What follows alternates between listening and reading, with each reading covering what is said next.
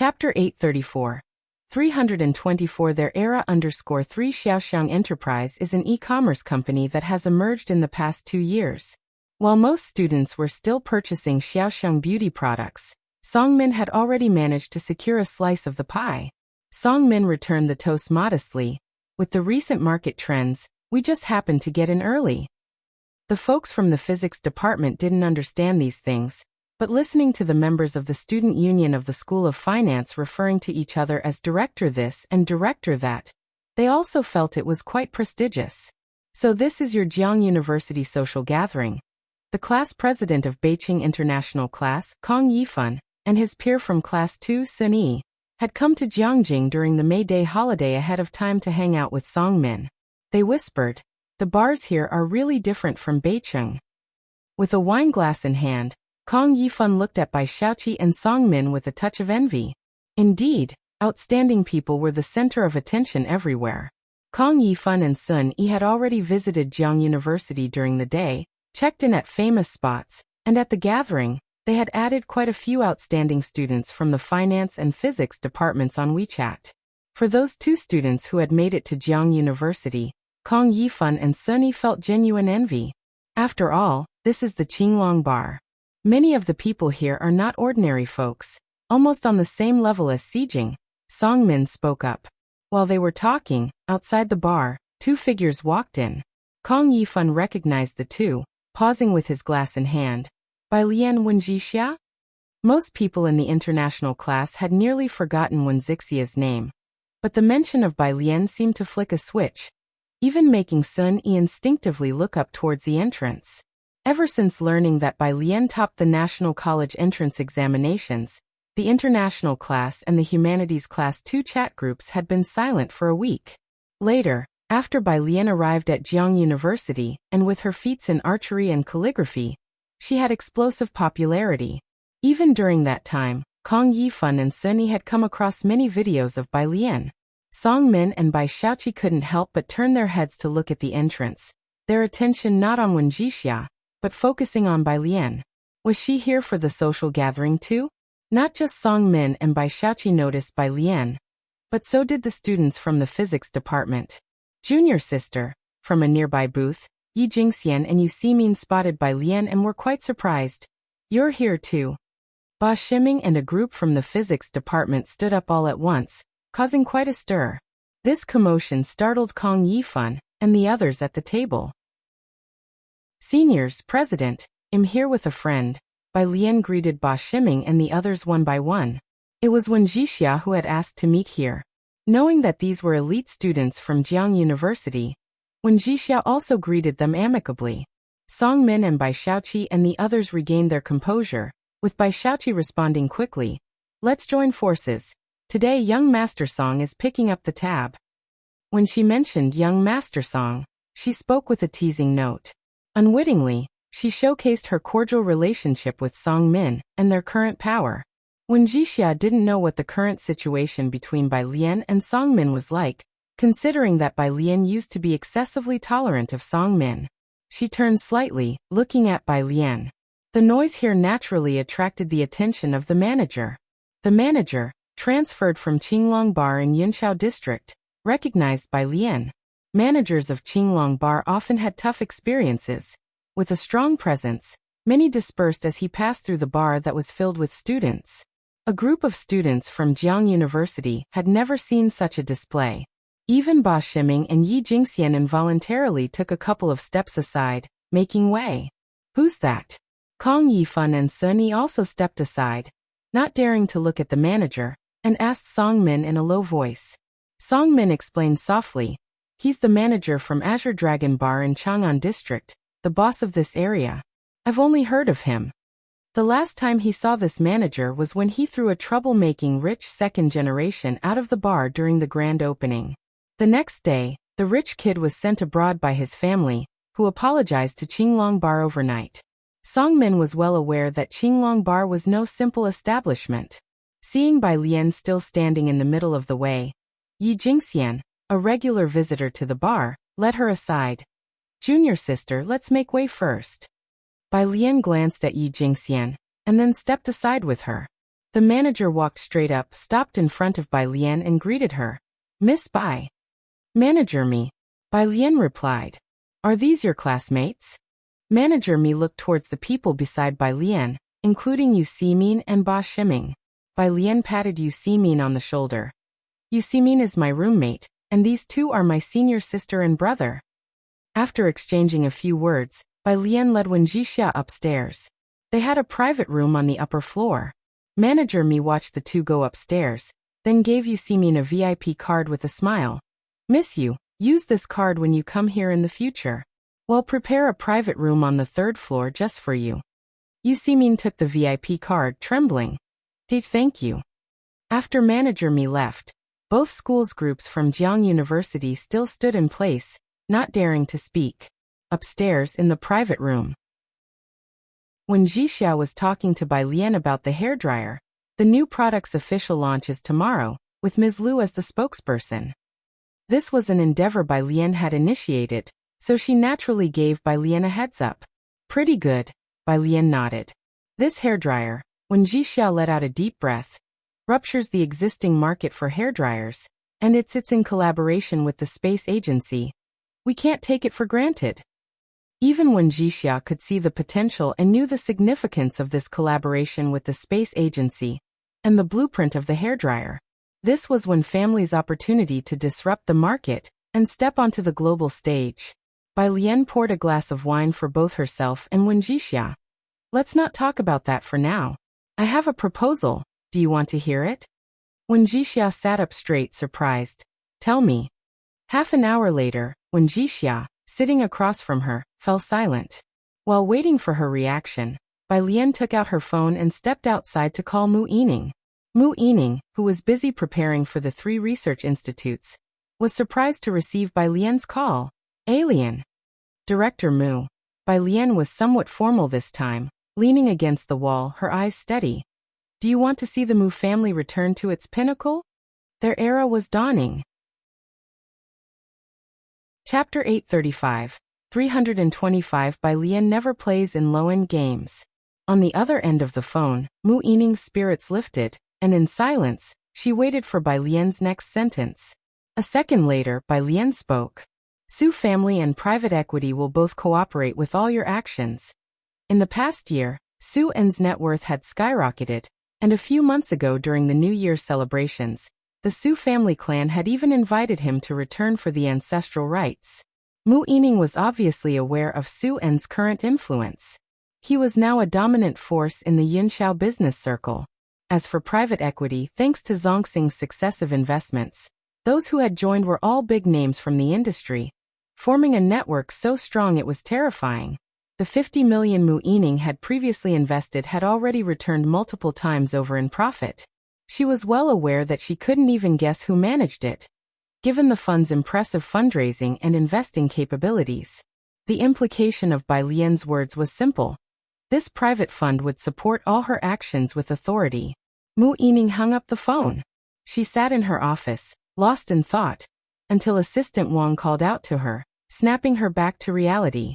She reached out to take the document handed to her by the assistant. 3 research institutes haven't renewed their leases since the beginning of the year. Assistant Wang spoke up, briefing Mu Yining. Beyond funding, there are also honorary professors involved, for which you'll need to talk to Old Master Mu. Mu Yining flipped through the document and stood up.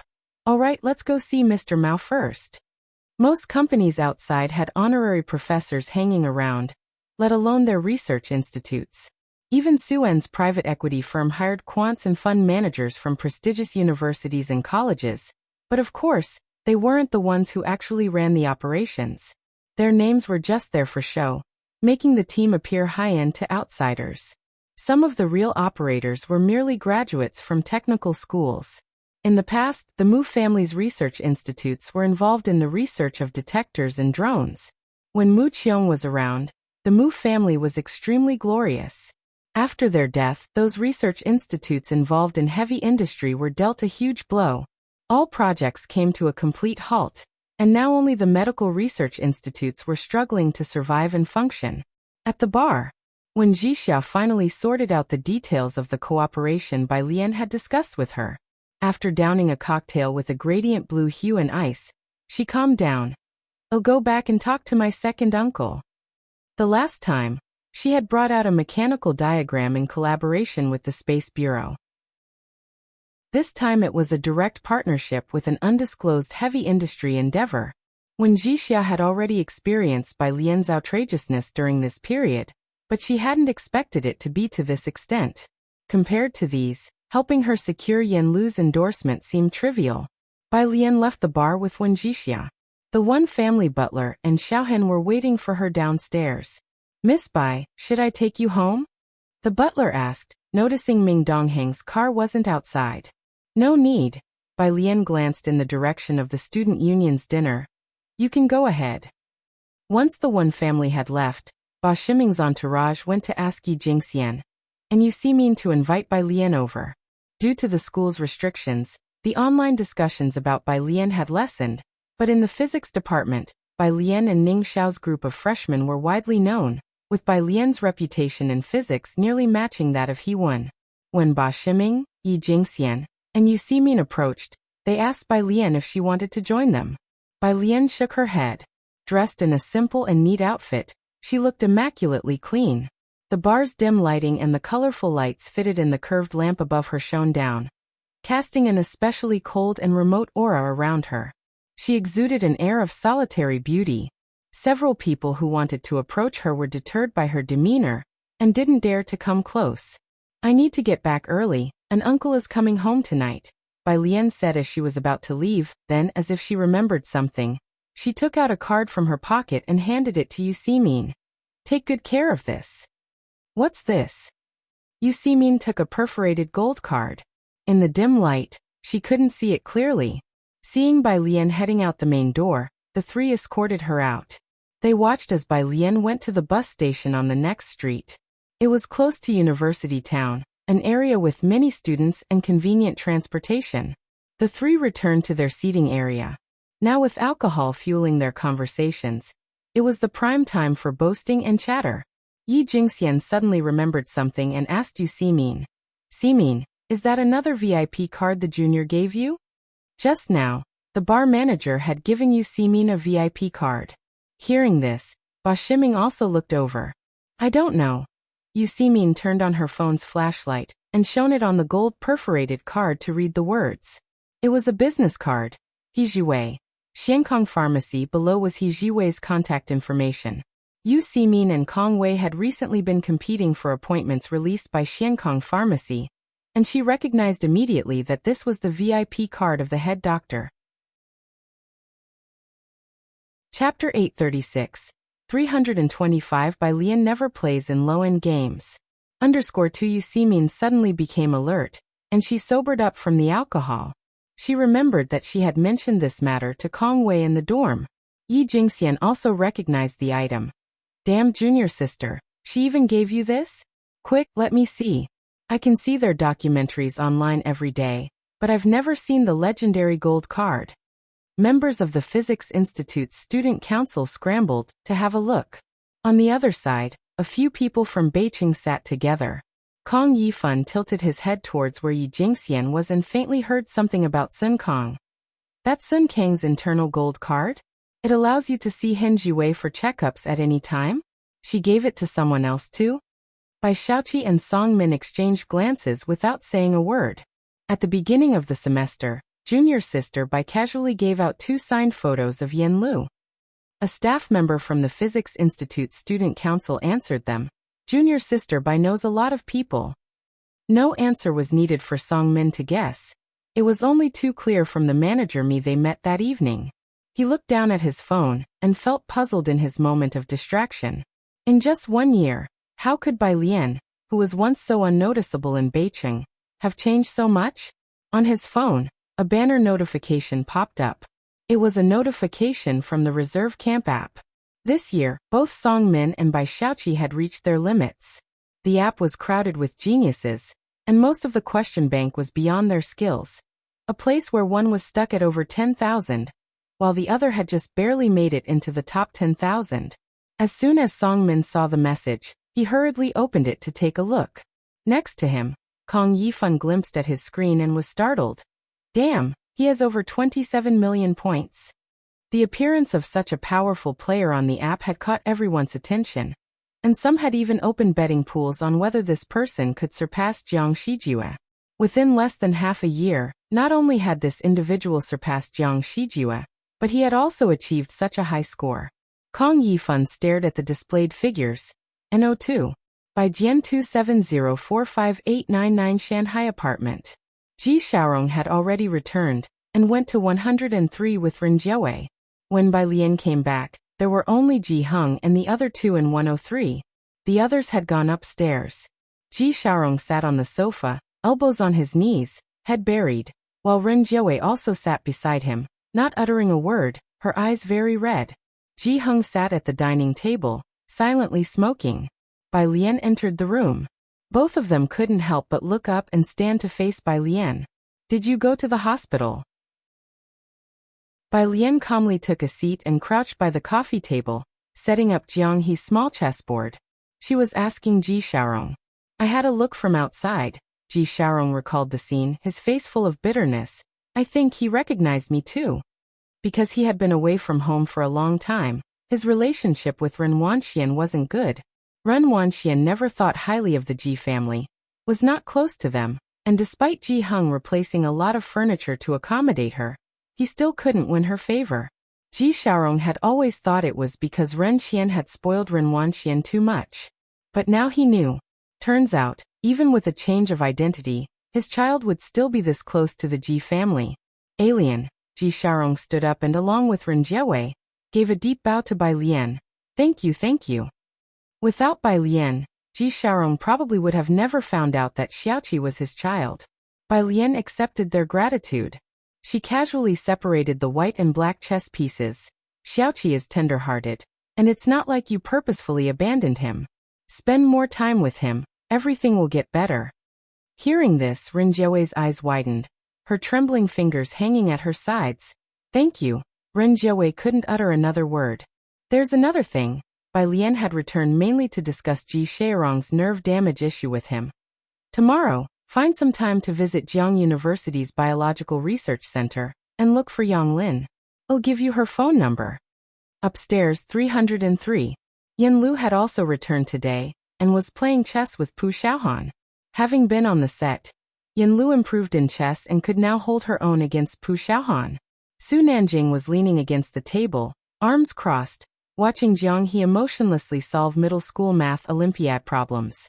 The study room's door was ajar, faintly carrying the sounds of Jiang Fulai and Ning Xiao discussing the massive project of seawater desalination. Seeing Bai Lian, Su Nanjing stood up, his spirit lifted. Alien, what have you been busy with lately? The Little Grape Private Fund.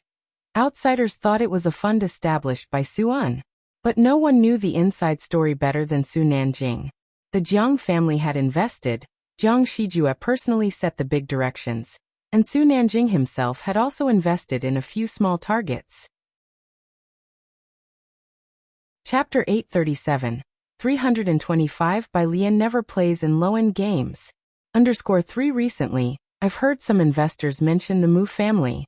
It's about the Mu family, Bai Lian said as she walked over to Yan Lu and watched her play chess.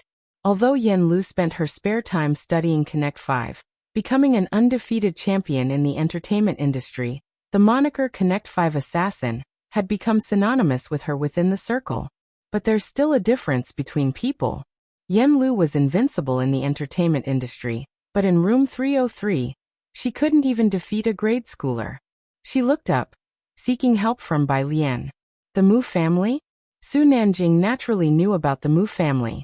While watching the two girls play chess, he continued to ask, what are you planning to do? After the incident with that generation, they'd been in decline for 20 years. Bai Lian bent down, reached out to pick up a white piece from beside Yan Lu, and made her move without any intention of hiding her plans from Su Nanjing. She said in a calm and unhurried tone, they're reopening the research institute. That statement was like an earth-shaking tidal wave in Su Nanjing's heart. Bai Lian moved 3 steps with the white pieces, and the black pieces were defeated. Finding victory in a game at last, Yan Lu put down the chessboard and discussed her recent schedule with Bai Lian and Pu Xiaohan.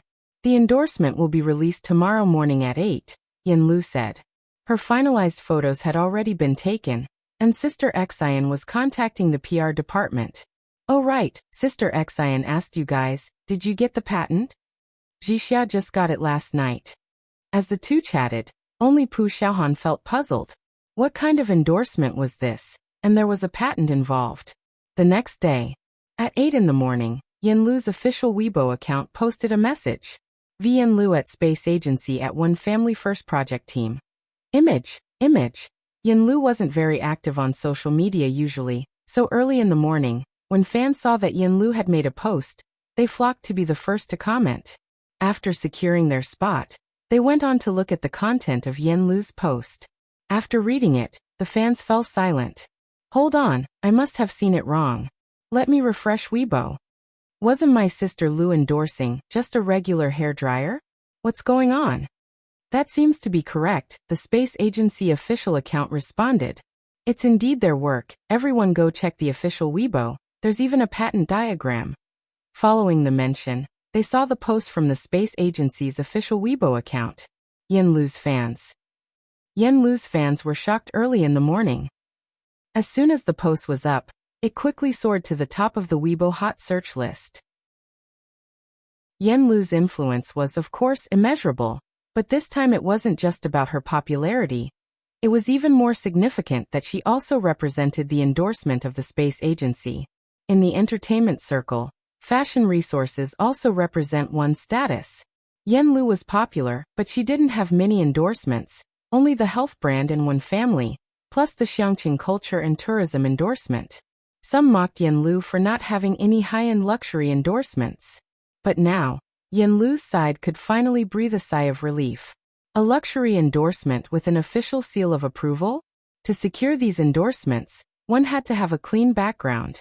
If someone had any hint of scandal, issues with character, or unclear origins, officials would not approve.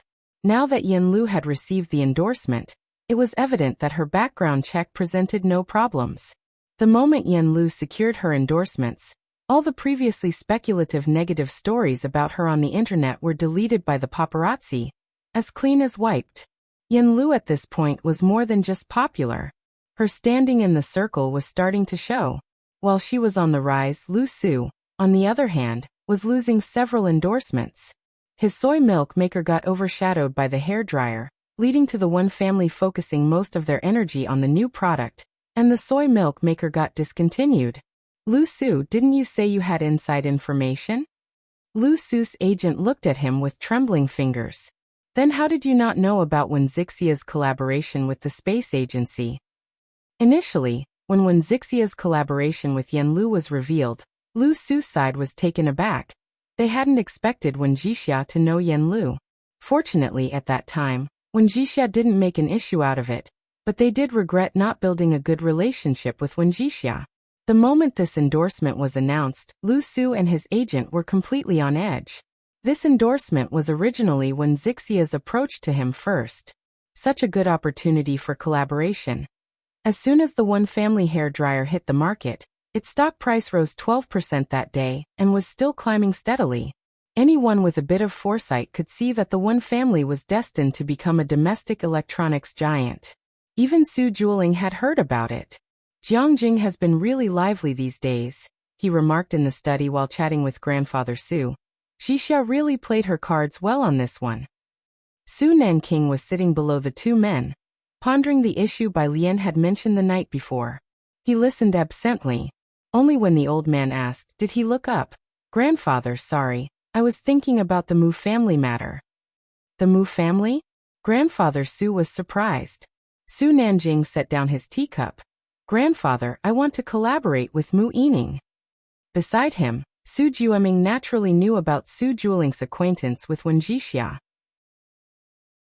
He also learned today that the kid who came to the Su family the other day had quietly released big news. Upon hearing Su Nanjing's words, he looked up as if he had caught a handle. The Mu family? Su Nanjing glanced at Su Jueming and smiled. Bai Lian, from the very beginning, never played at the low end of the game. Chapter 838. 226 by Lian's eldest senior brother Mr. Su and Su Jueming didn't pay much attention. The brief chat ended. Su Jueling and Su Nanjing came out, and he understood Su Nanjing. Su Sanxiao being able to become young Master Jiang's brother and make a name for himself in Jiangjing wasn't just because he was the third young master of the Su family. What about the Mu family?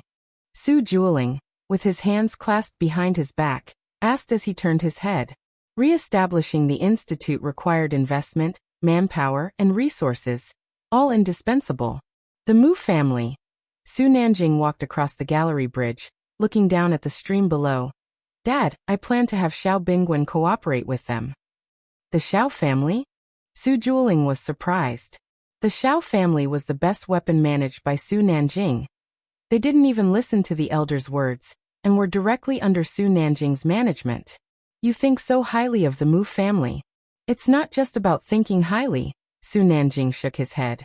The situation in Jiangjing is about to change. A hand was raised, and someone handed him a box of fish food.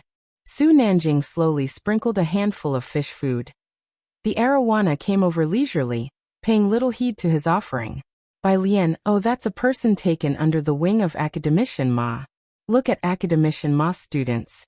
The first one reached a level of honor in his 40s that Academician Ma felt proud of, now leading the team in national project research and serving as the vice director of the General Institute. The second one, Huang Yushua, although he is just the dean of the physics college at Jiang University, that's only because of his young age. Those who know a bit understand that once Shen Yu retires, he will be the president of Jiang University. As the last student of Academician Ma, and also being groomed as a successor, Bai Lian was protected by these two. She wants to revitalize the research institute of the Mu family. Need the result be stated? The Mu family's moves, except for a few people in Jiangjing, went unnoticed. Most were overshadowed by the attention drawn to the Wen family. In recent years, talking about the most successful enterprise, undoubtedly, it was Xiankong, which broke through from a third-tier city to Jiangjing. From healing plasters for bruises to today's widely promoted acupuncture, every item was a masterpiece. Now the Wen family was also taking a similar path to that of Xiankong. By a strange coincidence, both were endorsed by Yin Lu. The Wen family. Uncle Wen of the Wen family sat at the front, organizing documents. The R&D department continues to seek the most suitable materials for the current trends. All departments and the warehouse should note that this traffic explosion is only short-term.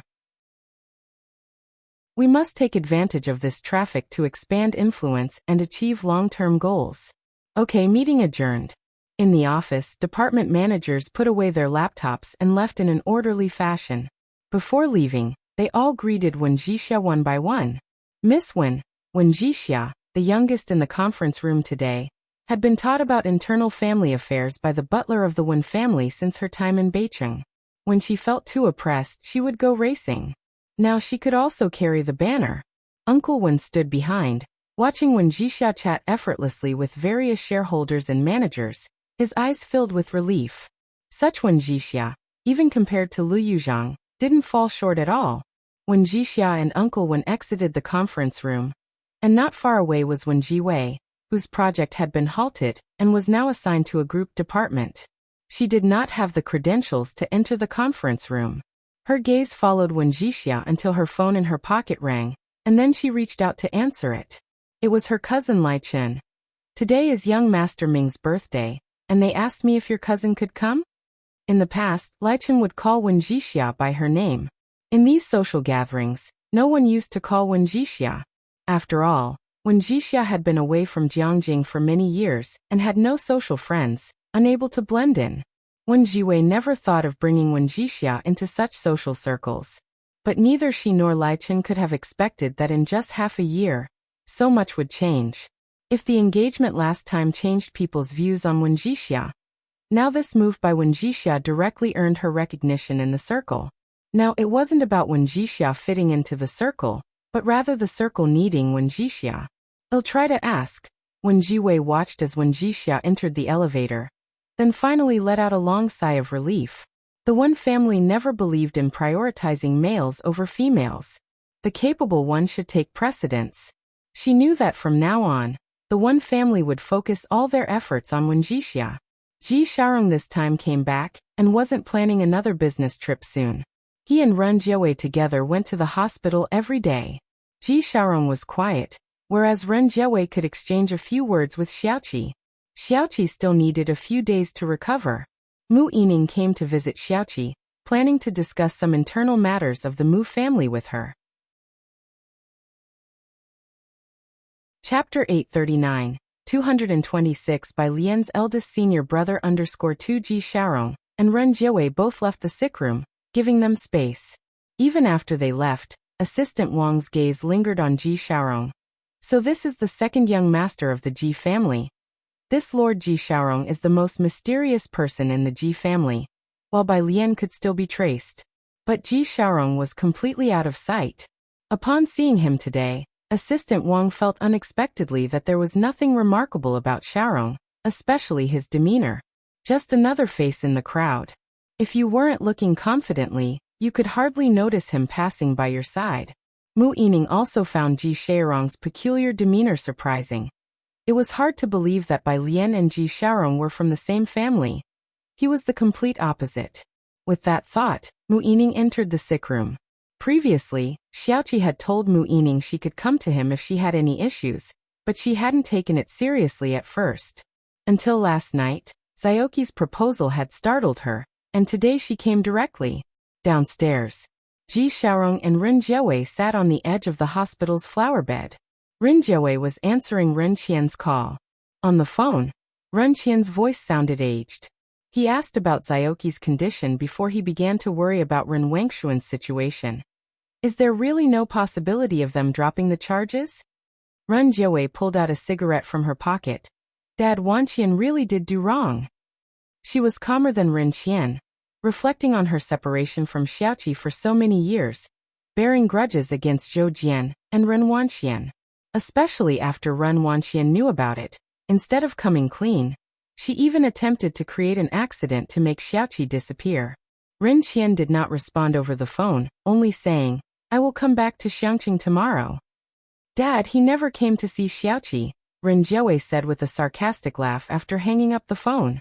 He's been too proud all his life, unable to accept that his grandson didn't even graduate from middle school. Thus knowing there was no turning point with Ren Wangshuan's situation, he was heading straight back to Xiangqing.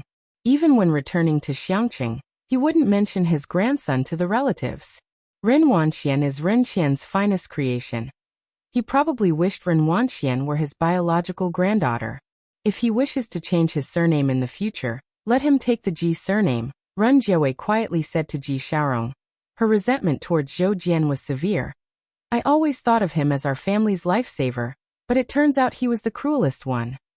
Ji Xiaorong hugged Ren Jiawei, patting her back, comforting silently. Fortunately, it was not too late. The situation had not reached the point of no return. Su Nanjing called Bai Lian, who was at the experiment center of the physics building at Jiang University. It was somewhat unexpected, but he drove there nonetheless. In May, the weather was not too cold.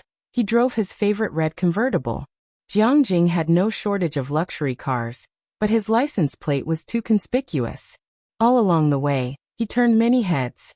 He touched his nose, parked his car at a designated spot, and walked to the laboratory based on the address given by Bai Lian. Inside the laboratory, Ning Xiao was having a mini-meeting with Hu Yu, Brother Liu, and a few others, discussing issues with the alloy. Having a proficient mentor differs completely from fumbling around by oneself. Ning Xiao, under the guidance of Zhou Wenqing, Dean Huang, and even academician Ma, had already published a paper and had established his research direction. In just a few short months, he had caught up with Hu Yu's progress. Bai Lian sat at her place, analyzing a piece of data.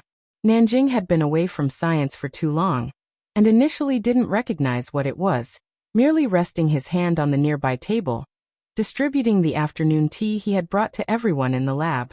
Then he picked up a cup of milk tea, prepared it, and handed it to Bai Lian. Lao Xiao, you remember, right? His company consistently lacks renowned professors, but the overall strength is quite impressive. Bai Lian's fingertips tapped on the keyboard, slightly lifting her head, her dark eyes lingering on his face for a moment. Afterward, She leaned back slightly in her chair, picked up the milk tea, took a sip, and smiled with raised eyebrows. Let him seek Xiaoqi. No need to mention more. Bai Lian understood what Nanjing meant. Okay. Nanjing thought to himself, why would the Mu family go to Xiaoqi? But Bai Lian didn't have time to explain to him. The phone set aside rang, and Nanjing saw the caller ID on the display. It was 3 characters, Ma Institute. He was surprised, not expecting Ma Institute to actively call someone, but then he thought this was Bai Lian, and he felt it was quite normal.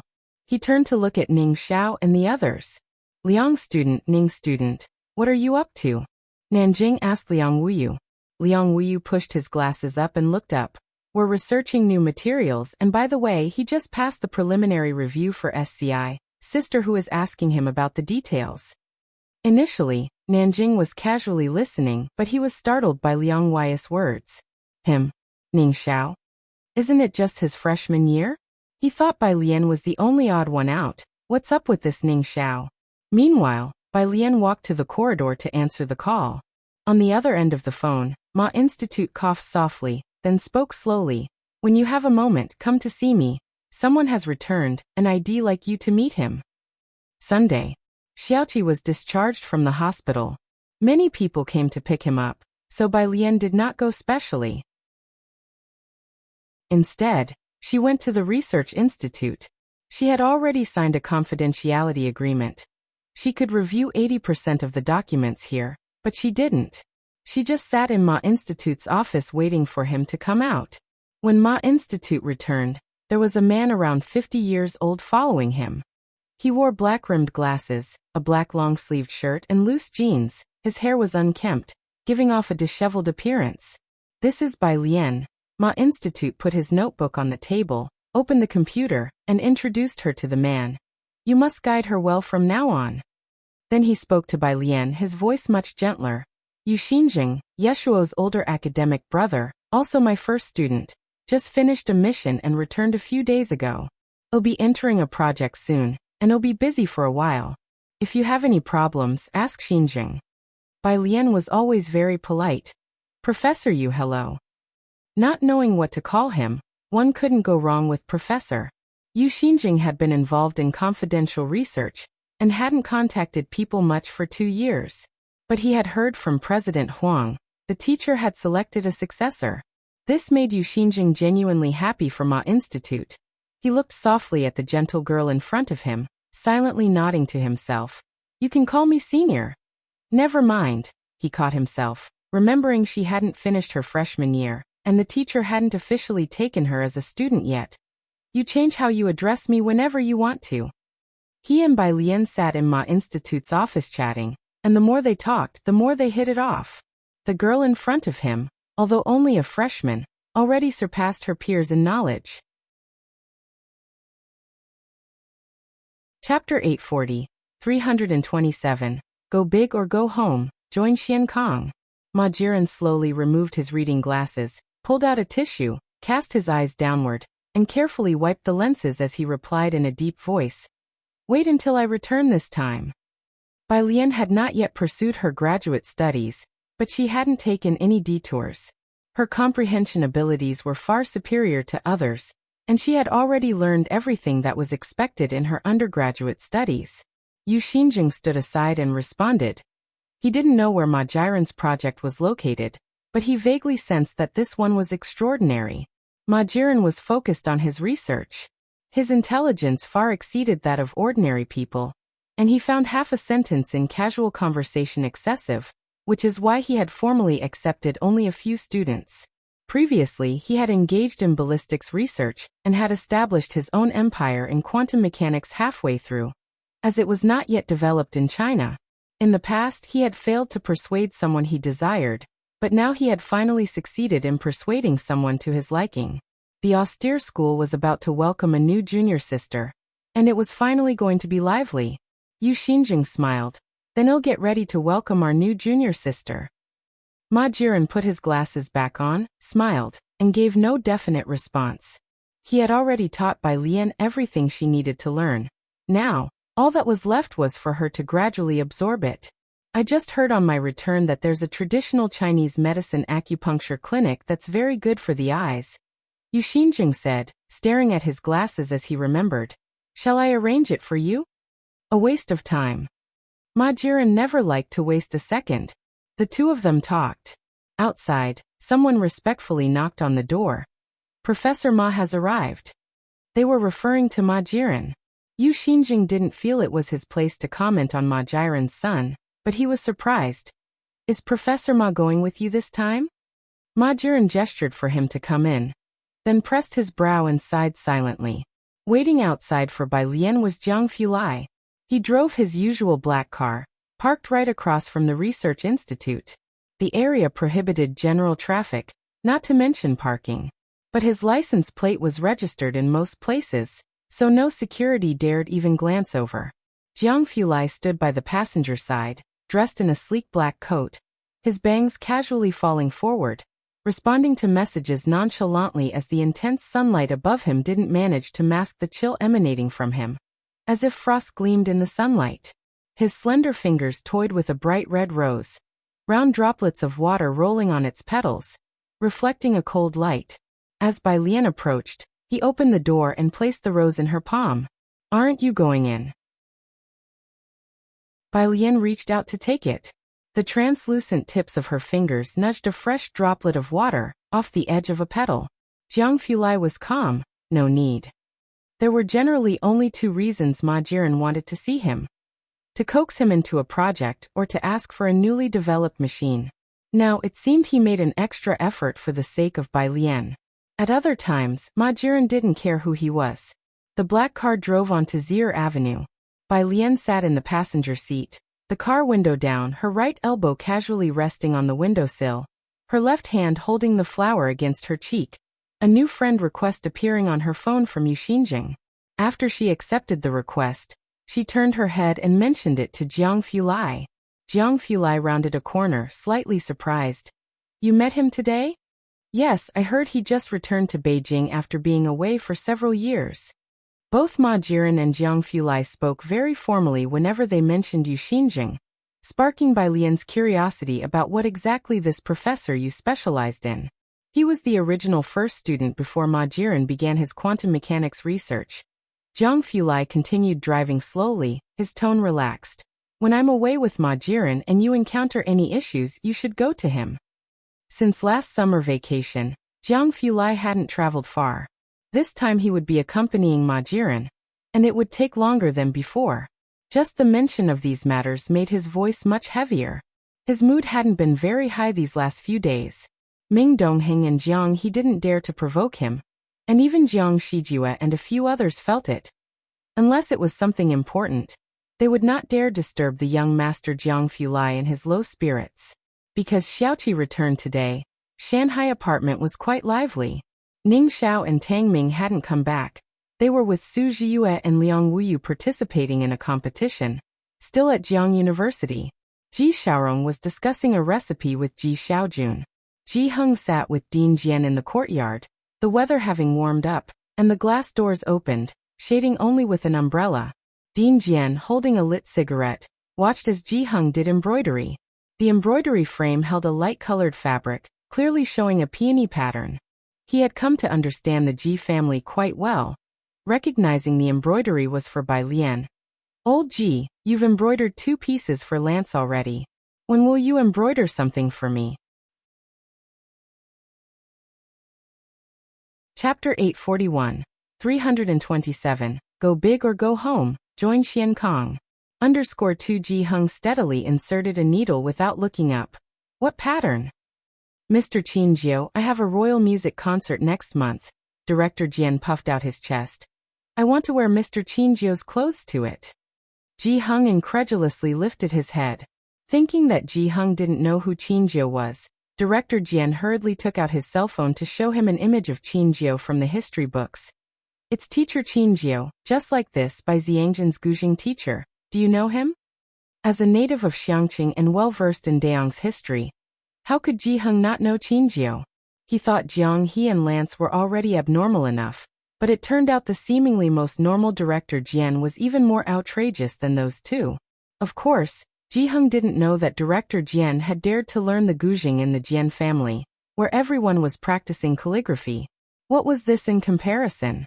I can't embroider that, Ji-hung said expressionlessly. Ah, Director Jian glanced at Ji-hung thinking, with your impressive drawing skills, you can't embroider? Who would believe that? He compromised in his tone. Then just the guzheng. Ji-hung's mouth twitched. Was embroidering a guzheng supposed to be normal? What kind of friends did Bai Lian have anyway? Jiang He with his big white cabbage was already quite a challenge for him. He was grateful countless times that Bai Lian and Jiang Fulai were very normal people. After all, Jiang Fulai hadn't asked him to embroider something like a Bai Lian. Jiang He was dressed in a white mandarin jacket, holding a small stool and sitting on the side, his head tilted as he watched Director Jian. Beside him, the flower pot housed green peonies. The peonies sent by the Ren family had bloomed into a shiny green. They swayed in the wind, graceful and elegant. Even though he didn't realize how unusual his request for the design was, Director Jian still felt somewhat guilty and looked down. That cigarette is rolled very well. Where did you buy it? He wasn't lying after all. Ji-hung rolled his own cigarettes, which indeed tasted better than any others he had smoked. He was a seasoned smoker and knew his stuff. Zhang Xiais brought it over. Ji-hung resumed his embroidery head down. Since Zhang Xiais came to Jiangjing, most of Ji-hung's tobacco was brought back by him. Zhang Xiais. Director Jian remembered there was such a person, surprised. Where did he buy it? Ji-hung wasn't very sure either, just heard that Zhang Xiais said his friend's family wholesaled tobacco. But tobacco wasn't a private enterprise. Inside the house. In the living room, most chairs and tables had been moved to one side to facilitate Saoki's wheelchair movement. He was sitting there, talking with Director Chin. Ren Jiawei felt quite cramped in this space. Shin Qing handed her some sliced cantaloupe, whispering, Xiaoqi also really likes melon and grapes, you should take some over for them to eat.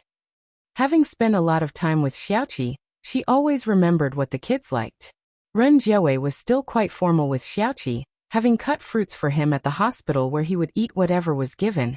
And this was the first time she learned about Saoki's preferences. Thank you. Ren Jiawei took the plate with a complex expression. This time, her apology was sincere.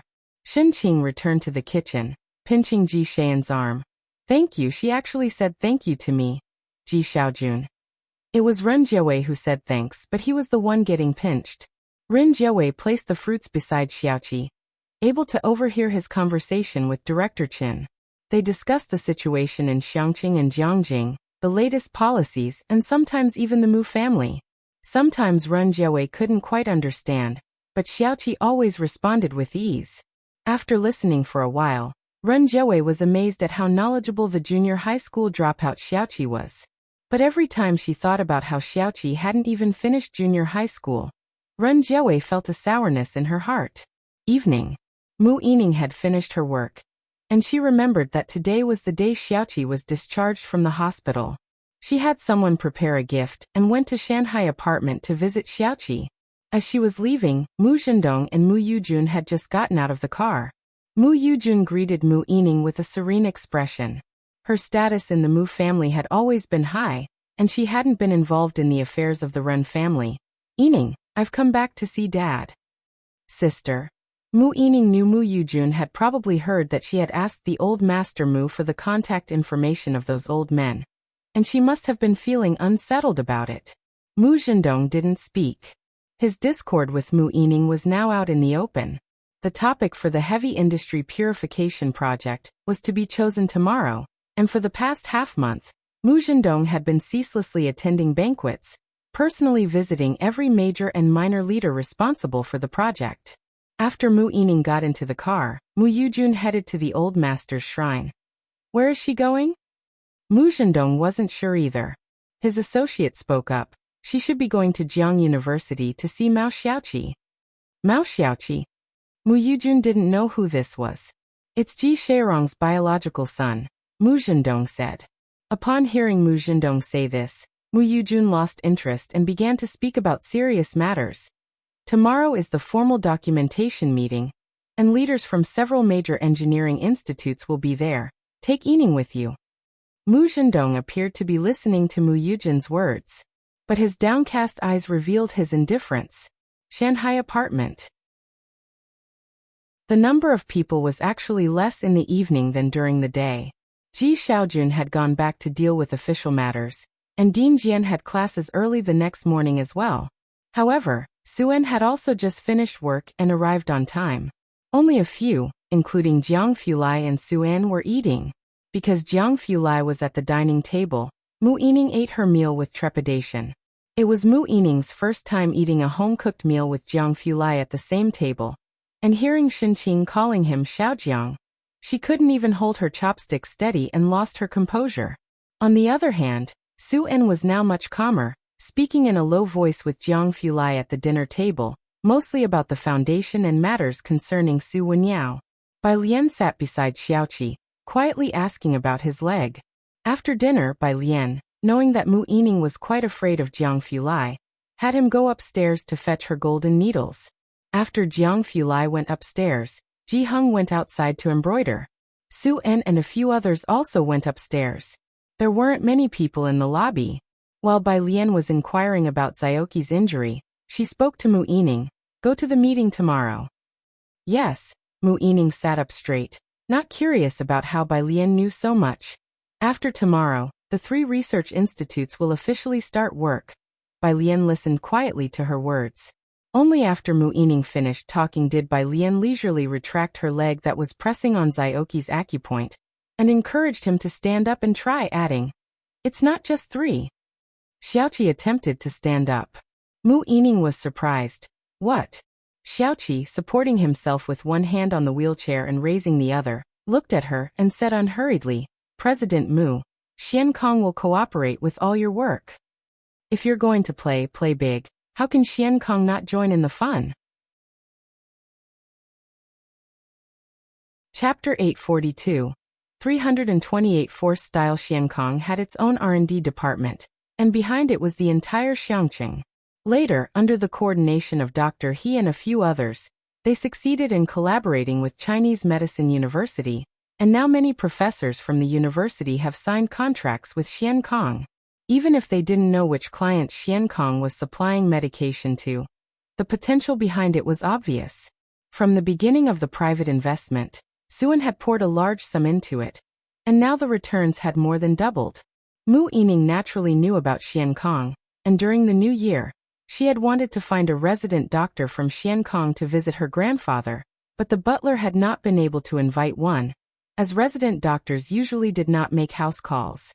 She had more than once expressed her admiration for Xian Kang's success, but had never linked Xian Kong with Bai Lian and his group. It wasn't until now, with Xiaoqi standing in front of her, telling her that Xian Kong would cooperate with her work. "You, Xiaoqi." Mu Yining had not quite come to her senses, and just instinctively reached out her hand. You. The two of them shook hands briefly before letting go. When Jiang Fulai came downstairs with Bai Lian's golden needle, Mu Yining was still holding the back of a chair with steamy tea on it, sitting on the sofa, and it took her a long time to snap back to reality. Xiaoqi resettled into the wheelchair. Bai Lian folded his hands in front of his chest and quietly observed his legs, thinking. Jiang Fulai handed the golden needle to Bai Lian. Pale fingertips drew out a golden needle and compared it with Xiaoqi's leg. The arrival of Jiang Fulai snapped Mu Yining back to attention. As she watched Bai Lian holding a golden needle, his expression serious. Was Bai Lian about to perform acupuncture on Xiaoqi? Mu Yining sat quietly on the sofa, feeling today that she truly did not understand Bai Lian and his group of people at all, until Assistant Wang came to pick her up. In the car, Assistant Wang passed a document from the driver's seat. "President Mu, here is the meeting schedule for tomorrow." It was the meeting for the key seawater purification project. After obtaining a significant amount of rare resources, Mu Yining had submitted documentation to the government and was naturally included on the invitation list. She took the document but did not immediately look through it, instead lowering the car window. Assistant Wang knew there was something unusual about her attitude, but dared not ask too much about his superior's business. "Report to me immediately on the recent situation of Research Institute 4. Mu Yining looked up. "And by the way, Have the management personnel in charge of Research Institute 4 prepare for a meeting in 3 days. The Mu family's Research Institute 4 was a research facility involved in biomedical research, and was also on the verge of closure. Assistant Wang was surprised. Research Institute 4? There were hardly any management staff left now. Yes, Mu Yining said as she felt the cold wind, and continued. How's the situation with Xiaoqi being handled? Assistant Wang drove.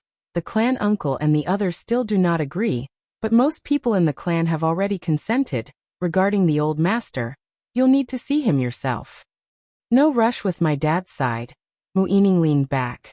She knew that the old master Mu valued Bai Lian highly, so how could the old master possibly stop Bai Lian if he wanted Xiaoqi to return to the Mu family?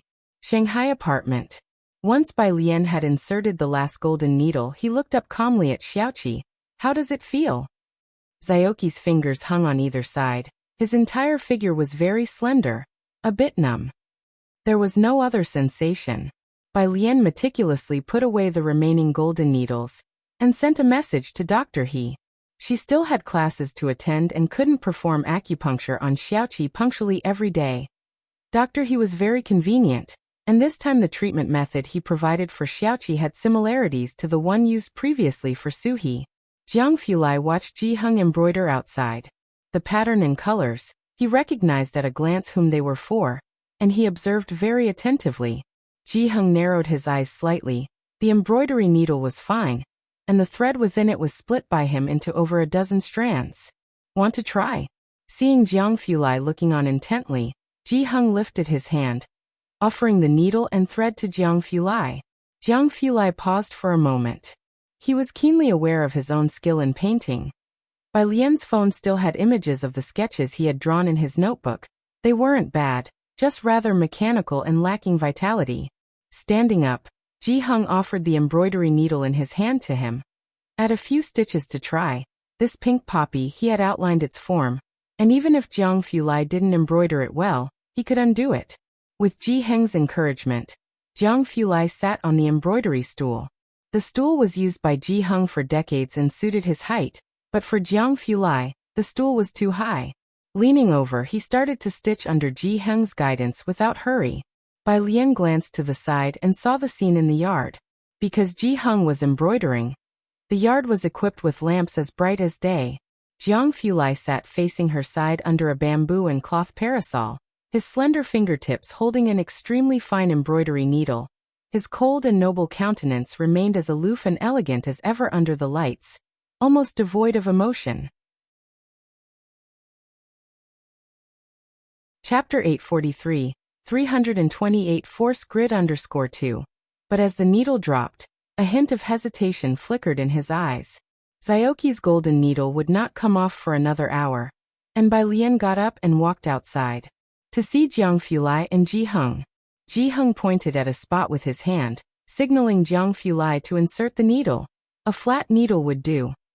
It was a pink poppy, with incredibly fine stitches.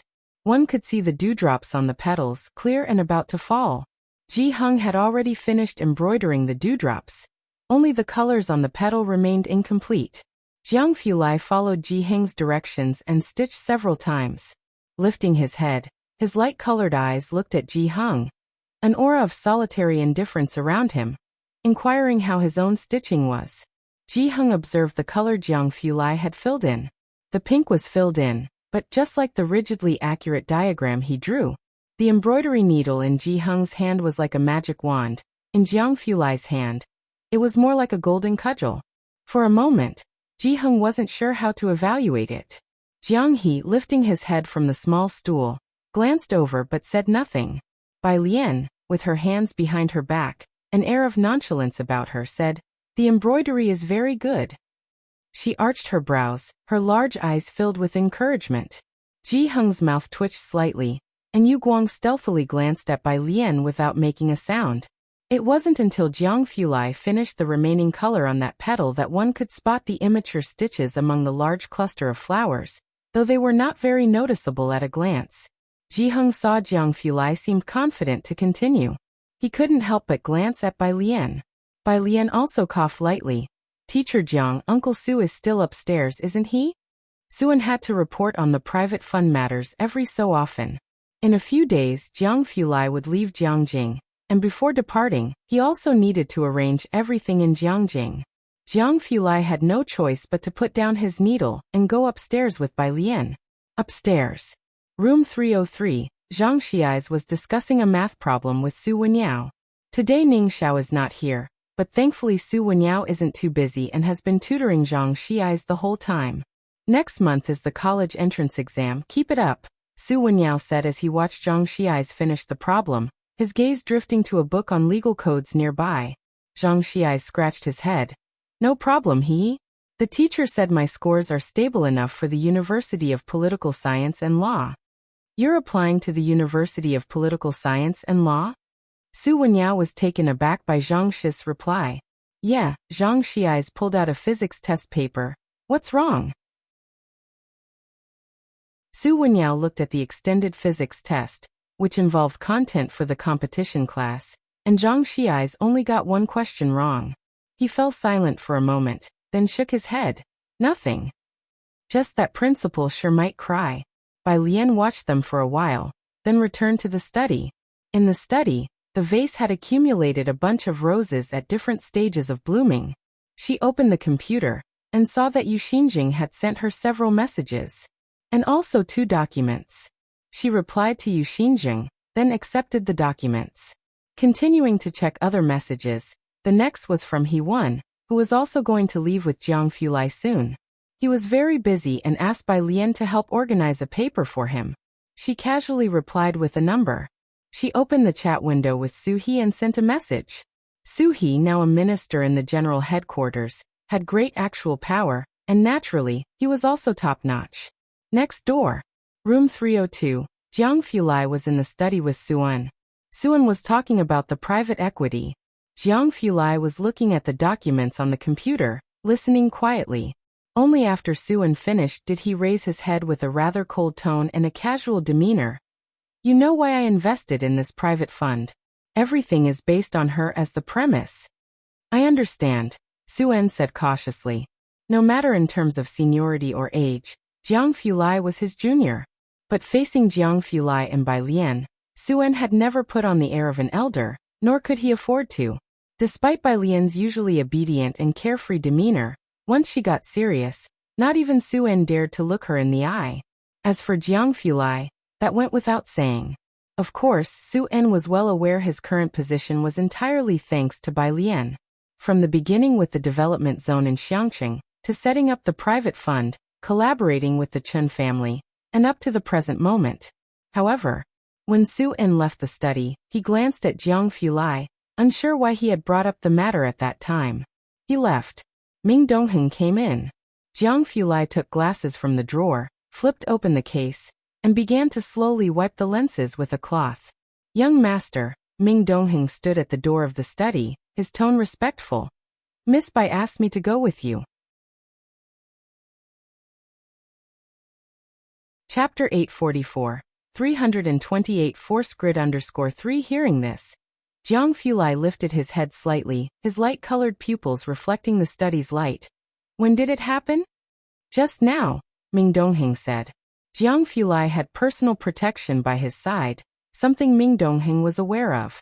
Ming Dongheng was the bodyguard on record, primarily responsible for protecting Jiang He. When Jiang Fulai traveled on business, he seldom brought the Jiang family's bodyguards, without making any special arrangements. Another 2 minutes passed. Jiang Fulai methodically put on his glasses. Go report to them. Ming Dongheng left to find someone to report to. The next day, the Seawater Purification Project Report Conference was held in Xinjiang District Hall. The meeting started at 9 o'clock. Mu Zhendong set off at 7. Before leaving, the secretary asked, "Should I inform the young miss?" The reference was naturally to Mu Yining. Yesterday, Mu Yujun had specifically instructed Mu Zhendong to bring Mu Yining along. No need. Mu Zhendong waved his hand. At the entrance, he encountered Mu Yining from afar. Mu Zhendong feared that Yining would ask too many questions. Turning back, he took a different route to the venue. He arrived at 8, and the venue was vast. In the front, There was a long rosewood table with nameplates for the leaders and key personnel of the project, while 5 rows of chairs were set behind for reporters, meeting recorders, and other participants. When Mu Zhendong arrived, nobody was seated at the rosewood table yet. However, the 5 rows of chairs were almost full. Mu Zhendong managed to find a seat and shook hands with a familiar leader next to him. Minister Su, you've arrived early. Are there so many people today? Of course. Minister Su pointed toward the middle nameplate on the rosewood table. He is the one presiding over the meeting this time. They were directly facing the rosewood table, only able to see the nameplates on their side. This side had 9 people. The nameplates on the other 3 sides were out of view. Mu Zhendong squinted to see. The middle nameplate bore 3 words, Yuxinzheng. The Mu family had been in science and research before, so Mu Zhendong naturally recognized Yuxinzheng, who was almost of the same era as Mu Qiong. Of course, Yuxinzheng was much more outstanding than Mu Qiong. And even back then, Mu Qiong couldn't quite compare to him. After Mu Qiong's incident, Yuxinzheng rarely appeared in public. It wasn't until 10 years ago that he returned with the results of his ballistic research and secured his reputation as the leading disciple of the Ma Institute. Mu Zhendong expressed his shock. This key project, it was initiated by him? No wonder there were so many people arriving so early today. There was this kind of insider story. No, said Minister Su, who was also unclear about the internals. Most researchers were kept protected. He is acting chairman. Mu Zhendong took out his phone to send messages to Mu Yujun and others. At 8:50, the door to the rest area behind the rosewood table conference opened. Those seated in the 5 rows of seats behind grew animated. The murmurs of conversation faded.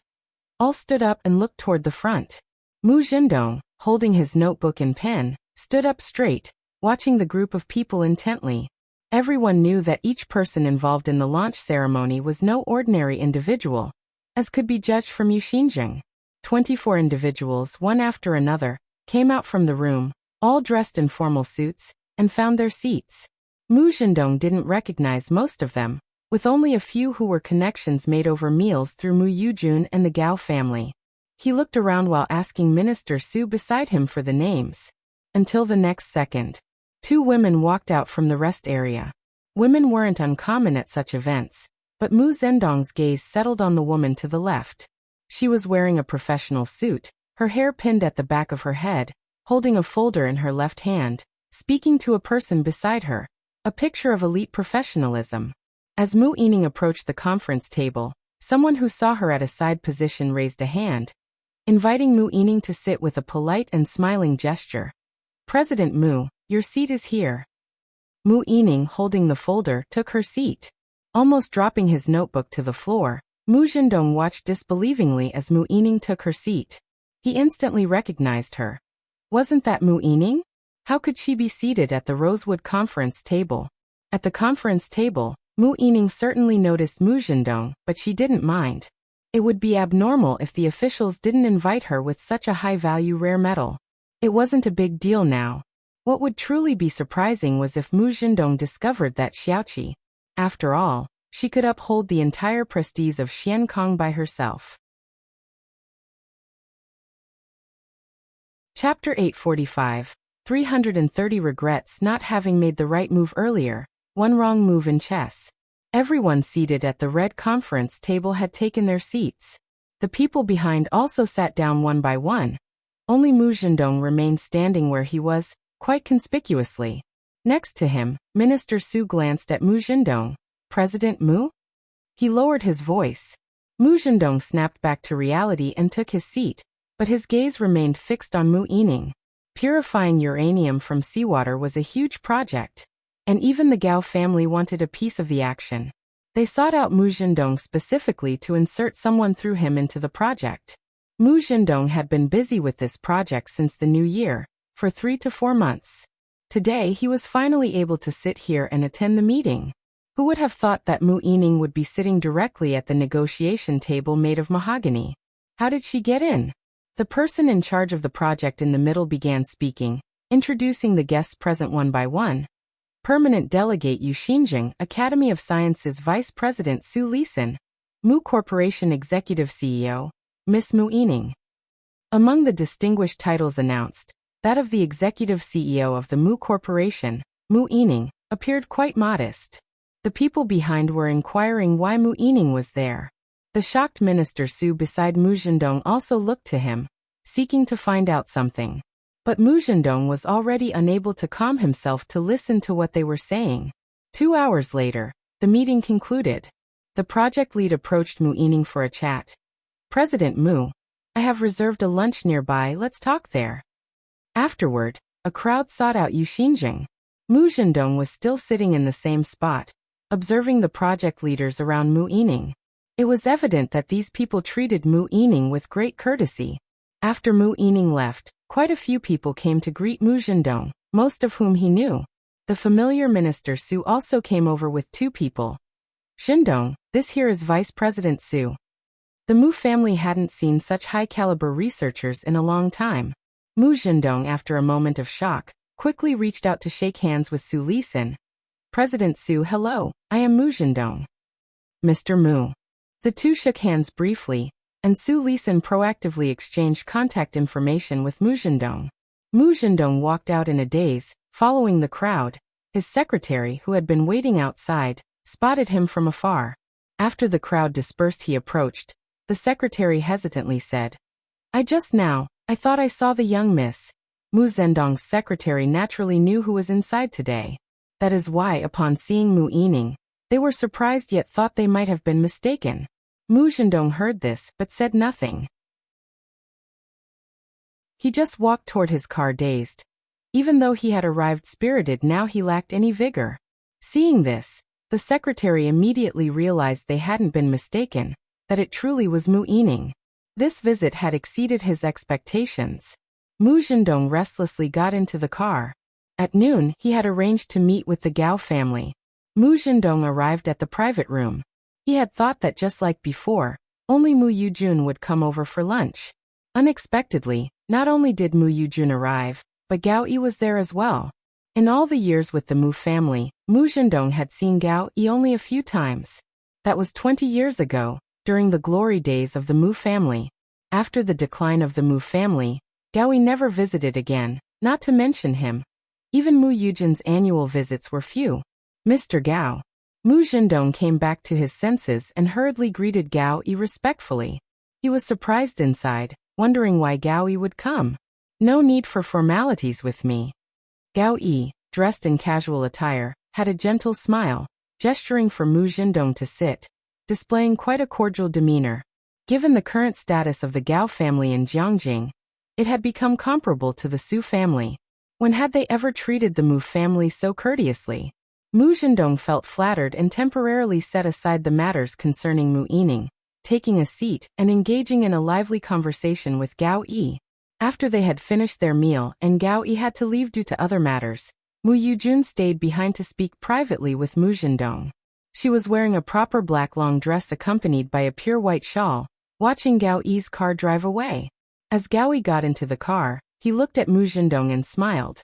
Iridium grade 500 and other rare metals, we're all family. In the future with such large quantities, we should discuss together.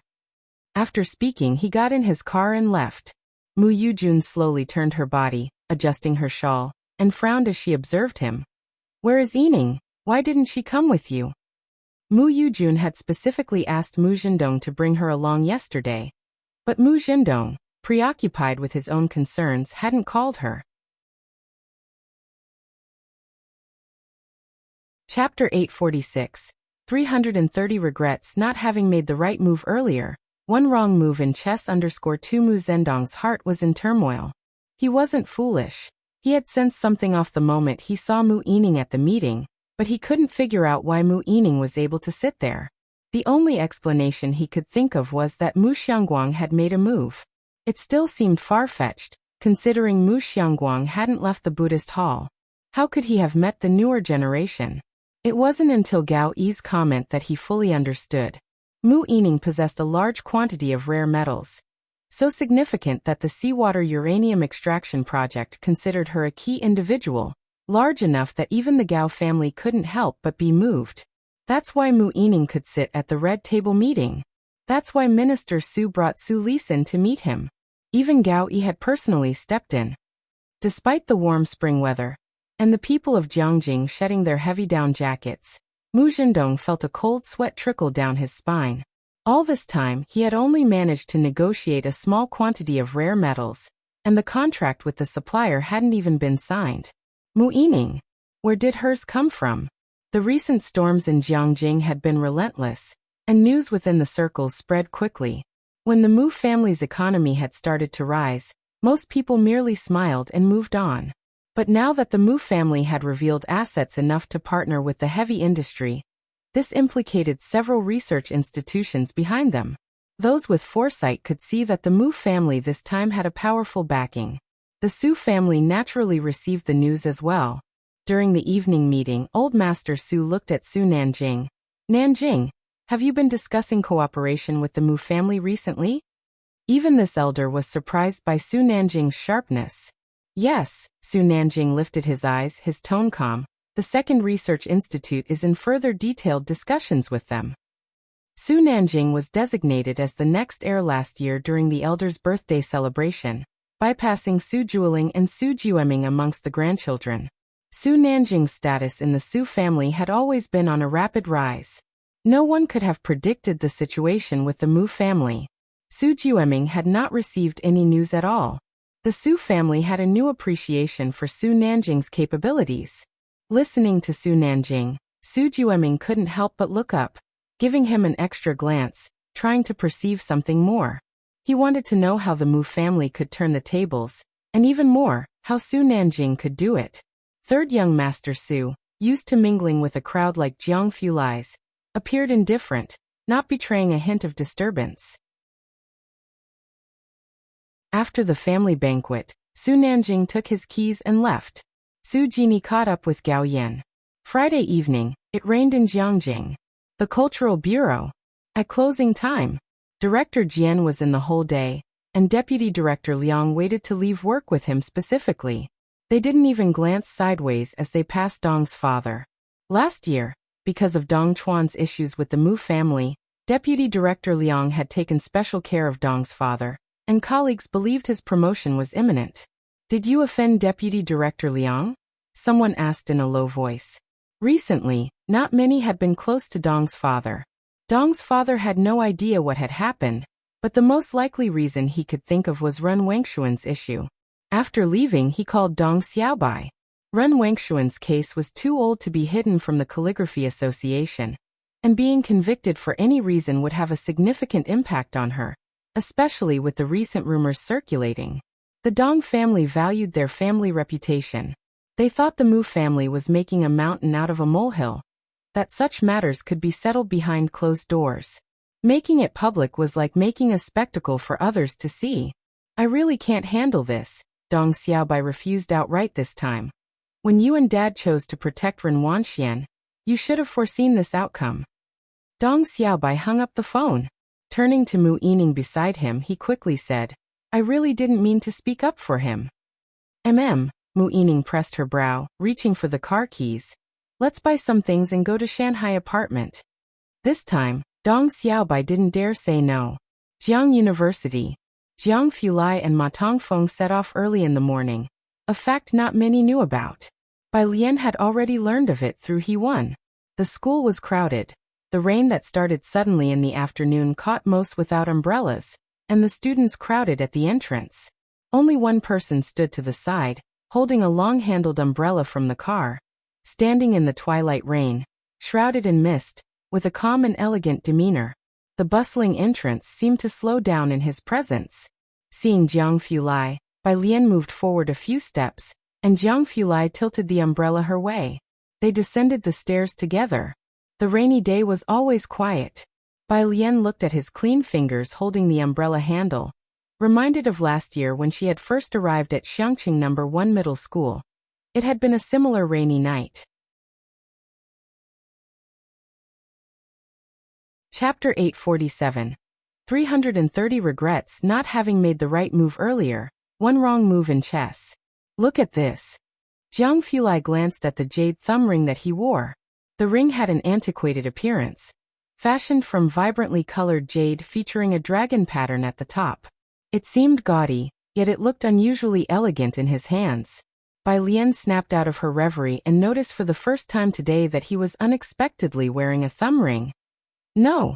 Jiang Fulai, as if he hadn't heard her, took off the thumb ring from his other hand and placed it into Bai Lian's palm. Take a closer look. The ring, a blend of green and purple, felt slightly cool.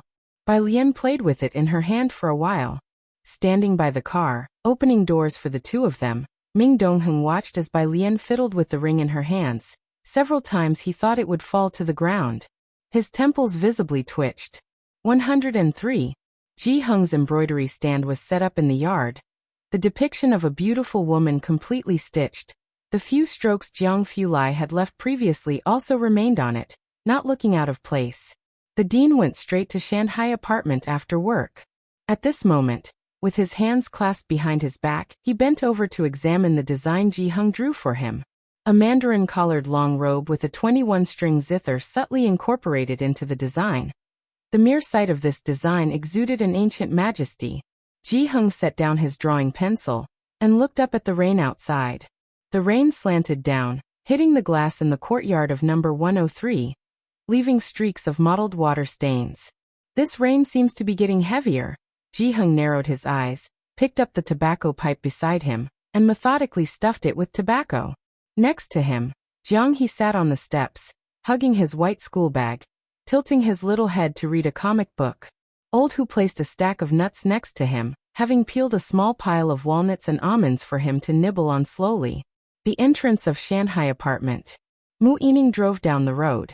At the entrance, she saw a boy in the Jiangjing High School uniform, with a black school bag slung over one shoulder, his tall figure, black hair streaked with silver, handsome features that made passers-by turn heads, including university girls sneakily taking photos with their phones. Across from him stood a bald man in his 30s. In the chilly weather, the man wore only a black short-sleeved shirt revealing tattooed arms, holding a lit cigarette, hardly looking like a decent person. He was handing over two exquisitely crafted square iron boxes to Zhang Xiai's.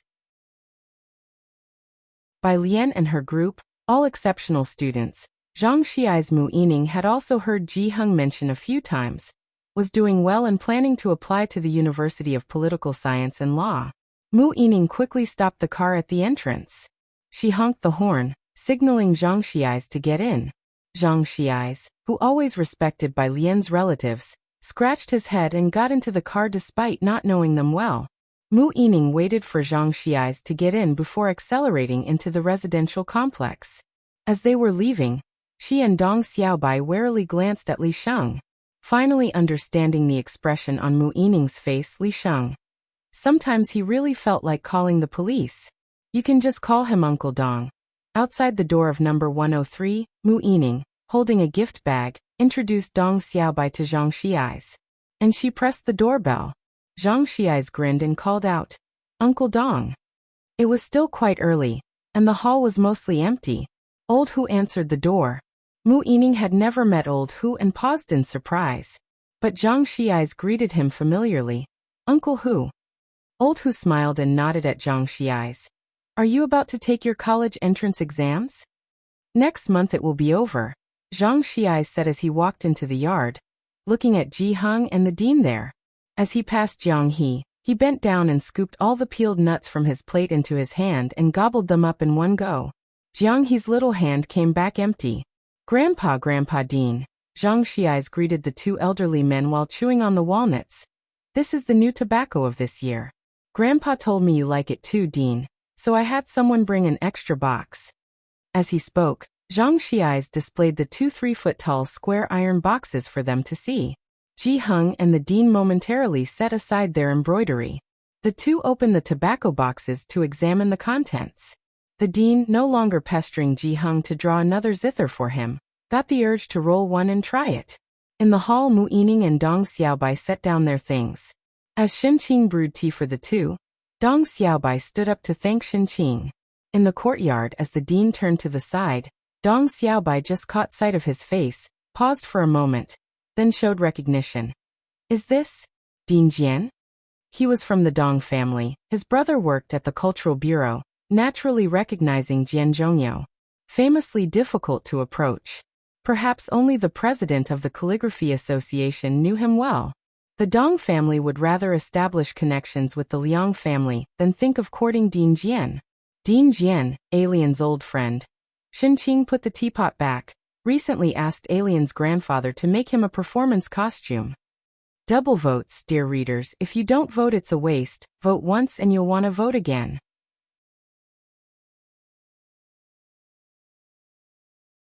Chapter 848. The incident happened at 330, Qinglong Bar. President Jian always mingled with Bai Lian and the others without putting on any airs as an artist. He would roll up his sleeves and take off his shoes to fish with Ji Heng and Director Chen. He had done all sorts of down-to-earth things. Shenqing felt uncomfortable around Ren Jiawei and Mu Yining, but she was always at ease around President Jian, Su An, and Chen Yongquan. Her casual demeanor made Dong Xiaobai somewhat uneasy. He was in the same industry after all. Although President Jian specialized in music, he was also quite famous in calligraphy. In Dong Xiaobai's circle, he was a top-tier figure. Once Dong stood up, he never dared to sit down again but stood by the sofa instead. Ji Heng came in with President Jian, carrying things to roll tobacco. Dong Xiaobai politely greeted Ji Heng and then immediately said to President Jian, "President Jian, hello, I am Dong Xiaobai from the Calligraphy Association." President Jian stood by the coffee table, watching Ji Heng roll the tobacco. Hearing the greeting, he looked up leisurely and replied to Dong Xiaobai. In the evening, Xiaoqi arrived. He still sat in a wheelchair and was pushed over by Ren Jiawei. Ren Jiawei had cancelled all her meetings for Xiaoqi's sake, and had specially rented an apartment next to Xiaoqi's place. She used to get along poorly with Ji Heng. Both were fashion designers, but now for Xiaoqi's sake, Ren Jiawei had tempered her sharpness and managed to converse with Ji Heng. Mu Yining chatted quietly with Xiaoqi about a collaboration. They also talked about Xiaoqi joining the Mu family. Mu Yining knew very well that Bai Lian was giving the Mu family a chance for Xiaoqi's sake. "When can you and your grandfather get registered?" Mu Yining said to Xiaoqi. "To enter you into the family records of the Mu family." After Ji Xiaojun and the others returned the last time, the Mu family held a grand banquet. This time for Xiaoqi. Mu Yining pondered that they couldn't be simplistic about it. Dong Xiaobai wasn't familiar with the Ji family people. He only knew of Ren Wanxian before. This was his first time seeing Xiaoqi, and his first time gathering with the Ren family like this. Only now did he realize the kind of polished demeanor that Xiaoqi possessed, definitely not that of an ordinary person, especially since he could converse with Mu Yining. Dong Xiaobai was inwardly astonished. He remembered Mu Yining saying that Xiaoqi was an orphan who hadn't even finished junior high, which was one of the reasons why Mu Zhendong and the Dong family chose to protect Ren Wanxian. After everyone finished dinner, and it was past 9 o'clock, Bai Lian and a few others had not yet returned. Mu Yining was not easy to come by, and she wanted to wait for Bai Lian. She knew all too well that whether it was Xiaoqi or Bai Lian's other friends, everything was centered around Bai Lian. "Alien is out having dinner tonight," Shenqing said. Having heard from Jiang Fulai a few days ago that he would be on a long business trip, she'll probably come back very late. Hearing Shenqing say this, Mu Yining decided not to continue disturbing Ji Heng's rest. She left with Dong Xiaobai. Once in the car, Mu Yining started the engine.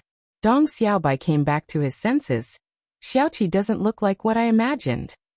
Mu Yining drove onto the main road. "He's very smart." If it weren't for Bai Lian and Xiaoqi mentioning it themselves, she might not have been able to imagine that the person truly managing the nationwide sensation of Xian Kong was a young man not even 20 years old. If he had grown up in the Mu family or the Ren family, Mu Yining pressed the brake slightly, murmuring, "He would surely be much smarter than Mu Zhao now. He should have had a path leading straight to the heavens." Dong Xiaobai remained silent, aware of the weight of her words. Mu Yining didn't bring up Xiaoqi again, but asked about President Jian instead. She wasn't familiar with President Jian, but given Dong Xiaobai's attitude, she knew there must be a reason. This President Jian is a master in the world of classical music, the sect leader of the Gujing faction. Dong Xiaobai looked at the streetlights ahead, speaking gravely. You know my brother works for the Cultural Bureau. He's also the bureau head. For the Dong family, striking up even a single conversation with President Jian was not easy. Guzheng. Mu Yining realized something and responded. No wonder, I heard the butler mention that Alien can play the Guzheng. However, none of them had ever heard her play. Could Bai Lian play the Guzheng well? This time, Dong Xiaobai did not say anything more. Who could have thought that President Jian was friends with Bai Lian? At this moment, he already realized that the Dong family had bet on the wrong side. 2 o'clock in the morning. The streets were mostly empty of cars, except for those places immersed in luxury and debauchery. Most residential areas of Jiangjing were tranquil. In front of the gates of the Research Institute, 5 black modified cars were parked in a row, with a human wall on both sides ensuring no passage. Bai Lian and President Huang were seeing Jiang Fulai and Academician Ma off. Chapter 849. 330 Incident occurred, Qinglong Bar. _2 Study the materials I've given you carefully, said Academician Ma, who was always sparing with words. He looked at Bai Lian, the color of gratification clear at the bottom of his deep brown eyes. Project 925 is now depending on you guys. Bai Lian looked at Academician Ma's facial expression, but ultimately did not ask him to stay. Academician Ma had said that his last heartbeat would be dedicated to science. President Huang waited beside them for a long time. After Academician Ma had finished speaking with Bai Lian and gone to look for Yu Xinjing, not once had he spoken to him. Teacher, don't you have anything to instruct me? He couldn't help but ask. Academician Ma glanced at President Huang. Recruit more talented students to the Physics Institute. President Huang. Oh. Jiang Fulai just stood beside Bai Lian with his eyes cast downward. The street lamp in front of the Research Institute stretched their shadows very long. It was late at night, and he stood relaxed in a dark sweater, yet his back was very straight. Not until Academician Ma had finished speaking did he turn his head to look at Bai Lian and slowly said, If you need anything, reach out to Su Nanjing or the Chen family. He lifted his chin, gesturing to the Chen family people opposite them. Across the way, Chen Beixian, dressed in a black combat outfit, blew on the dagger in his hand and gave Bai Lian a polite smile. Bai Lian returned the nod politely, her demeanor always mild and gracious. Beneath the street lamp, her radiant face always carried a carefree and lazy charm. Time was pressing. Academician Ma had already gotten into the car. The others also took their places one by one. These two were still beside each other, though no one dared to hurry them, or even dared to look their way. Jiang Fulai's palm rested on her back, drawing her into his embrace under the cold street lamp. After a while he let go. I'm leaving. He lowered his eyes, his shallow gaze settling on Bai Lian's face, and he stared at her intently for a while before striding towards the nearby car. The motorcade was ready to depart. Chen Beixian did not dare to look their way, only clutching the dagger, and patted Ming Dongheng's shoulder. Xiaming, don't worry about your trip. I'll make sure everything with Miss Bai is transparently safe. She won't lose even a single hair. Ming Dongheng was specially trained for this. Anyone who could follow by Jiang Fulai's side was no mediocre person, with annual salaries in the tens of millions. Previously, most of this was spent by Jiang Fulai on arranging the protection for Jiang He. But this was the first time he was traveling with Jiang Fulai. With his departure, Jiang He and Bai Lian were exposed in Jiangjing. This time taking Ming Dongheng along surprised most people. The motorcade left. Chen Beixian, holding the car keys, approached, assuming Ming Dongheng's usual role. Miss Bai, I am Chen Beixian. Before Xiaming returns, you may contact me directly for anything. Shall I take you back to the Shanghai apartment now? Bai Lian withdrew her gaze and after hearing Chen Baixuan's voice, paused briefly before slightly turning her body. Her eyes settled on Chen Beixian. Chen Beixian was a direct descendant of the Chen family, her eyebrows somewhat thick, her features prominent, her bearing uniquely wild, characteristic of the Chen family members. Like a wild horse that could not be tamed on the battlefield. Bai Lian nodded her head and thanked Chen Beixian. Thank you. At 3 in the morning, they arrived downstairs at the Shanghai apartment. Chen Beixian got out of the car and watched Bai Lian go upstairs. she returned to the Chen family. Early in the morning, she went to scrounge a meal at the home of Old Master Chen. The person in charge of the old master's daily routine added chopsticks and a bowl for her. From a distance, a gramophone slowly played Yanlu's Gambling on Liquor, a melodious Guzheng piece. This piece of music was loved by everyone in the Chen family. The character by Xiangjuan portrayed by Yanlu, exceptionally good with the long spear, and this song was the highlight. Naturally, the Chen family liked it. With such good resources and high status in the industry, Yanlu had these reasons too. After all, a word from Old Master Chen was very important. Old Master, I saw Miss Bai up close last night, Chen Beixian, holding a pair of silver chopsticks, mentioned. It's really such a coincidence. She also bears the surname Bai, just happens to be called Bai Lian. Old Master Chen ate quietly, just listening as Chen Beixian talked about Bai Lian. The first time he heard about Bai Lian was at Director Jian's. Later he found out that the girl always mentioned by Director Jian and the one by Jiang Fulai's side were the same person. After breakfast, Old Master Chen freshened up, changed into formal clothing, and took Chen Beixian to the clan shrine. The Chen family clan shrine was solemn and dignified. The courtyard was filled with plaques bearing titles like Scholar, Runner-up, Top Scorer, General. All these represented the glory of the Chen family clan. Passing these plaques, Old Master Chen then entered the room where the ancestral spirit tablets were displayed, which held the ranks of past Chen family clan chiefs. Chen Beixian didn't have many chances to come here, only having been inside twice. Once was when she ranked first entering the military academy, and once during the clan shrine's open ritual for ancestor worship. She respectfully worshipped the ancestors with Old Master Chen, and only then did her gaze fall on the uppermost row.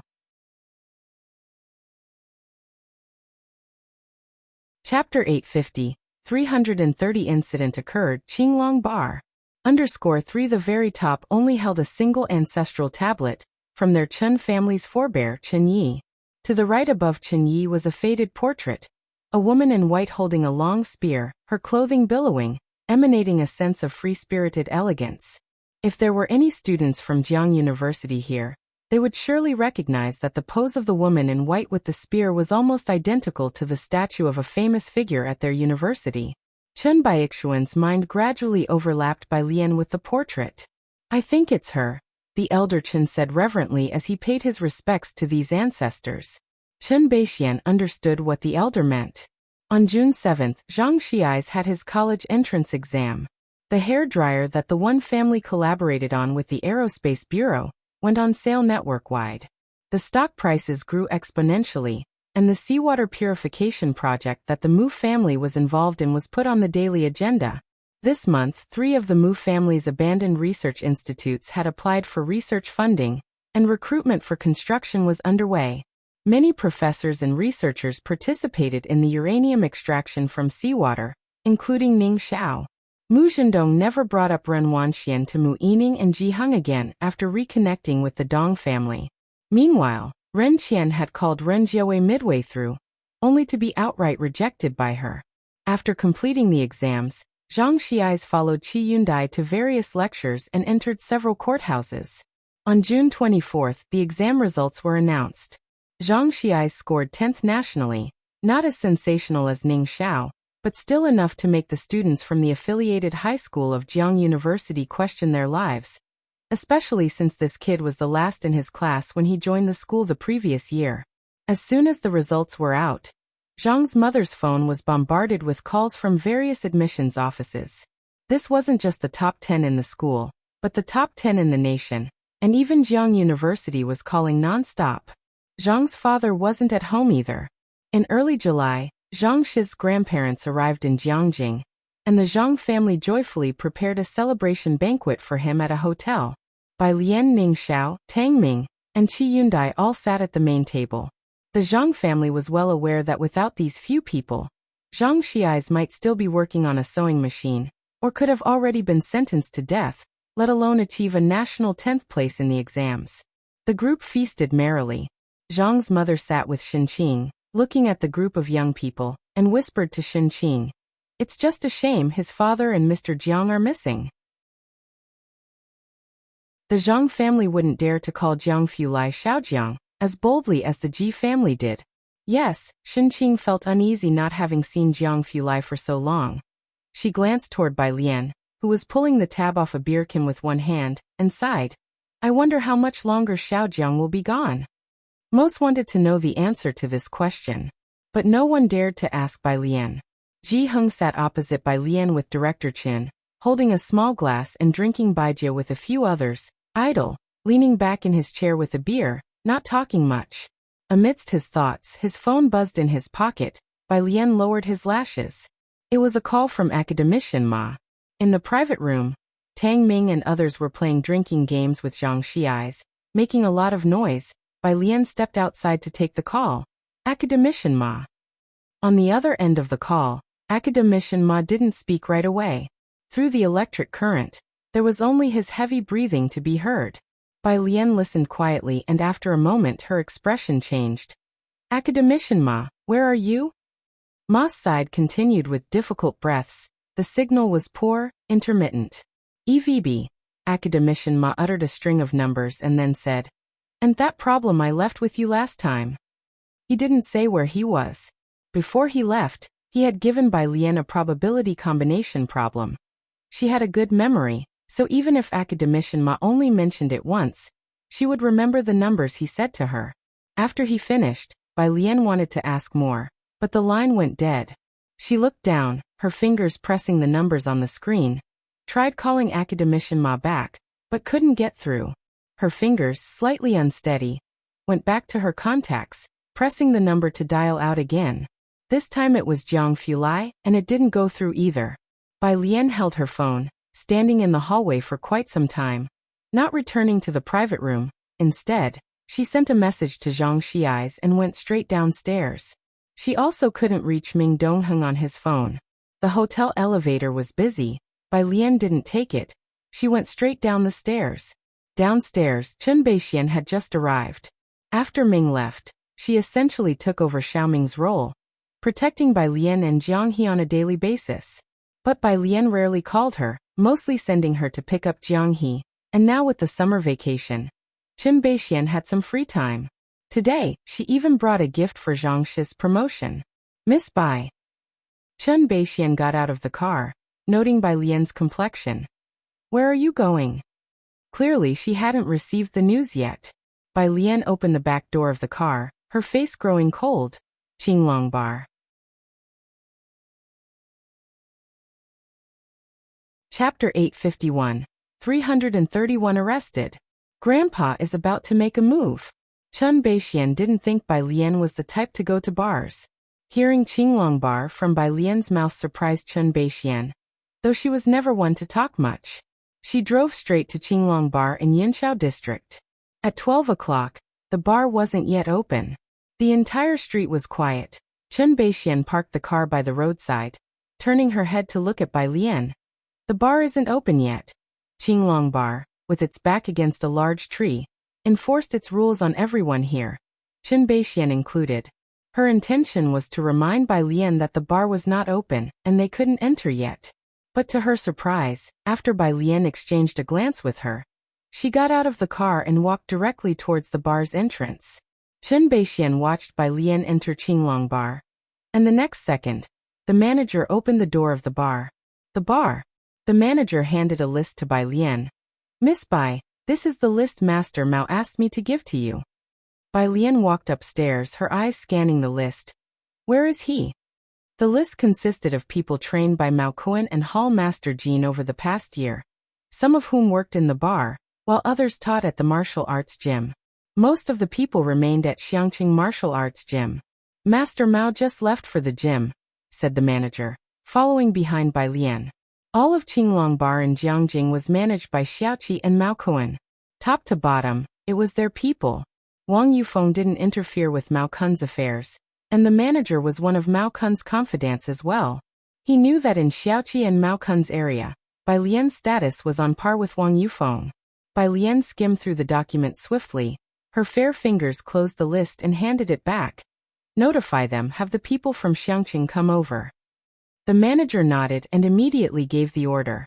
Upon reaching the top floor, They entered the innermost private room, which housed a bunch of instruments emitting a green glow. This was the core area of Qinglong Bar. Bai Lian approached the satellite communication machine, dialed out a communication link, and this time too, there was no response. She wasn't surprised. Ming Dongheng had made significant progress this year. Although not as strong as Mao Kuren, in Bai Lian's view he was good enough. The people Jiang Fulai sent with him would naturally not be weak. Bai Lian was not worried about Ming Dongheng making a mistake, and as for Jiang Fulai, he must have taken Ming Dongheng with him for a reason. What worried her now was whether Ma Institute scholar and Jiang Fulai could survive this ordeal. The phone rang. It was Chun Baixuan's call. Chun Baixian was outside, her voice urgent. The sound of an engine starting could already be heard through the phone. Miss Bai, the Chun family has a 990 emergency. CLA 990 emergency code. It seemed she had received the message. You go back first. Bai Lian instructed the manager to continue collecting information. I have someone to pick me up. Chun Baixian pressed the accelerator, returning to the Chun family. Bai Lian stood in the communication room for a while, then raised her hand. Take me to the research institute. The scholar from Ma Institute had left her a string of keys regarding Project 925. The message from the scholar at Ma Institute hadn't yet reached the research institute. When Bai Lian arrived, everything seemed normal. The gatekeeper recognized Bai Lian and let her pass directly. There were many people in the research institute. Some of them had seen Bai Lian and faintly guessed that she was a student favored by the scholar of Ma Institute, and were always friendly toward her. She went through unobstructed into the scholar's office. Tapping into the scholar's computer, it was password-free, and Bai Lian immediately accessed a hidden folder on the scholar's desktop that required a long string of keys. She recalled several things the scholar told her before, and the lengthy answers from their last engagement. She entered them one by one. It wasn't right. She hadn't misremembered, nor were the answers wrong. It meant the keys weren't meant for this. Bai Lian shut down the computer, stood up. The phone rang again. This time it was Pu Xiaohan. Lian Jia, we finished eating. Are you done with your tasks? We are preparing to play werewolf again, and waiting for you. Werewolf. Bai Lian pushed open the window in the scholar's office. A chill wind blew in, and she spoke calmly. You guys play first, I don't have time to come back for now. Pu Xiaohan was surprised but did not press further. Sure. This group had blind trust in Bai Lian. Once the 990 code was issued, 2 hours later, the relevant departments immediately sealed the entire project, initiating a strict defensive stance. Ever since the incident that occurred more than a decade ago, domestic safety of researchers had been prioritized. The Jiang family, Jiang Shijue, also received the news immediately, his face serious as he called to inquire with the general rear echelon. Just getting started, their communications devices were already destroyed. People at the general rear were unable to find out anything. Facing the ire of the Jiang family, they all felt cold sweat on their foreheads and were lost for words.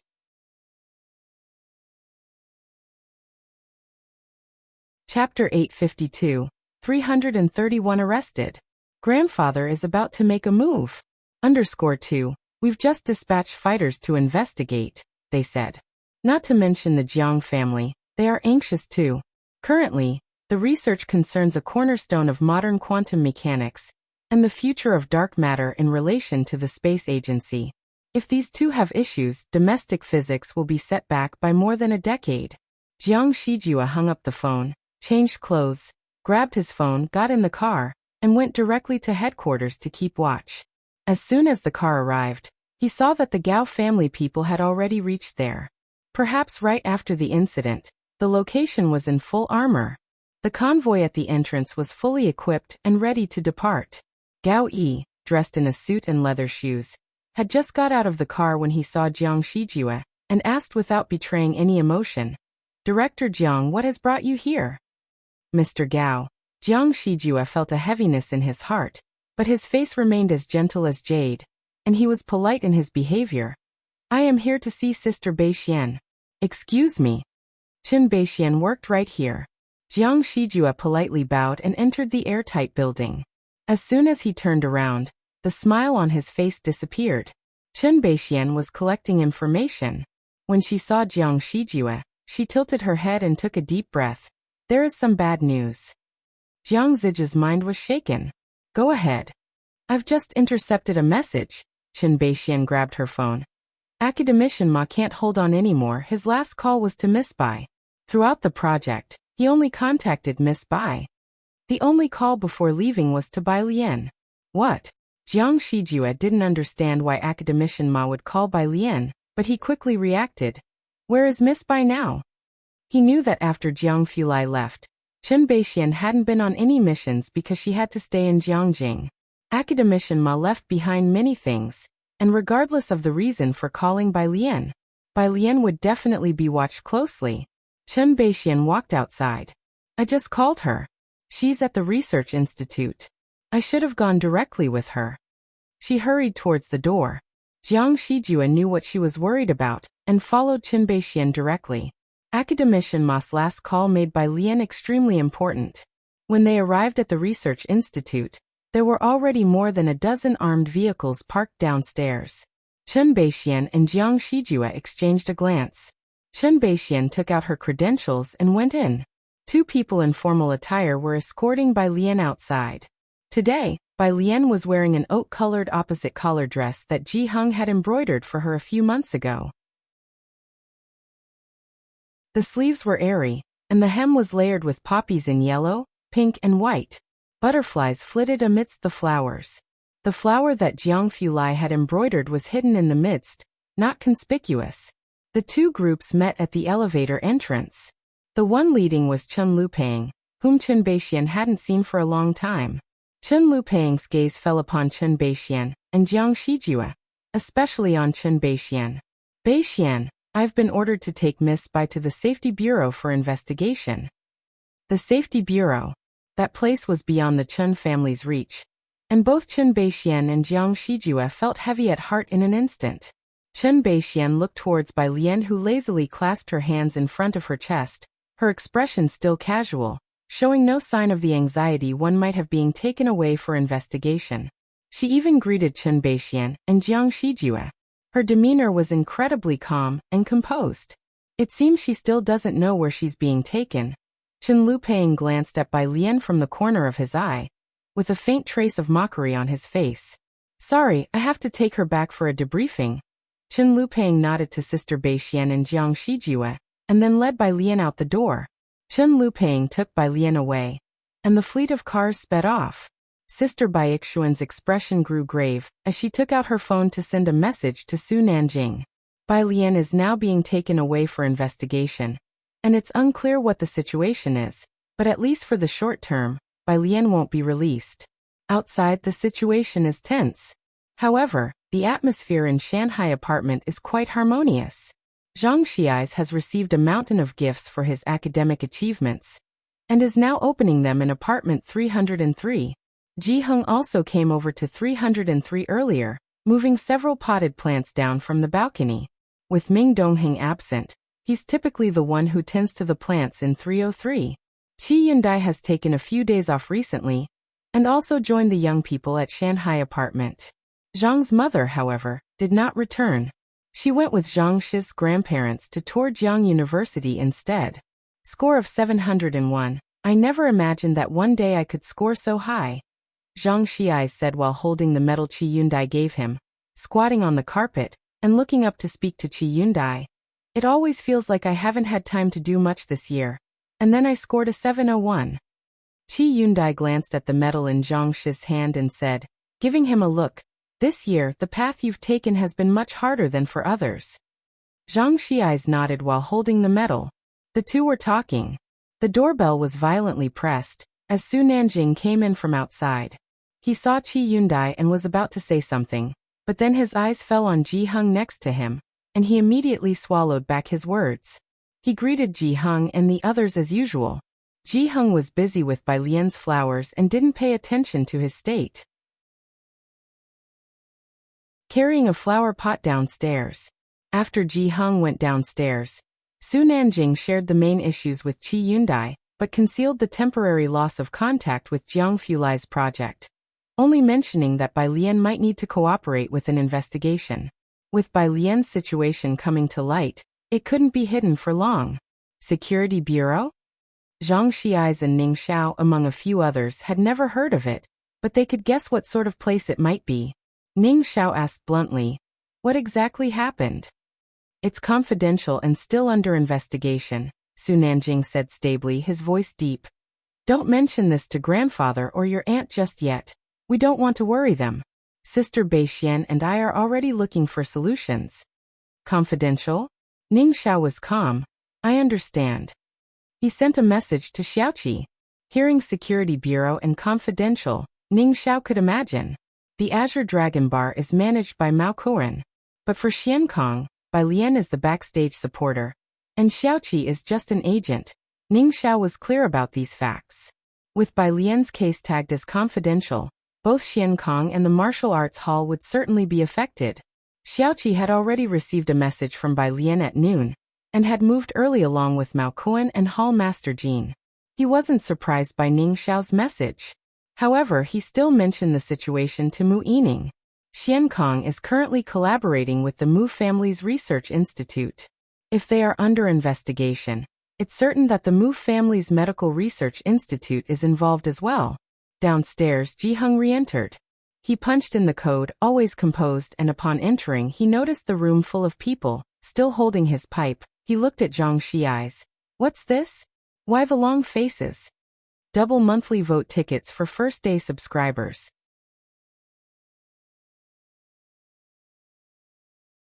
Chapter 853. 332 Grandpa, Security Bureau. The few members of the Ji family currently included Ji Xiaojun, who was still with the Mu family helping Mu Yining. Ji Xiaorong had stayed in Jiangjing to assist Yang Lin with the experiments, while also keeping Xiaoqi company, and had only left last month. Su Nanjing and Ning Xiao were aware of all this. As for Ji Hung, all of Bai Lian's friends knew he was an old embroiderer, skilled enough to bring anything to life with his stitches, having practiced for at least several decades. He was a master of embroidery. His hobbies were fishing and smoking, making clothes for Bai Lian and Jiang He. Occasionally he would play mahjong with Director Jian and the others. "No problem," Zhang Xiais reacted quickly. He stood up from the ground as if nothing had happened and scratched his head. "I was just telling Mr. Qi that time flies so quickly." Ji Heng gave him a look but didn't say anything and carried another peony pot down from the balcony. This pot of peonies was quite large. The diameter of the pot was about 40 to 50 centimeters, and it was somewhat heavy with the soil. "Grandpa," Zhang Xiai stuffed the metal into his pocket and hurried to help Ji Heng. "Let me help you carry it." Ji Heng lifted it easily. "No need." It wasn't until after they had left that Su Nanjing realized he had been looking at men like old Master Qin, and was used to thinking all old people of that age had poor health. But he now saw that Ji Heng was in really good shape. "How long will Sister Lian probably be out?" Ning Xiao took Su Nanjing upstairs. Now that Bai Lian wasn't around, Ning Xiao had some matters to arrange in her stead. At the mention of this, Su Nanjing's expression turned sour. Sister Bai Xian said she is in room S1 with someone watching her 24 hours a day. It's difficult for her to get out. We need to wait for Academician Ma, or Brother Jiang, to return. The situation with Academician Ma was tough, and as for Jiang Fulai, they had yet to get in touch with him. After the Snow Mountain incident, the country became very strict with the security of serving scientific researchers.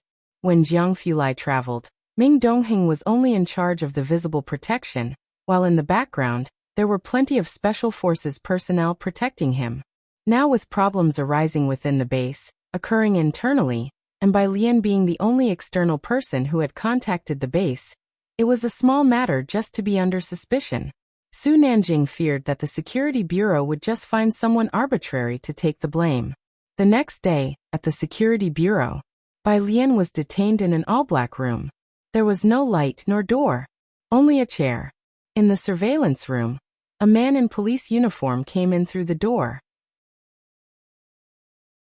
The two people responsible for surveillance stood up. Captain Su. Su's gaze fixated on Bai Lian in the surveillance, who under the night vision appeared serene, sitting on the chair with her hands hanging by her sides and eyes slightly closed, face devoid of any emotion. "How long has she been like this?" Su asked, looking askance. since she came in. Bai Lian. Susu looked at the night vision for a while, then turned on the intercom. What did you mean by the last few codes you sent to Ma Tongfeng? Did he involve you in disseminating messages from the base to outsiders? Without opening her eyes, Bai Lian's voice remained unhurried and carried her usual nonchalance, an answer to a problem. She was not panicky. Susu turned off the intercom, took out a cigarette, and continued to review Bai Lian's file, his eyes narrowing. In his hand was Bai Lian's file, spanning from her birth to the present. No, there must be something wrong with her. Susu put down the file and exhaled a ring of smoke. Ordinary people don't possess such strong psychological fortitude. She had been detained for a day and a night. No one spoke to her, no one told her the time, and all her electronic devices had been taken away. Under these circumstances, an ordinary person wouldn't last a few hours before succumbing to nervous breakdown. Bai Lian, however, was unaffected, indicating her remarkable inner strength. Such a psychological endurance, even those who have received special training might not maintain. It's not something one expects from a first-year university student. Having interrogated many spies, Susu could tell at a glance that Bai Lian had secrets. He stepped outside with his cigarette, while his subordinates were in the office blocking Chen Beixian. Chen Beixian was not a member of the Security Bureau, but the leader of the Chen family's special forces. People from the Security Bureau didn't dare to stop her easily, and once Susu arrived, they conveniently let her through. Commander Chen. Susu opened the door, letting Chen Beixian in. Captain Su, when can we release her? Chen Beixian entered the office, sat down in Suzu's chair directly, put her dagger down on the table, her black hair tied into a ponytail, and got straight to the point. You know whose person she is. Currently, the only contact from the site was Academician Ma. Her association with Academician Ma is still under investigation. Susu, although from a different faction, was not afraid of the Chen family. The director has already stated that we must thoroughly investigate all her connections.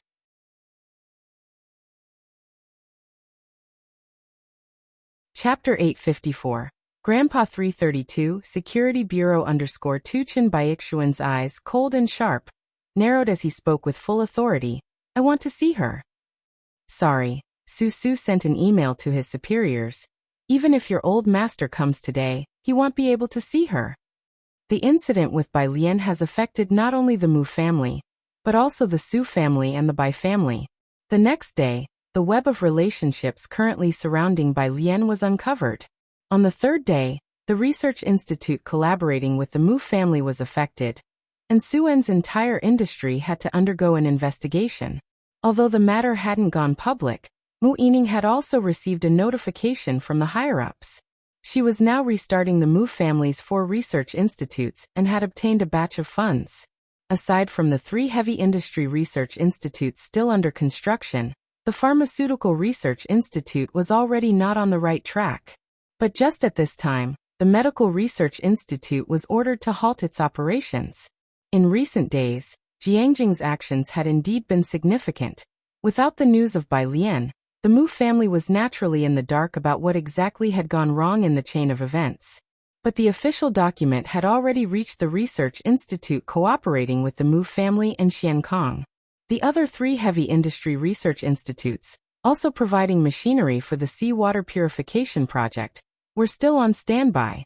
The Mu family convened an emergency meeting first thing in the morning. Apart from Mu Yining, no one knew the news about Bai Lian, and they were all in a state of panic. Mu Yining didn't hide the situation from these people and directly told them about Bai Lian's temporary status. Because of Bai Lian, they all had to cooperate with the investigation. Those present were shrewd. As soon as Mu Yining had spoken, they knew the situation was serious. In the scientific research community's reshuffling, even a large family could not withstand it, let alone the Mu family. Over a decade ago, the Mu family had already suffered a severe blow. This time, they absolutely could not follow in the same footsteps. Mu Zhendong's face was ashen as he rose to his feet.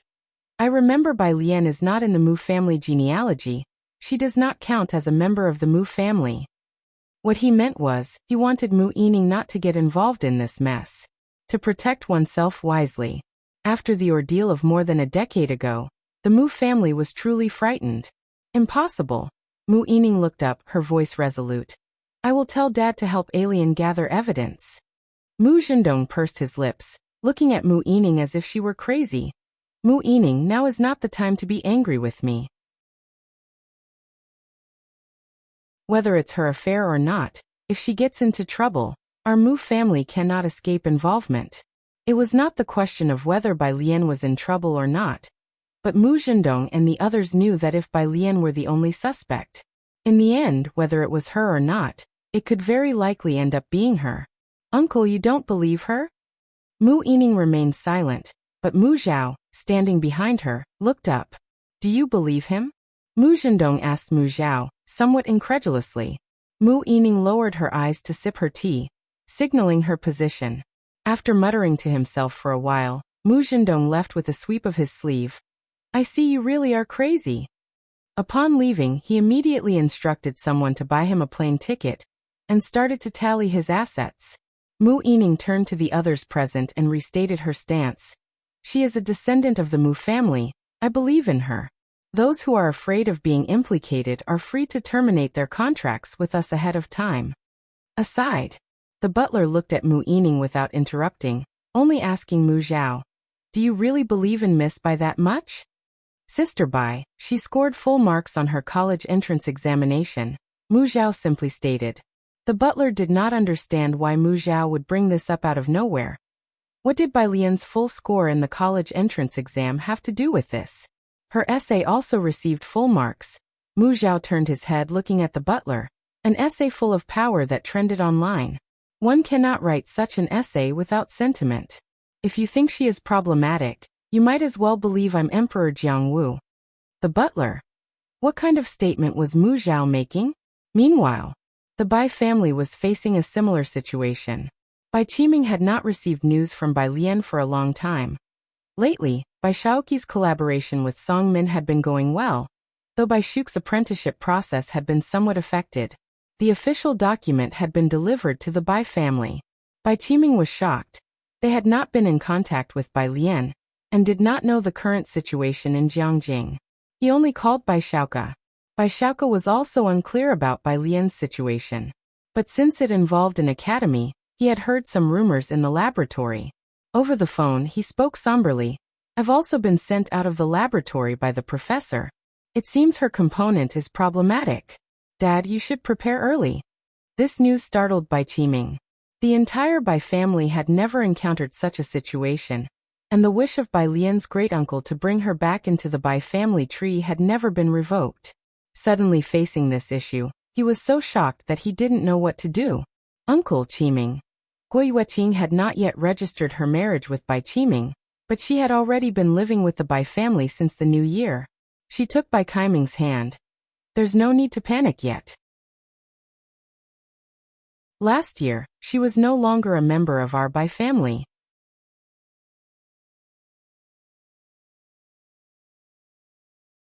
Chapter 855. Grandpa 332, Security Bureau _3. Yes, the elder uncle no longer cared about glorifying his ancestors, or that Bai Lian was the nationally recognized top scholar he had longed for. She was already expelled from the family tree. You must quickly report this to the authorities. Just before this incident happened, the elder uncle had regretted letting Bai Lian leave. Now, however, he was relieved that they had the foresight to remove Bai Lian from the family tree early on. This approach won't do, Gui Yueqing lowered her eyes. Qiming, we should issue a news release to clearly state our position, and that we have long severed ties with her. Bai Qiming realized the situation, and immediately had his assistant handle the public announcement. Within an hour, the Bai family found a reporter to release the news, and clearly delineated their separation from Bai Lian. Even so, the Bai family's business was still affected, and several projects were halted. The Su family was also undergoing investigations. Many of Su En's projects were halted, which he had his assistant monitor closely. He was more concerned about Bai Lian's current situation than these projects. He didn't know where Bai Lian was, and she didn't answer her phone either. He then called Wen Yao.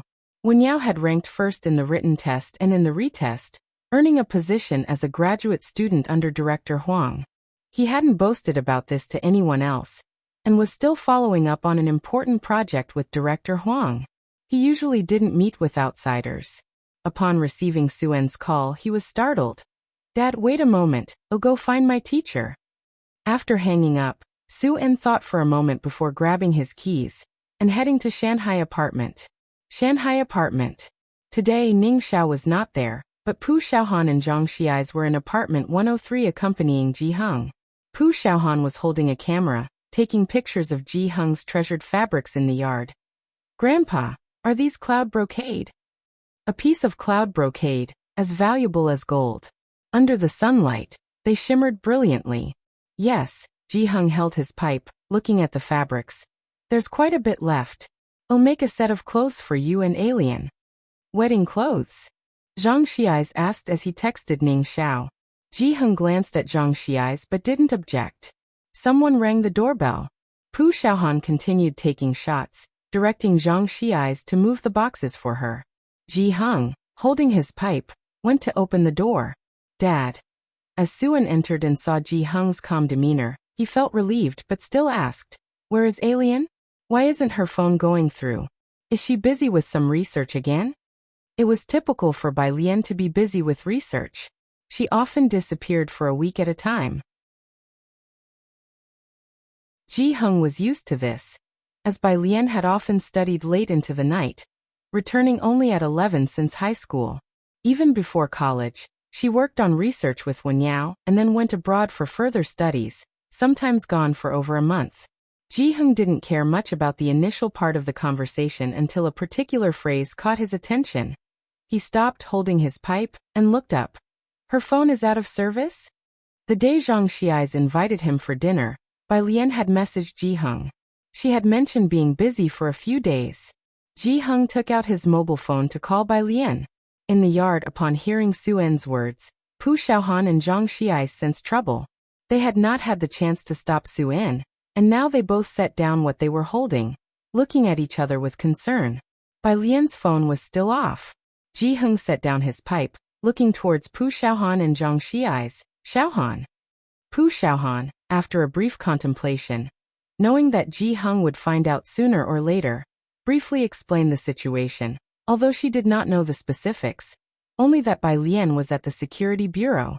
Ji Heng's eyes narrowed slightly, his voice calm as he turned and walked towards the room. "The security bureau?"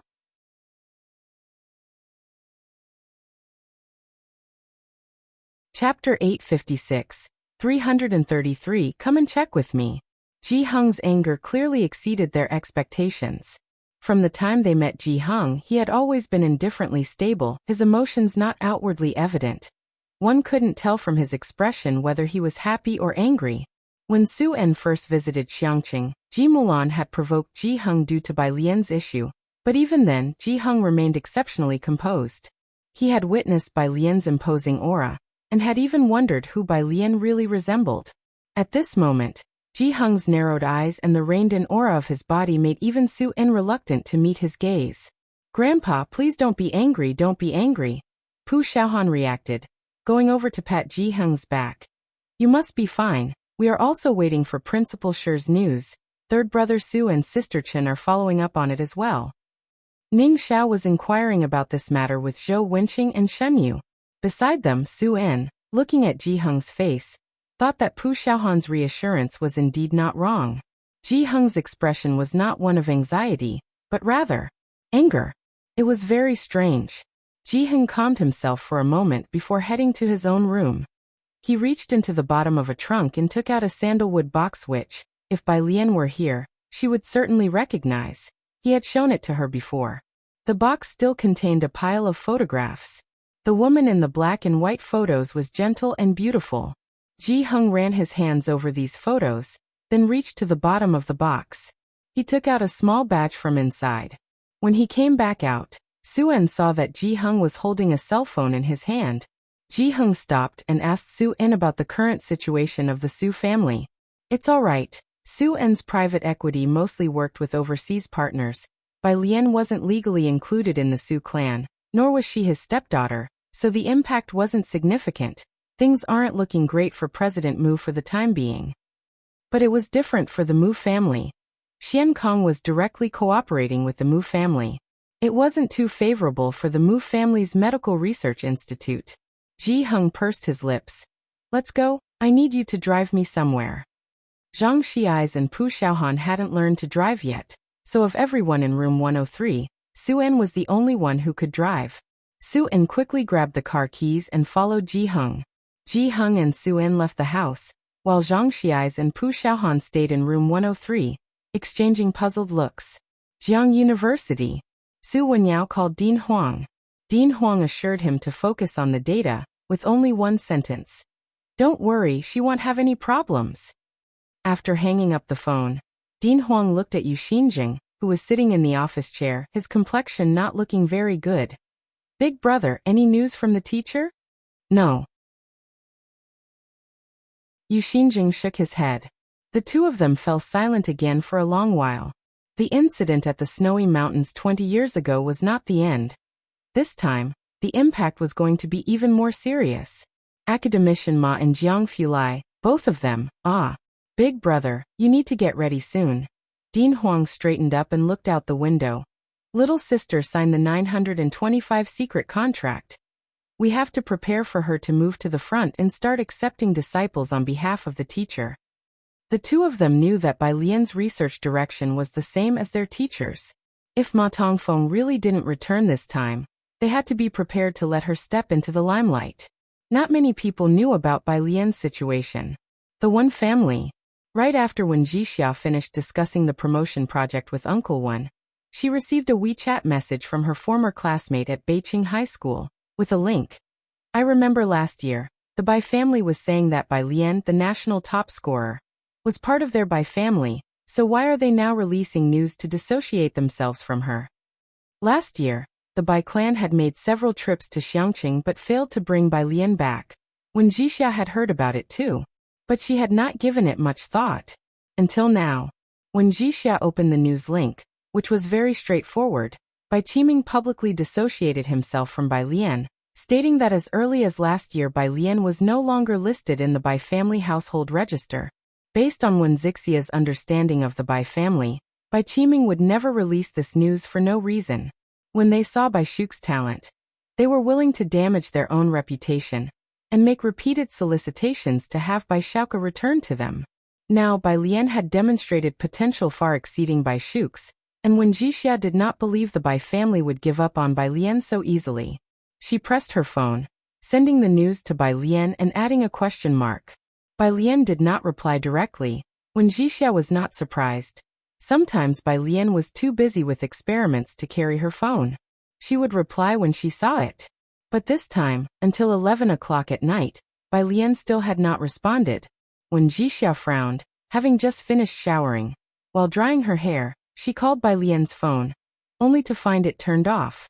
The hand that was drying her hair paused, and she turned to send a message to Pu Xiaohan. Of the friends Bai Lian made in Xiangqing, she was more familiar with Pu Xiaohan than others.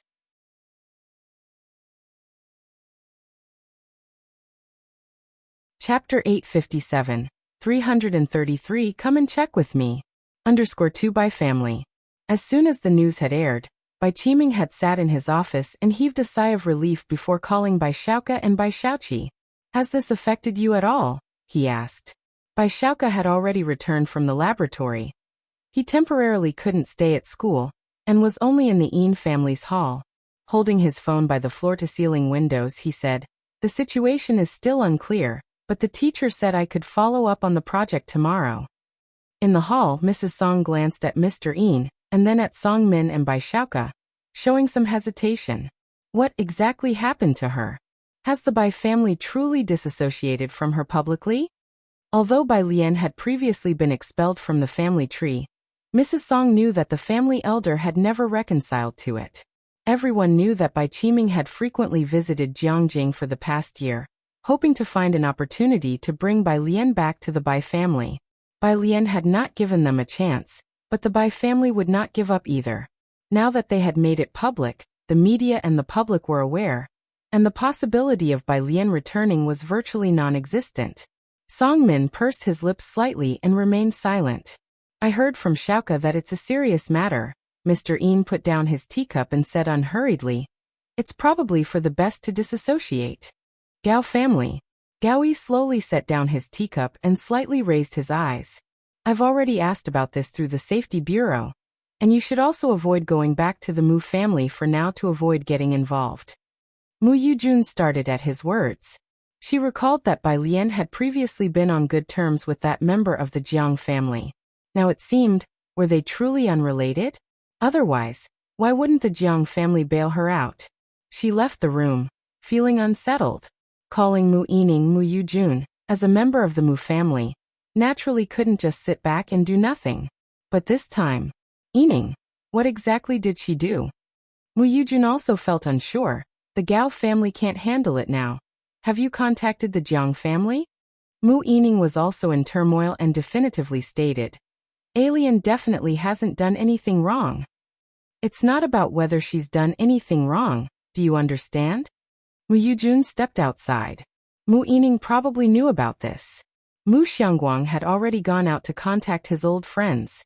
Once he mentioned it was the Safety Bureau stepping in, most people were helpless. What should we do then? Can't you do anything? Shen Qing stood next to Ji Xiaojun, clutching him, her eyes desperate. You should find Xiaochen and Mr. Yu. Ji Mulan was holding a child and sat aside. At this time, she didn't disdain Shen Qing. She also looked at Mu Yining. Among the people she knew, Mu Yining was the one of the highest status she had met. Calm down, this isn't something that can be resolved just by contacting them. The butler handed Shen Qing a glass of water. The Safety Bureau, that's an independent entity under their own governance. Their only equal is the CLA, I guess. CLA? Both Shen Qing and Ji Mulan hadn't heard of it. They didn't know what sort of organization this was. Upon hearing that even Director Chen couldn't handle it this time, Shen Qing sat on one side dazed. Then, what do we do now? The butler didn't explain further, and just looked towards the door. Well, wait for the master to return before we discuss further. Mu Xiangguang had already gone out to contact his old friends. The small black room. Bai Lian still sat in the chair. The people here were playing psychological games with her. In the pitch-black room devoid of any concept of time, and without any electronic devices, a person could go mentally unstable over a prolonged period. Yet Bai Lian showed no signs of distress on her face. She leaned slightly against the back of the wooden chair, her eyes slightly narrowed, her right hand resting on the armrest, her slender fingers tapping the armrest intermittently, very rhythmically. Having once crossed through a sea of corpses, the psychological tactics she faced now were trivial to her.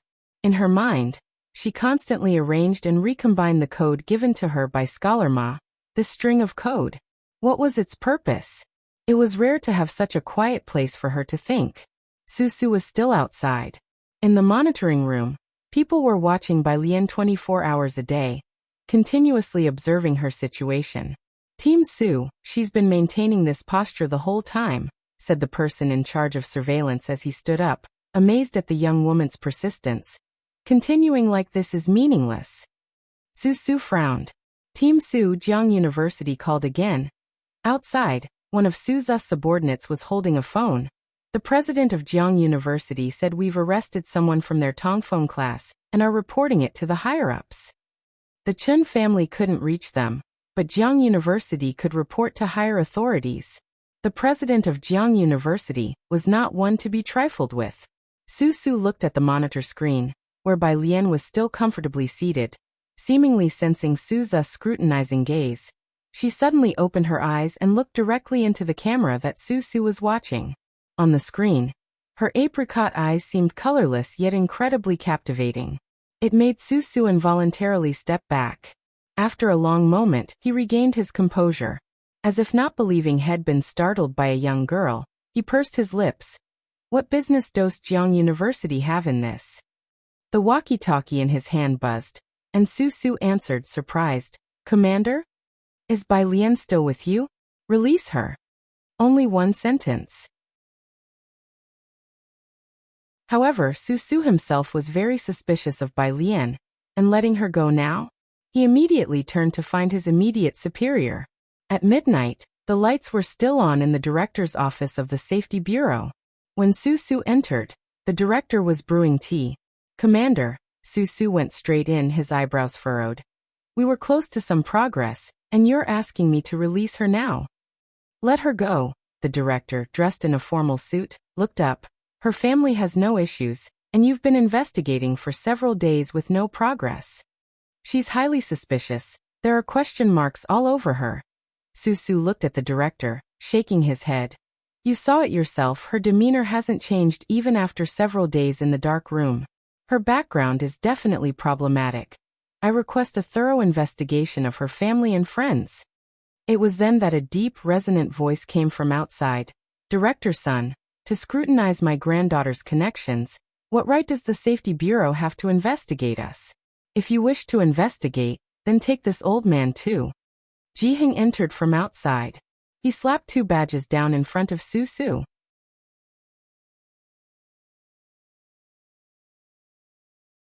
Chapter 858. 334 CLA founder Su hadn't expected anyone to enter at this time. He looked up at the old man standing opposite the director. The old man in front of him had somewhat white hair, a pair of pitch-black eyes that were vibrant, and was dressed in an oxhorn gray long robe with a standing collar and straight lapels, all the buttons neatly fastened. Neat, clean. He was lightly turned to the side, looking towards himself. It was merely an old man.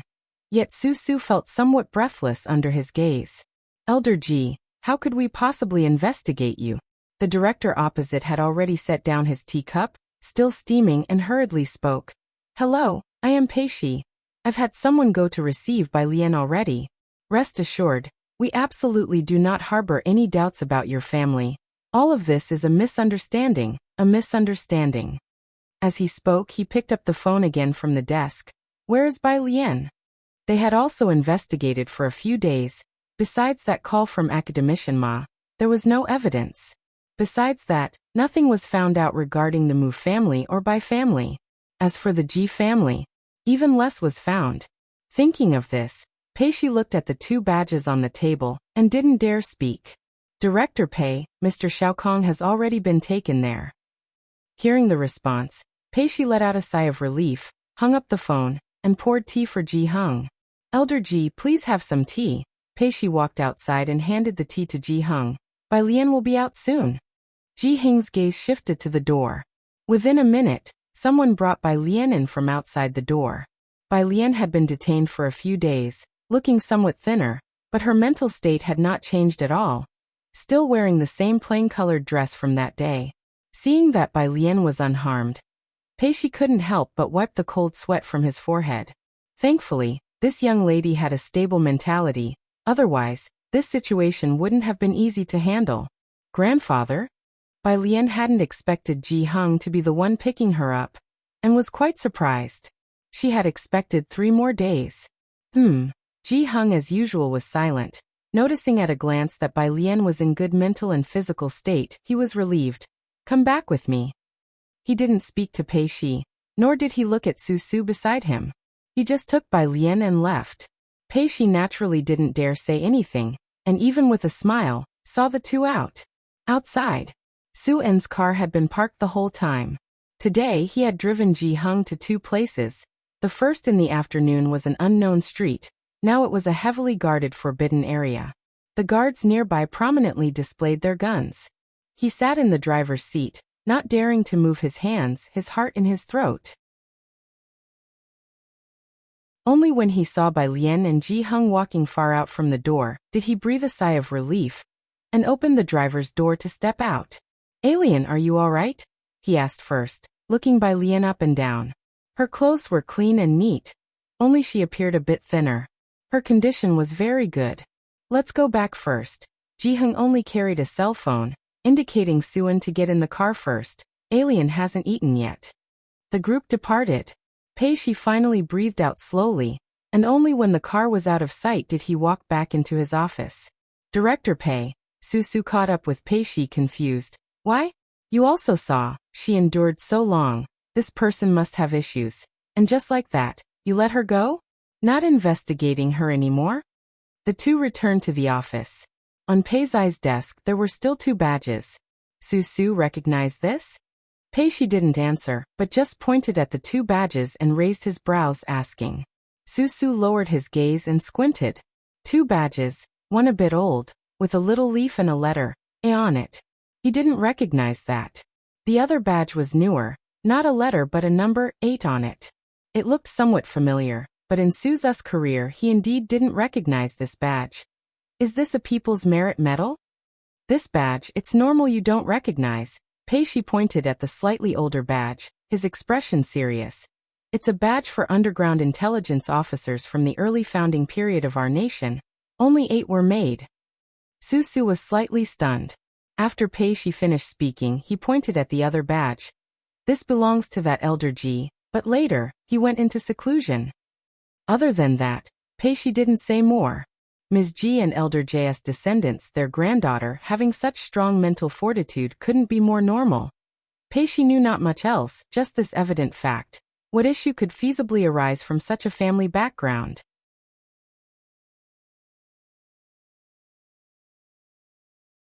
Chapter 859, 334 CLA founder _2 At first, Peishi also thought that Bai Lian had significant issues. The calm demeanor she exhibited did not seem at all like that of a university student. Now, however, it seems not at all surprising given her grandparents. You should be thankful that Bai Lian has a good psychological quality, otherwise if he really took issue. Peishi looked toward Susu. The conversation was not fully finished. But Susu understood Pei Zai's implication. If they really investigated thoroughly, Susu would most likely be suspended for observation for a few days. As the 2 were talking, the office phone rang again. It was still Shunyu on the line. Shunyu always spoke politely. Director Pei, I want to know how our Tongfeng class student is doing now. Principal Shun. Peishi sat down, and this time his tone was much softer as he spoke to Shunyu. Student Bai has already safely left. Everything before was a misunderstanding, and there is absolutely no problem with Bai student's family background. Shanghai apartment. It was already 1 in the morning when Bai Lian returned. Pu Xiaohan and Zhang Xiais had not yet slept. When the 3 returned, Zhang Xiais even cooked a pot of noodles for them. The few people gathered around the table in the hallway of room 103 to eat noodles. Zhang Xiais, used to the prison, crossed his legs, and now that Bai Lian was out, he also relaxed a lot. Sister Lian, Brother Jiang and the others are okay, right? When can they come back? Soon. Bai Lian ate her noodles methodically. With her saying this, Zhang Xiais also felt reassured. Su En sat to the side, eating his noodles with his head bowed slowly. The incident involving Bai Lian was not minor.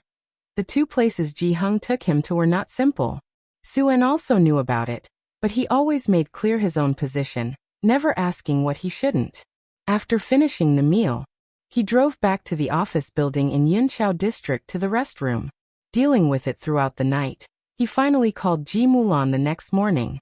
The news of Bai Lian's late-night departure was still unknown to others, and Ji Mulan was still at the Mu family home at this time. Ji Mulan was reading to a child of half a point in size. When she got a call from Su En, she handed the child over to the nanny to feed, and went to the yard with her mobile phone to answer, "My dad." Su En never let her worry about the child. It was only when she brought Su Siki back to the Mu family home that Ji Mulan managed to get involved a bit. "I just wanted to ask you, do you know what Dad does?" Su En stood by the floor-to-ceiling windows, looking very relaxed. "He changed his surname and learned embroidery from my mom. When Ji Mulan was born, Ji Wanqing was already deceased, and she really didn't know much about the previous generation's affairs." Su En knew that Ji Mulan and Ji Hung had an average relationship. He looked down at the traffic below. "Your dad has many pieces of cloud brocade. All were old and cherished, the kind that could be passed down. Ji Mulan never wore the clothes made by Ji Hung. When she was born, the people around her all admired imported goods and wore little Western outfits. Traditional attire was hardly worn by anyone, at most Cheongsam. This." Ji Mulan was a bit startled. She never tried to understand Ji Hung. Looking at the flowers in the yard, she said softly, "Then those must have been left to him by my mom." Ji Mulan had never even visited his storage room. After hanging up, Su En was also surprised. When he first became acquainted with Ji Mulan, he knew she was talented but only thought she was one of the many in Xiangqing. Now thinking again about it, with so many fabrics in Ji Heng's possession, Ji Mulan's maternal family must also have been quite prominent. He only knew about the Mu family but had no idea who Ji Mulan's mother really was. She must have had a considerable status back then. Otherwise, Ji Heng would not have left the Mu family or even changed his surname to Ji. He had initially thought Bai Lian was full of secrets, and felt that Ji Xiaojun was very capable. But now he felt that both Ji Heng and Ji Xiaorong seemed to be quite extraordinary. Like when Bai Lian was taken away silently for investigation. She returned to Shanghai apartment just as calmly and quietly. Although the incident was not publicized, the engineering project at the Mu Family Medical Institute was no longer being obstructed. Xiankong had stopped business for 7 days, made a fuss and then reopened. Because Xiankong headquarters suddenly shut down for 7 days, various news stories took off on the internet. Amidst this hot topic, Xiankong reopened. The marketing genius Xiaoqi firmly took this opportunity for another marketing campaign and attracted another batch of attention. Xiankong, which was rumored to be under regulation days ago, soared abruptly. Miss Bai is back. Chun Beixian, who was busy at the Chun family to the point of taking off, stood up upon hearing the news from Su Nanjing. Su can let her come back? Chun Beixian knew Su well enough. He even dared not to give face to Mr. Chun. Not sure. Su Nanjing pressed the center of his forehead. He hadn't slept well these days because of Bai Lian and Jiang Fulai. She didn't say, but Su Nanjing narrowed his eyes slightly, recalling Yu Xinjing and Huang Yushua. Without Ma Institute present, his eldest disciple was still there. His connections in the circle were all still intact, with disciples all over. And if it was known that he had taken another closed-door disciple before leaving, Bai Lian's status within the circle was clear. Of course, Su Nanjing also remembered the significant amount of iridium Bai Lian signed for the Mu family, all of these unbeknownst to him. The more he thought, the more astonished Su Nanjing felt. He realized, as if in a trance, that Bai Lian seemed to have not yet played any of her trump cards. But what? Chen Beixian picked up his coat and headed out. Su Nanjing leaned by the second-floor window, watching the water beneath. Before Brother Jiang comes back, it's better that you be more careful. As if you needed to tell me. Chen Beixian took his car keys and left in his car. I'm off to Shanghai apartment to stay. Since Bai Lian had run into trouble this time, Chen Beixian did not dare leave her side for half a step. At least until Jiang Fulai returned. She needed to keep a close watch on Bai Lian. Shanghai apartment. The door of room 103 was closed. Ji Heng was catching up on sleep. When Chen Beixian arrived, Su was outside the door of room 103. He had come to bring Ji Heng these 2 badges.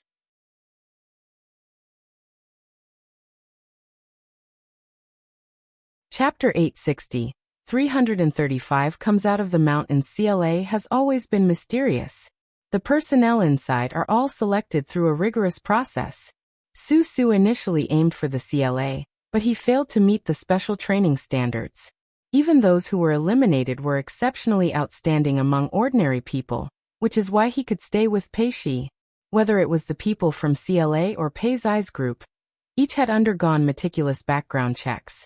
Su was not clear about the history of CLA, only knowing that the original members were 8 in total, and the last time they communicated with the domestic side, only an elder survived with a baby. But he hadn't expected that the old man last night was the only surviving member from CLA's first generation, and the current boss of CLA could technically be considered Ji Heng's descendant. Their first generation honor was indeed profoundly significant. Ji Heng taking out just 1 medal was already significant enough. Yet he took out 2. At this moment, Su looked at Chen Beixian without the previous tension. Come and apologize to Elder Ji. Quite polite.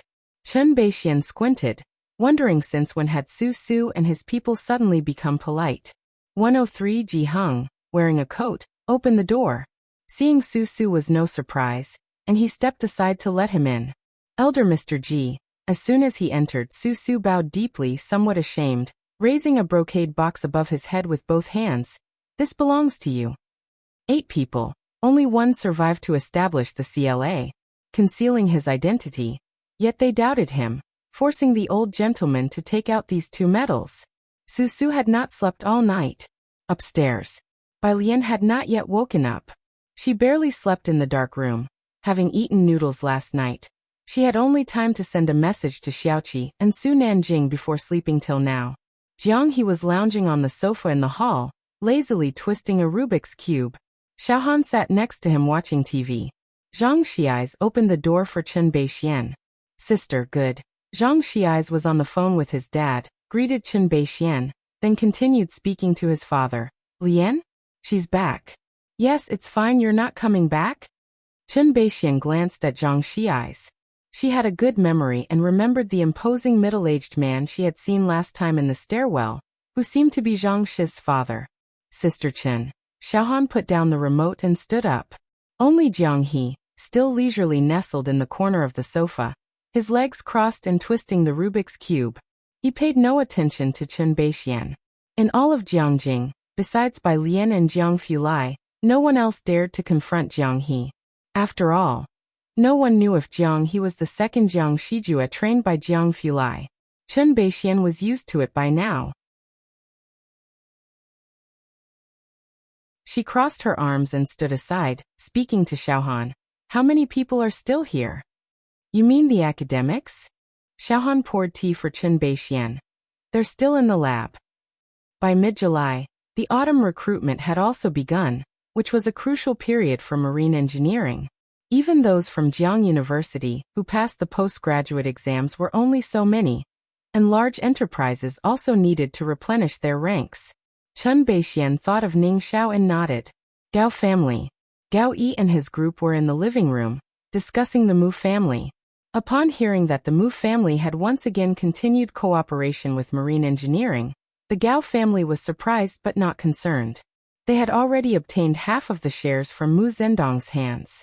As for the apparent rise of the Mu family, the Gao family was not worried either. The Mu family was just struggling, especially since what they lacked most was manpower. This situation involved the State Security Bureau, something many professors knew about. There was a trust crisis regarding the Mu family, and not many wanted to be affiliated with them anymore. A situation where even Mu Ziangguang's connections were of little use.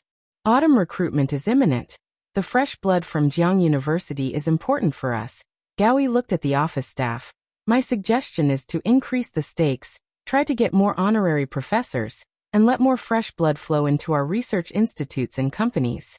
Without Professor Ma this year, more would flow towards us.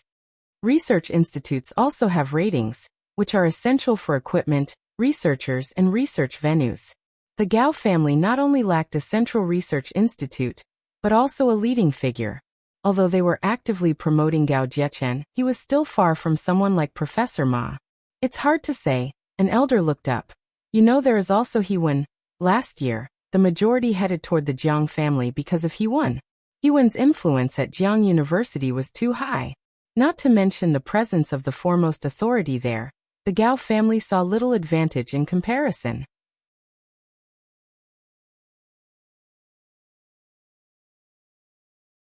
Chapter 861, 335 out of the mountain _2.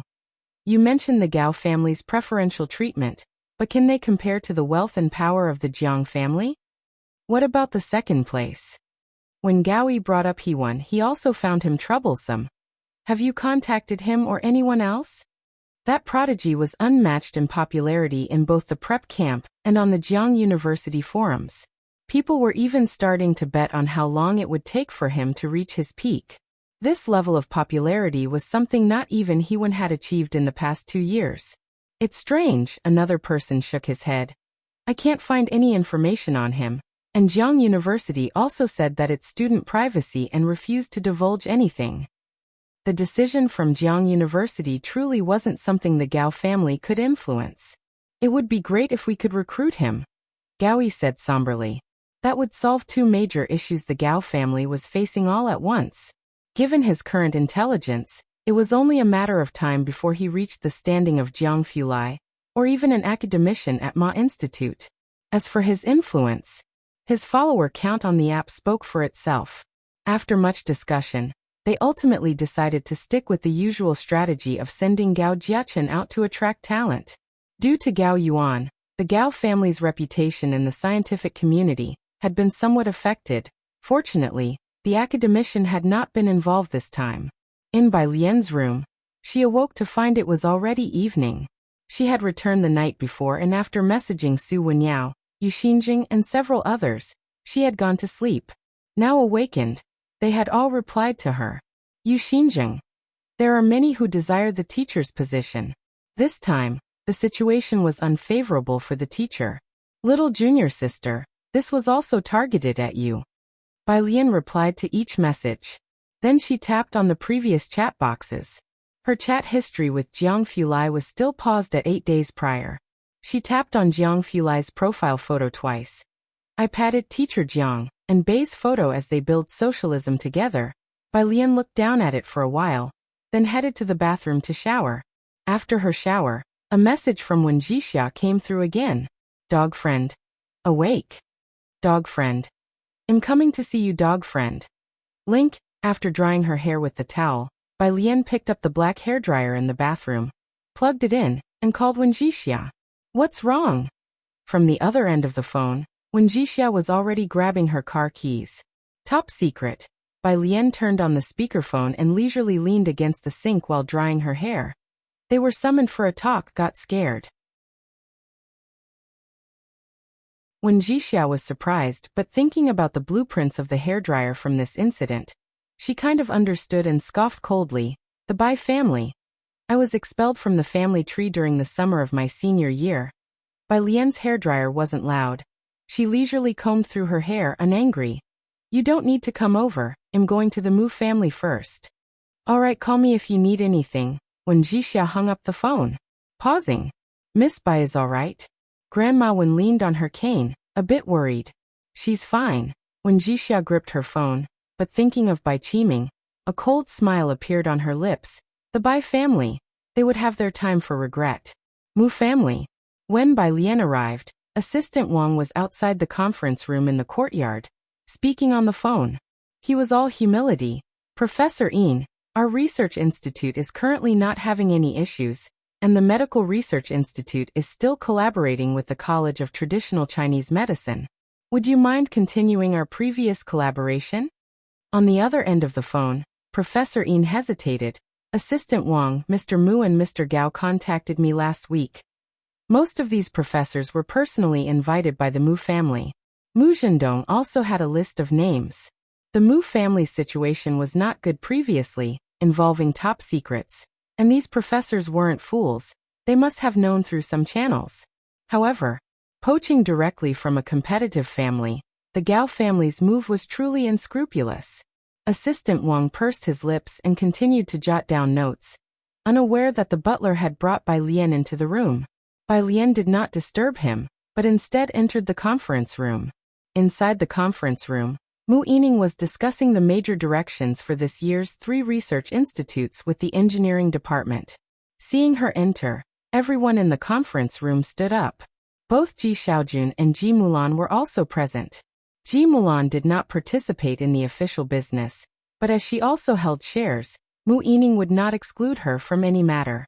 The butler served her a cup of tea. Don't mind me, continue talking.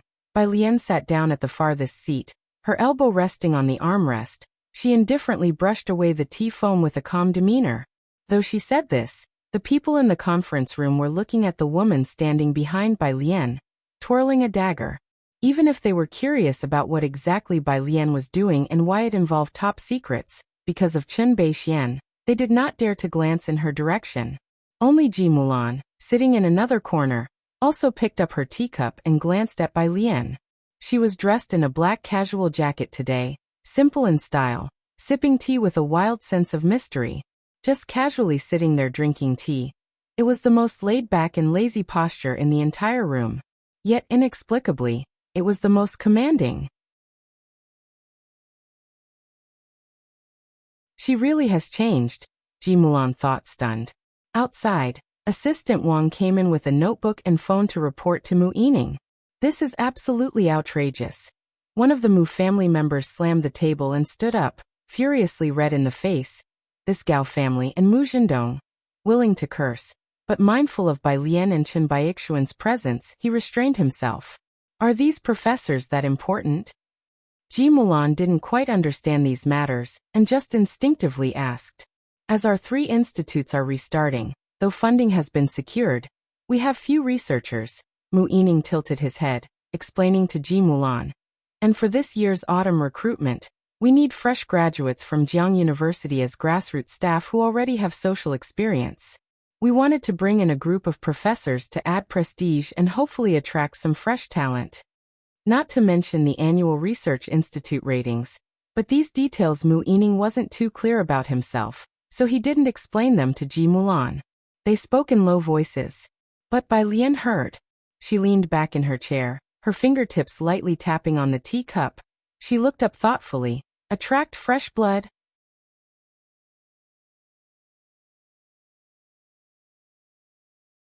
Chapter 862. 336 plays a trump card even though Bai Lian was junior. The composure she displayed and the cards she put on the table far exceeded those of her peers. Mu Yining no longer saw her as a junior at this point. This year's autumn recruitment, the Mu family has not participated for 20 years. Mu Yining continued to explain. The 3 research institutes lack fresh blood, undergraduates, master's students, and doctoral candidates. We will conduct job fairs and informational sessions simultaneously, and these newcomers value having a named professor. Mu Yining roughly explained job fairs and informational sessions to Bai Lian. The 4 research institutes of the Mu family can now stay afloat, especially the Medical Research Institute in collaboration with Xiankong. The other 3, however, are struggling. The Mu family has no one else working in this area. And although the restart of the institutes benefits from the support of the Su family, and Xiankong with ample funding and resources, what's lacking is elite talent. The autumn recruitment offers a great opportunity to attract talent. But at Jiang University's autumn recruitment, it's like a fight among immortal beings. Without some real strength, who would dare to send in a resume? We originally wanted to rely on a few old professors for prestige. Who would have thought that Mu Zhendong, on his departure, had given away the contact information of professors like Professor Yin? Bai Lian set down her teacup, having understood. We need a gimmick to attract these graduates participating in the autumn recruitment. Everyone go back and consider some proposals. We'll have a morning meeting tomorrow. Sitting here tonight, Bai Lian didn't have to say much to pretty much secure the morale. The burden on everyone had lightened considerably, and they were full of drive. Watching the Mu family members leave, Bai Lian stayed silent, trailing slowly behind Ji Xiaojun as they walked out. You've gotten a bit thin, Ji Xiaojun said, hand behind his back, not too surprised that Bai Lian had been able to come out. Bai Lian slowly followed beside him. Waking up to the current situation of the Mu family, Su En and Xiankong were somewhat influenced by her. She had anticipated that. Mu Yining's reaction was mostly within her expectations too. Not bad, Bai Lian said, glancing downward, stepping over the threshold calmly. How many professors do you still have available for naming rights? Their energy and spirits were not high.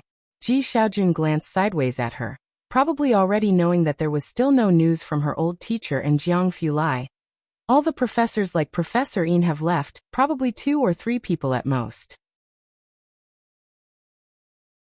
Bai Lian gradually lowered her eyelids, took out her phone, and messaged Zhou Wenqing. Professor Zhou, do you have time for a chat tomorrow? Alien, are you leaving already?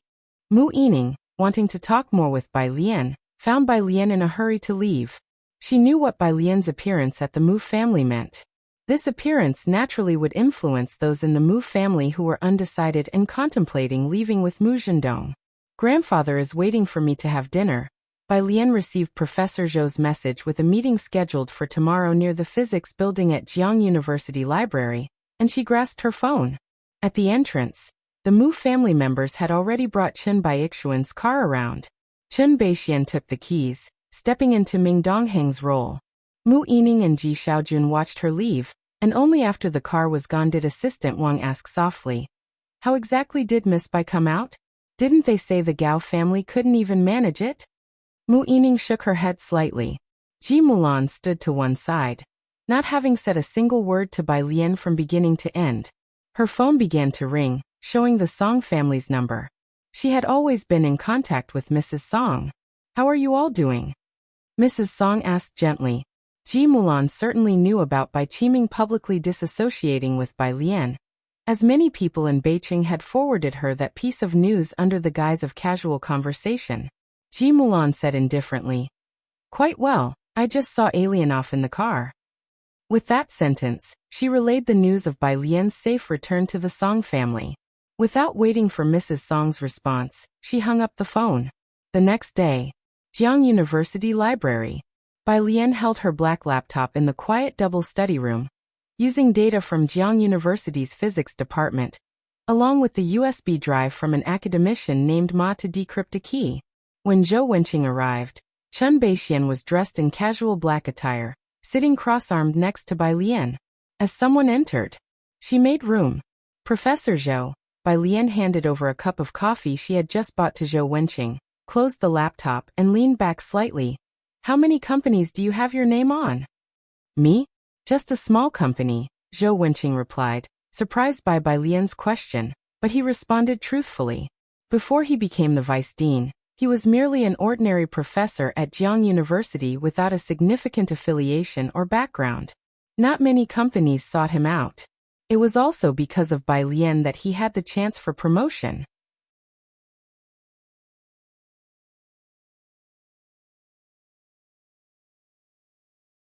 Chapter 863, 336 plays a trump card _2 at the beginning of the year. He was promoted to vice dean. His popularity at the School of Physics was second only to Dean Huang. After being promoted to vice dean, a flurry of companies sought him out, but Zhou Wenqing rejected them all. Being the vice dean of Jiang University's Department of Physics was more than just one level higher than an ordinary professor. In that case, after Dean Huang was promoted to the president of the university, Zhou Wenqing was very likely to take over his position. Of course, during this period, Zhou Wenqing also needed some achievements and projects. He couldn't blindly choose projects. "Professor Zhou, you should know about the project between academician Ma and Ning Xiao." Bai Lian sat up straight, not beating around the bush with Zhou Wenqing, and looked up. "The Mu family's 3 research institutes are involved in the machine production, basically starting from scratch, and I would like to invite you to be an honorary professor." Zhou Wenqing looked at Bai Lian in surprise. He thought Bai Lian was like academician Ma and wouldn't bother with these matters. "Bai student, what is your relationship with the Mu family?" Bai Lian merely replied lightly, "My uncle's family." "Fine." Almost as soon as her words fell, Zhou Wenqing blurted out an affirmative fine. He inserted the straw into his coffee cup, holding it with both hands. "Bai student, when can we sign the contract?" Zhou Wenqing was quite eager. This opportunity was not to be missed, and he was naturally aware of which Tongfeng class academician Ma was here for. With someone like Bai Lian, it was clear how far she could go in the future, wasn't it? This was her uncle's enterprise, and she had personally brought it up. Zhou Wenqing naturally understood the value of this opportunity. Bai Lian picked up her phone and asked Ji Xiaojun. They finally settled on 2 days later. Zhou Wenqing left with his coffee, brimming with joy. Chen Beixian had been waiting outside while the two talked. She lowered her gaze and sent a message in the group chat. "Chen Beixian. Xiaoming hasn't returned yet, but at Su Nanjing, are you really not intervening in the Mu family's matter?" Having been at the Mu family the previous night, Chen Beixian naturally heard what Mu Yining had said. She also knew what was going on with the Mu family. This year's autumn recruitment indeed posed some difficulties for the Mu family. Su Nanjing. He typed a smiley face.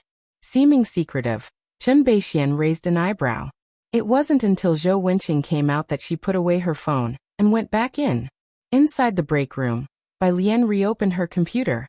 She glanced at WeChat, where there was still no news from academician Ma and Jiang Fulai. She knew this matter must be extremely confidential and was sealed tight, but the lack of news was making her anxious. Bai Lian paused for a while. Her fingertips rested on the touchscreen before she looked up, pondering slightly, and discussed with Chen Beixian. "I don't need you to protect me. You can go do your own things." Chen Beixian shook her head. Miss Bai, just act as if I'm not here. With Jiangjing being chaotic recently, if something were to happen to Bai Lian on her watch, she wouldn't know how to report back.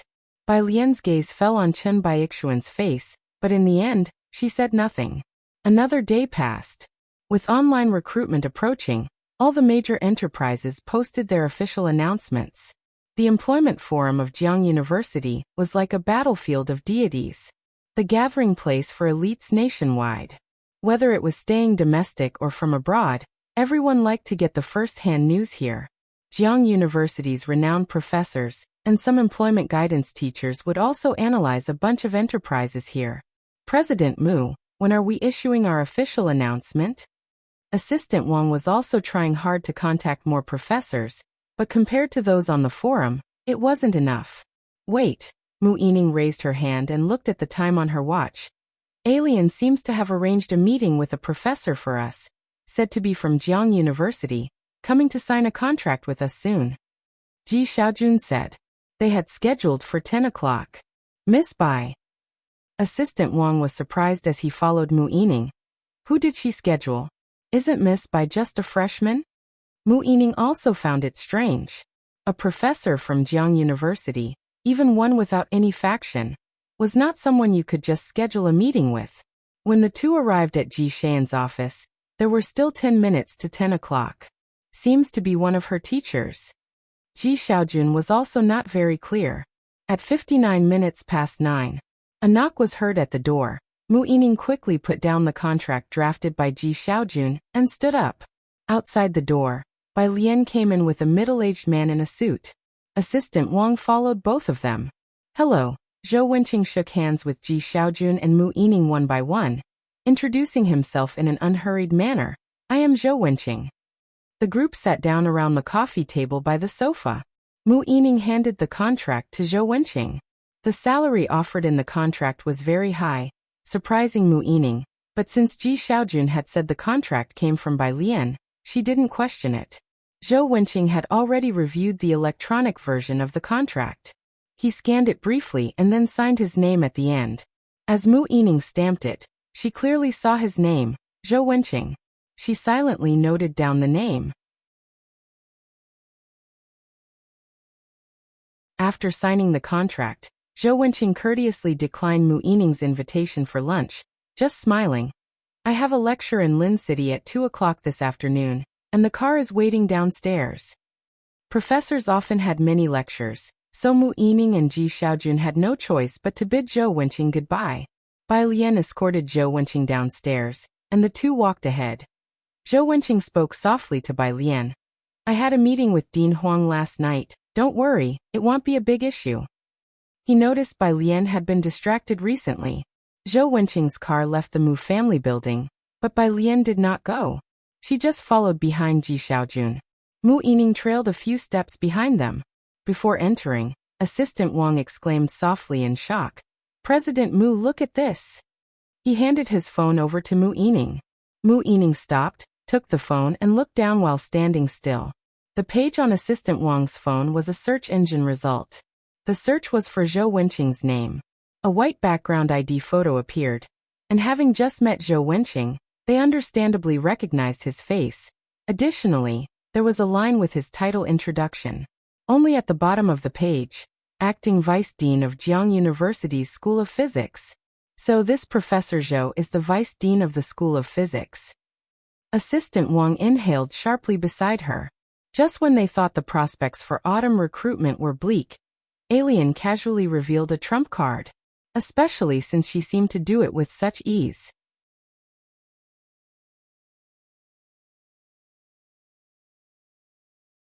Chapter 864. 337 plus 1. Assistant Wang finished speaking and peered through the door crack at Bai Lian inside. Vice Dean of the Physics Department at Jiang University. This type of esteemed professor, Assistant Wang had only heard about from the Gao family members, as well as from Ren Wanxian previously. At its peak, the Mu family was able to invite 1 or 2 academicians to preside over their affairs. Now they were hardly able to invite Professor Yin, who knew that instead of Professor Yin, they ended up inviting Zhou Wenqing. Having followed Mu Yining for 7 years, Assistant Wang only understood the company's matters and was unfamiliar with the 3 research institutes. But even he could sense Zhou Wenqing's oppressiveness through the Qiandu Qianku platform. He felt a bit dizzy, having started at the grassroots level of the Mu family's seawater engineering project. He always had a sense of unreliability, and now, he was very hopeful. Mu Yining calmed down and returned the cell phone to Assistant Wang. Into the office.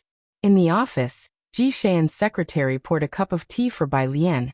And the office no longer had the previous urgency and tension.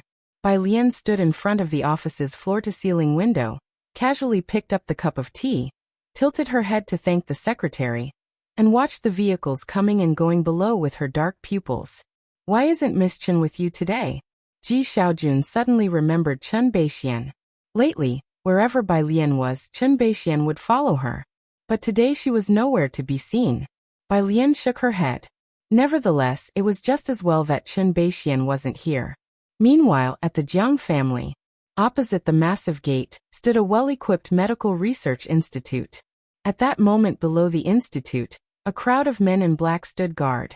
Jiang Shijue, Ming Dongheng, and Chen Beixian gathered outside the top-floor intensive care room, only able to look through the glass at the person lying on the bed.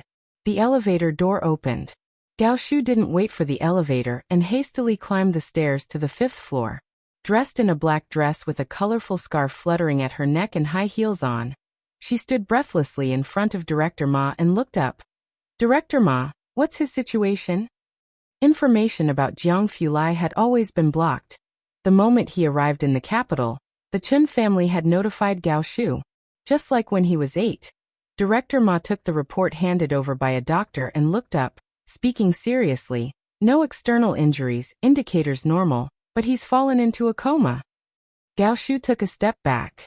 Falling into a daze. She didn't dare to think back to what happened when Jiang Fulai was 8. Rebirth from a desperate situation. Back then, Gao Shu had also sought many specialists for him. And it wasn't until a week later after treatment by the old traditional doctor of the Luo family that he regained consciousness. Afterward, twice a year, 2 medical research institutes would check Jiang Fulai's blood for problems, but they never found any.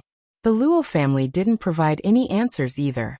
Everyone, including Gao Shu, was relieved, afraid that he would lapse into a coma again. Fortunately, it never happened after that. We need to keep this a secret. Gao Shu took a deep breath. We can't let others find out. Otherwise, the Jiang family would be torn apart overnight. Also, Gao Shu remembered something else. She turned her head to look at Ming Dongheng. The situation is tense right now, alien. You need to go there. Be careful not to reveal any information. The Mu family is also at a critical moment. We can't distract her. No one knew whose hand was behind the matter with Jiang Fulai and Ma Institute. There must be a group of people aware of Jiang Fulai's condition, and they wouldn't fail to find Bai Lian. Her safety during this time was of utmost importance. Let Xiaoming stay here on guard. Chen Beixian, well aware of Ming Dongheng's superior abilities, narrowed her eyes. Ms. Bai has always been under my protection. We can't change that. Bai Lian wasn't foolish. The moment Ming Dongheng showed up, she should have known that Jiang Fulai had returned to the capital. Now, given the matter involved the circle, they couldn't let Bai Lian and her group of students get involved. Gao Shu stared through the glass window. When is the Luo family coming? Gao Shu recalled something and asked Director Ma again. The Luo family, a leading name in traditional Chinese medicine, was now subtly being replaced by Xian Kong. However, with over 300 years of heritage, Gao Shu had heard about the Luo family's acupuncture techniques. Director Ma slightly turned his head. They have replied, but they have a condition. What is it? Director Ma. They want to acquire Xian Kong. They continued their conversation at the door. Downstairs, Su Nanjing also hurried over. He walked through the heavily guarded yard, and at the first-floor main entrance, he saw an elderly man. He stopped, respectfully greeted, Butler Jiang. The butler, with his back to Su Nanjing, turned around upon hearing him. Young Master Su. Butler Jiang stayed with the Jiang family, and rarely came out. Even Su Nanjing rarely saw him. How is Brother Jiang? He inquired. The same as before. The butler pondered for a moment and shook his head. Su Nanjing nodded and walked toward the staircase to go upstairs. The butler looked at his retreating figure and suddenly asked, "How is Miss Bai doing now?" Su Nanjing wasn't surprised that the butler knew about Bai Lian. He turned his head and replied, "She's fine dealing with family affairs." The butler turned slightly and whispered softly, "That's good." He waved his hand, signaling Su Nanjing to go upstairs. Gao family. Gao Yi had gathered a group of cooperative professors. He held a wine glass and asked the person next to him, "Old Wu, what's the situation now?" "Professor Su has been persuaded by me. At the autumn recruitment the day after tomorrow, the Mu family won't have many capable professors to offer." The Wu family stood with Gao Yi and also mediated Gao Yi's plan to annex the 3 research institutions of the Mu family. Listening to the Wu family's words, Gao Yi nodded. He had initially sent friendly messages to the Mu family and got along quite well with Ren Wanxian, but it all changed because of Bai Lian, as Mu Yining remained unyielding. This had also angered Gao Yi. Gao Yi toasted the 2 individuals beside him with a smile. "Old Wu, Professor Yin, you'll have to put in more effort at the autumn recruitment the day after tomorrow."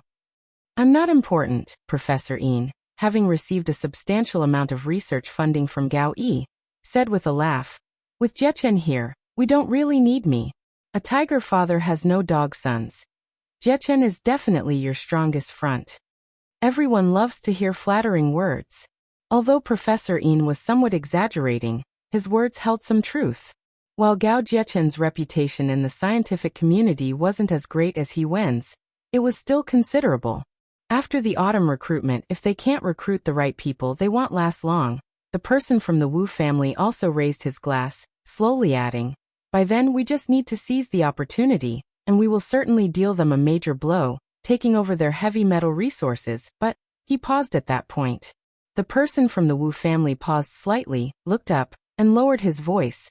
"But I heard that they are connected with the Jiang family." Although he was from the Gao family, he was still fearful of what he should be. "Don't worry about that." Gao Yi set down his glass, looked up, his eyes twinkling. "They shouldn't have the time to deal with it right now." At night, Chen Beixian returned to Shanghai apartment again. When she arrived at apartment 303, she saw an elderly man sitting on the sofa. "You?" Chen Beixian squinted her eyes and then recognized the elderly man. "President Shi? What are you doing here?" Chen Beixian, having graduated from a military academy, was unfamiliar with Jiang University, but had seen Shen Yu at the Chen family. She could still recognize him.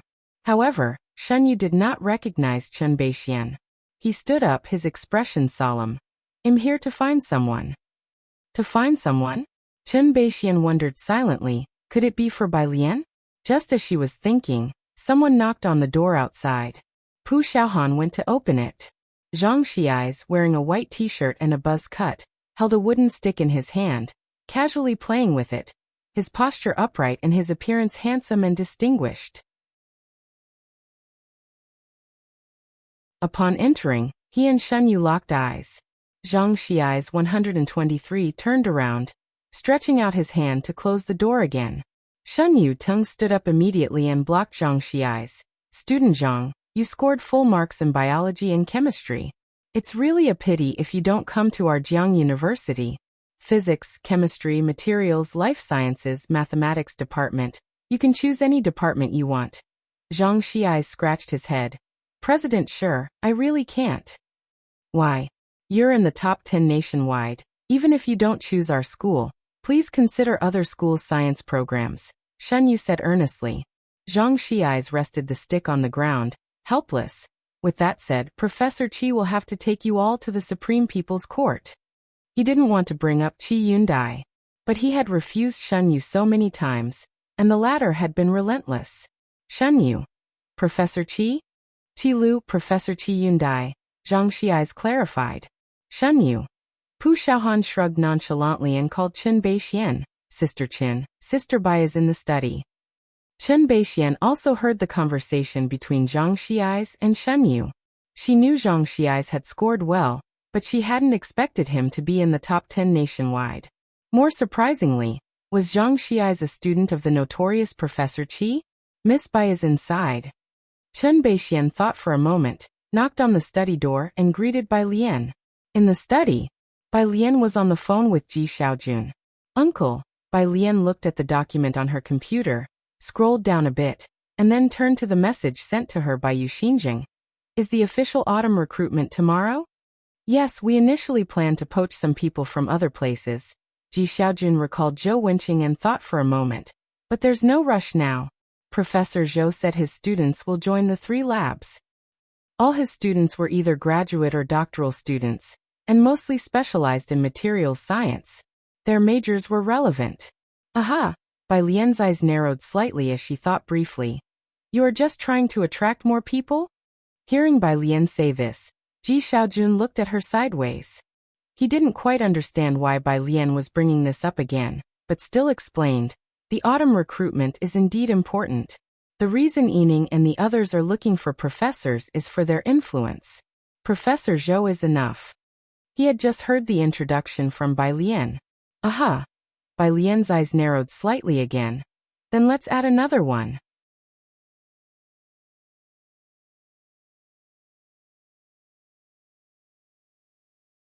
Chapter 865.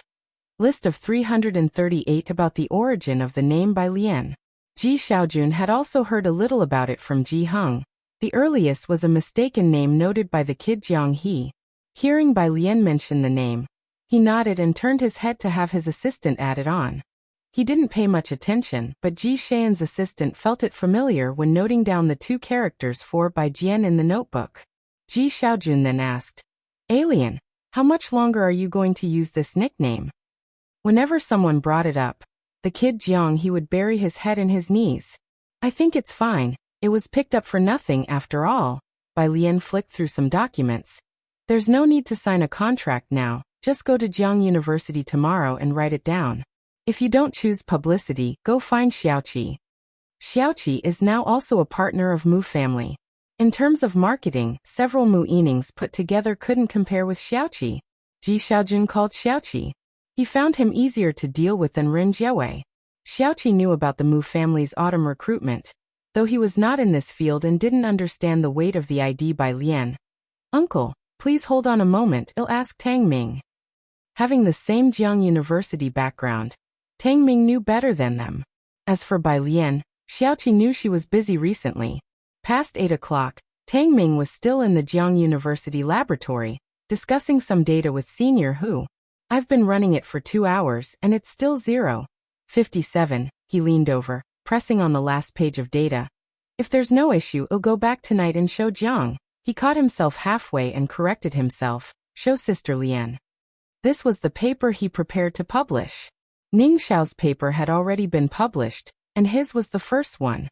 He had written summaries before, and once sent them to Jiang Fulai, who had told him not to send them anymore. Since then, he would check several times with Senior Hu and Ning Xiao, and the others before daring to have Jiang Fulai review it. Others were secondary. Bai Lian was the primary concern. After all, adding a single sentence at the end of the paper saying Sister Lian had already reviewed it made Jiang Fulai's scolding less severe. However, he hadn't seen Jiang Fulai for several months now. He also vaguely heard that both Academician Ma and Jiang Fulai were not in good situations. Recently, Bai Lian and the others tacitly avoided mentioning these two. You mean Bai Jian? Tang Ming couldn't explain clearly to layman, so he opened the app, took a screenshot, and sent it to Xiaoqi. On the app, she is the second one. You know, she only registered the app during her senior year last year. You're aware, she's usually busy. Otherwise, her points could have also reached the limit. Without mentioning other things that Xiaoqi would understand, he looked at the image. Sister Lian, how's the pulling power? Little brother Xiaoqi. Tang Ming leaned against the table with a smile. The first is Brother Jiang. The third is Academician Ma, who you may not know, but you've heard us mention he won, right? Xiaoqi nodded, then realized Tang Ming couldn't see him over the phone. Assistant Wang also mentioned it at the meeting I attended a couple of days ago, saying it's very popular at your Jiang University. Back then, he was considering whether to contact He Won through Bai Lian. Senior He Won is indeed very popular. Tang Ming continued. The screenshot isn't complete. Senior Hewan is also on this list, he's 8th. So do you get it now? Xiaoqi was startled. He knew Bai Lian was intelligent, but he hadn't thought about it to this extent. After hanging up the phone, Xiaoqi responded to Ji Xiaojun. Uncle, let's change to a background introduction first. That evening, the marketing department of Mu Family overturned the previously customized background again, and the design department worked on the business design continuously. First day of the autumn recruitment. Jiang University was very lively, and all the enterprises that made it to Jiang University's record were among the top businesses in the country. The quality was unparalleled. Even before it started, on the university town's forum, a bunch of teachers and senior students had started threads filled with useful information for the graduates. Masters and PhD students usually belong to academic clans, either engaging in scientific research or staying on at the university. However, the independents or those seeking higher platforms also took a look at the job fair. This year's popular enterprises were still the same few. Hewen Gao Jiechen, and companies under the auspices of several leading authorities had been analyzed early on in the forums. The HR from both Wu family and Gao family occupied the central positions early on. Most people at the job market were there for Gao family. Gao Yi and Mu Yujun had both arrived today, and they had always maintained a loving image in the circle. With Gao Yi's attendance, he naturally brought Mu Yujun along. What about Mu family? After making a round with the school leaders, Gao Yi asked HR about this time's situation. HR glanced in the direction of Mu family's booth, which was still empty. He also found it strange, narrowing his eyes slightly. Over there at Mu family, no one has come yet. They haven't arrived now? Nearby, Mu Yujun was holding a small black bag, looking somewhat anxious, her eyes involuntarily drifting over there. Gao Yi retracted his gaze, clasping his hands behind his back and walked nonchalantly towards the exit.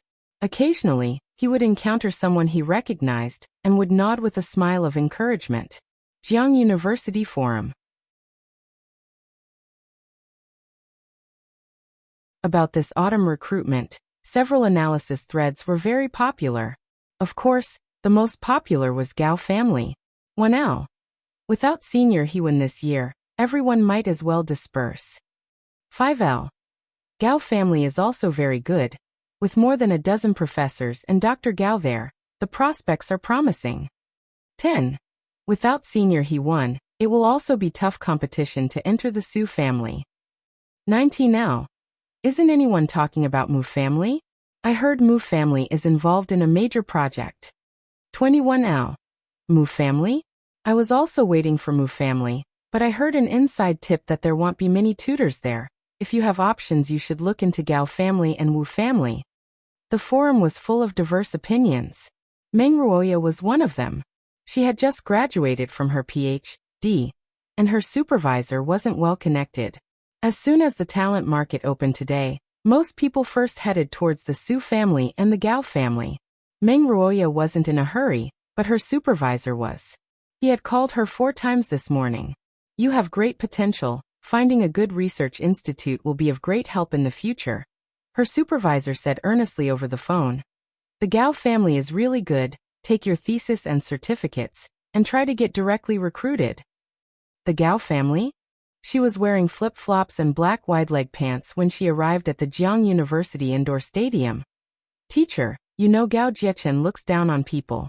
Okay teacher, don't worry. I'm here already. This year's talent exchange meeting was held at the gymnasium. At the end of July, Jiangjing was hot, and most people were napping at this time.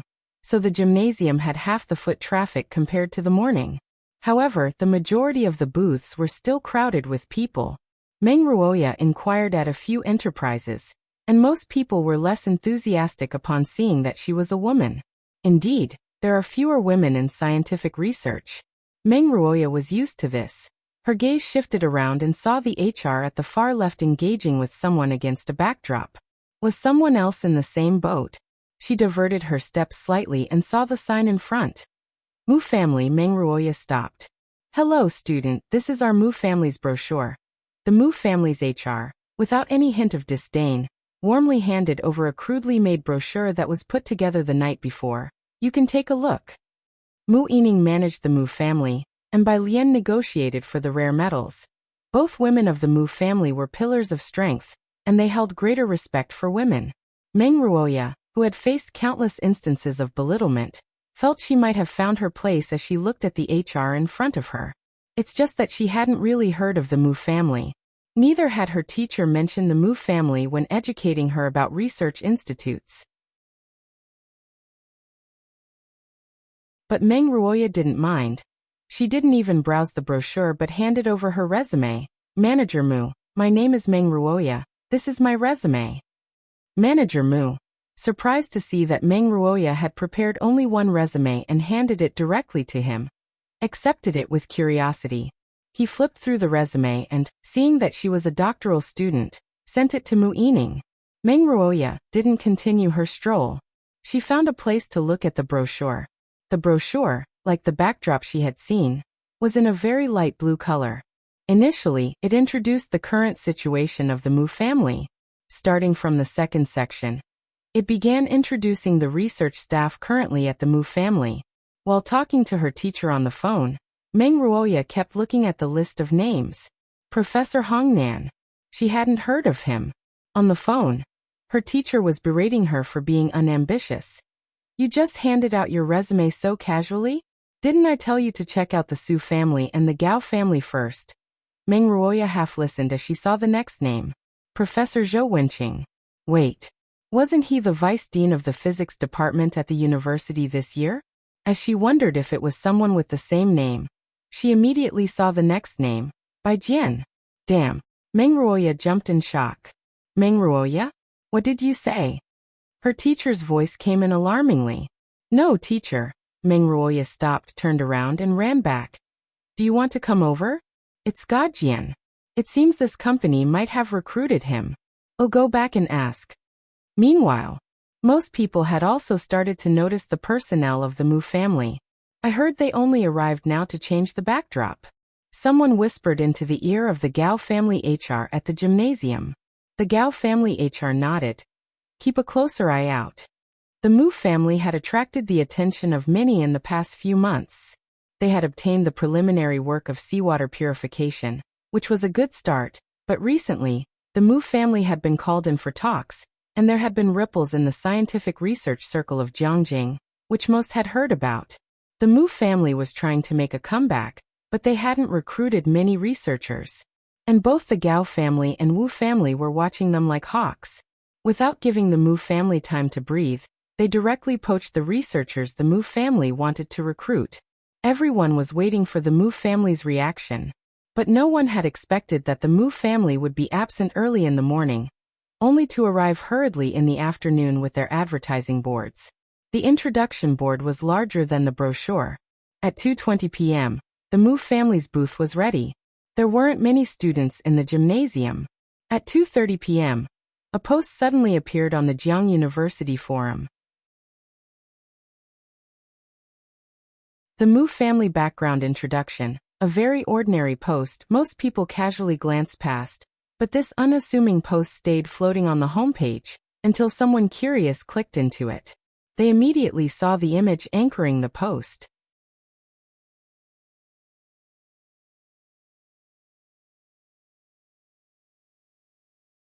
Chapter 866. She's coming with her ultimate move. Zhou Wenqing goes without saying. Last time in the lab, he openly opposed the authorities and even ended up as the vice president. He's quite popular on the University Town Forum of Jiangjing University. Then the most important one is Bai Jian. If you ask fans in the entertainment industry who Bai Jian is, most of them would reply, that's Yan Lu's godly lyricist and composer. But if you ask at Jiang University, most people will give you a name, Ga Jian. The person who appeared out of nowhere on Jiangjing University's app freshman monthly leaderboard the year before last, and at last year's Jiang University newcomer orientation. Even the seniors attended in droves, just to catch a glimpse of the person who suddenly broke into the national top 1,000. But even Jiang University couldn't invite this person over. In the following year, it got even more mystical, as everyone watched this deity rise from the top 1,000 to the top 500 to the top 100, until now second place. In just over a year, over 50 million points. There hasn't been such an aberrant presence at Jiang University in recent years. On the NoArt app and among the students of Jiang University, everyone saw this figure outpace He1, surpass Scholar Ma, and finally overtake senior Jiang Shijue to reach second place. Given this person's pace, no one doubted the possibility of them standing shoulder to shoulder with the first place in the future. Nor did anyone question the future achievements of God Jian, as looking at the current top 10 status in the industry made it clear. No one wasn't curious about the identity of this phenomenon known as God Jian. Most people guessed it might be a Chinese from some laboratory abroad. Now this deity has appeared on the student forum, and in the Mu family's background information. Jiang University alumni and the geniuses on the app were instantly set ablaze. The frenzy of their post-flooding was no less than that in the entertainment industry. Mu family, I'm coming. Mama Mu family, you are the one and only God. To think you could invite this person. By Jian the deity. Countless posts sprung up like bamboo shoots after a rain on the university town's forum. This summer, there were many graduates staying at Jiang University, and many were assisting professors. Without exception, they were all informed of this news by their classmates and friends. Jiang University Gymnasium. At 2:50, the flow of people was still not as high as in the morning, with the Mu family's recruitment booth nearby. Currently, only 2 or 3 people were inquiring. Manager Mu, why did we have to change the backdrop? A staff member asked, turning to look at the backdrop next to them. Because of the recent redo of the billboard and promotional brochure, which made them late. This was decided by Ji Xiaojun. Manager Mu wasn't clear about the reason either. He handed the only resume they had over to Mu Yining. Take a look first. The HR from the Gao family, hands folded behind his back, saw the Mu family booth's lackluster situation, feeling somewhat satisfied. Since there weren't many people in the afternoon, he was ready to go back and select the suitable candidates from the resumes. He had just walked a few steps. When he saw at the entrance of the gymnasium, suddenly a dozen or so young people sprinted inside. Jiang University students, those participating in campus recruitment, were all undergraduates, graduate students, or even PhDs with social experience. Calm and wise. With so many people in the morning, the scene never descended into the slightest chaos. It was all orderly. This was the character ingrained in the students of Jiang University. Therefore, seeing them running at this moment made the HR from the Gao family slightly stunned. A person carrying a resume walked past him, the breeze ruffling his hair, prompting him to step back in surprise and look over. Then he saw these young people, after standing in the middle for a while, head straight for the Mu family's booth. What's happening here? The people of the Gao family hadn't come to their senses when more people poured into the gymnasium entrance. Like the opening of a dam's gate, the crowd gushed in. Without exception, all of them focused on the direction of the Mu family and headed over. Surrounding the Mu family's booth was an impenetrable crowd. Every year, without exception, the first morning of campus recruitment has the most people, and fewer would attend each subsequent day. But this afternoon, the sudden influx of people into the gymnasium baffled everyone. Not just them, even Manager Mu was a bit dizzy. The sudden surge of students was too much for the 4 people he brought with him to greet, and they couldn't distribute the promotional brochures fast enough. Manager Mu, what's going on? A neighboring assistant scrambled to move more promotional brochures over. Why are there suddenly so many people? We didn't bring enough brochures. Manager Mu, despite his surprise, quickly reacted and called the office. Yes, it's me. Send over 8 more people, bring 2 more boxes of brochures. It's not enough, far from enough. The security department at Jiang University seemed to have also noticed the situation, and on an emergency basis, they expanded the Mu family's space by 3 times.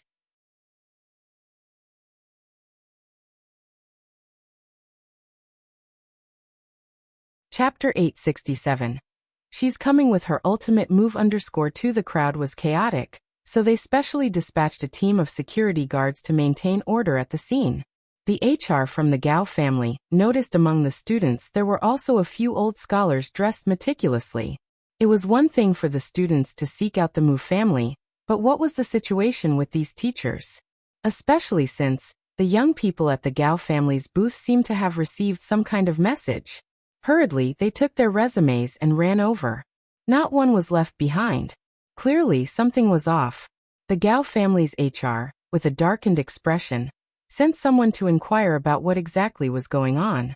This matter was no secret. Simply asking a student would reveal everything, and their subordinate quickly found a student and got the details. Bai Jian. Upon hearing the news, the Gao family's HR's expression changed. The Mu family found him? Impossible. He was the planner of this event and naturally knew that the Gao family had been trying to find Bai Jian for the past few months. Insiders all knew that he might be someone as remarkable as Jiang Fulai. Such talents come perhaps once in centuries, and when they do appear, two come at once. Nobody doubted his popularity at the Jiangjing preparatory camp. But Gao Yi had always been unable to find him, even checking overseas laboratories to no avail. And now he shows up with the Mu family? The Gao family's HR thought this was some kind of joke. Although he didn't want to believe it, he still shakily took out his mobile phone and called Gao Yi. The situation had become uncontrollable. Nearly nobody was at the Mu family's 3 research institutes, and they were in desperate need of new blood. This year at Jiang University, they would recruit as many as they desired. They originally thought that without the Jiang family, they, the Gao family, would definitely have a major advantage in this year's campus recruitment. But now, without the Jiang family, the Mu family had surfaced. The Mu family was far more terrifying than that He won. In the past, they could still get a piece of the pie. This year, they feared they would get nothing at all. The news from the Mu family quickly reached Mu Yining as well. She first called Ji Xiaojun to inquire who exactly Bai Jian was. Ji Xiaojun answered with just a few casual sentences. Then he hung up and continued with his work. It wasn't until he finished work in the evening that he accompanied Mu Yining to Shanghai apartment. Shanghai apartment. Chen Beixian had indeed been living on the 4th floor these past few days, in Su Nanjing's room, and right now was playing chess with Pu Xiaohan in room 103. However, it was clear that Chen Beixian was in a sour mood and couldn't sit still. Pu Xiaohan sat across from Chen Beixian. She'd look up at Chen Baixuan's expression before making her move, letting her lose without looking too bad. Preserving her dignity. Pu Xiaohan had never played such a vexing game before. When Mu Yining arrived at room 303, Bai Lian was revising a thesis for Tang Ming. In her hand, she held a black fountain pen. Looking down, she methodically left a line of notes on the side. Mu Yining took a look.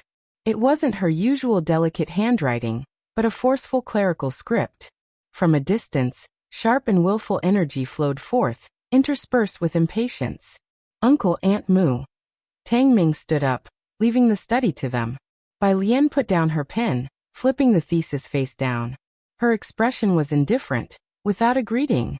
Ji Xiaojun had heard from Ji Heng that she had been in a bad mood lately, but he wasn't sure why. The campus recruitment was very successful. Mu Yining reported the good news. Manager Mu said they have already received 100 resumes, and some professors specifically sought him out. As she spoke, Mu Yining cast a curious glance at Bai Lian. Bai Lian? Bai Jian?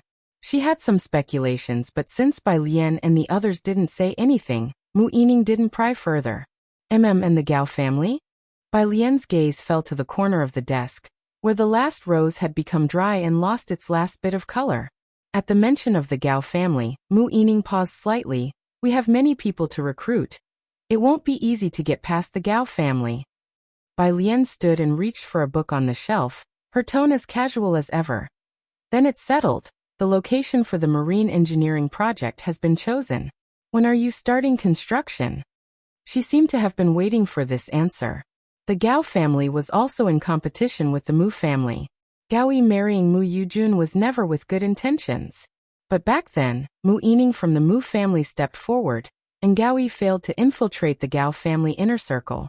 Now, with the Mu family suddenly presenting a batch of precious metals for a national key project, the Gao family stopped holding back and directly dealt a blow to the Mu family, acting on the list given by Mu Zhendong. And now, the front that the Mu family had put up was causing the Gao family's months of efforts and high salaries to woo away professors like Yin to be all in vain. Mu Yining looked at Bai Lian's side profile. The book in her hand was a foreign text, seemingly a translation relating to quantum mechanics. Mu Yining couldn't understand these things. She withdrew her gaze, watching Bai Lian look down and slowly flip through the book. After this campus recruitment, Mu Yining spoke to Bai Lian. I will send you the list of resumes. They are all people we have preliminarily selected. Take a look. Okay. Bai Lian took the book and returned to her seat, flipping to page 327. The problem given to her by academician Ma originated from here. Also, Professor Zhou said that some professors from Jiang University want to get in touch with you. Bai Lian glanced up briefly. I'll have Tang Ming give you their contact information later. Remember to send someone to liaise with them. Professors? And using some to describe them? Mu Yining nodded. She waited a bit, and seeing that Bai Lian had nothing else to say, saw that Bai Lian was busy. Mu Yining went out with Ji Xiaojun to find Tang Ming. As they left, Mu Yining gently closed the study room door behind them. Bai Lian reopened her laptop, seemingly composing a message to someone, exuding a calm demeanor, yet with an unmistakable pride. At the moment of closing the door, Mu Yining finally convinced herself that this Bai Jian must be Bai Lian's doing. Bai Lian was declaring clearly to the Gao family. You previously set traps for the Mu family, shamelessly poaching professors who were about to sign contracts with us. Now we have come back with a team of professors as our big move. Can you handle it?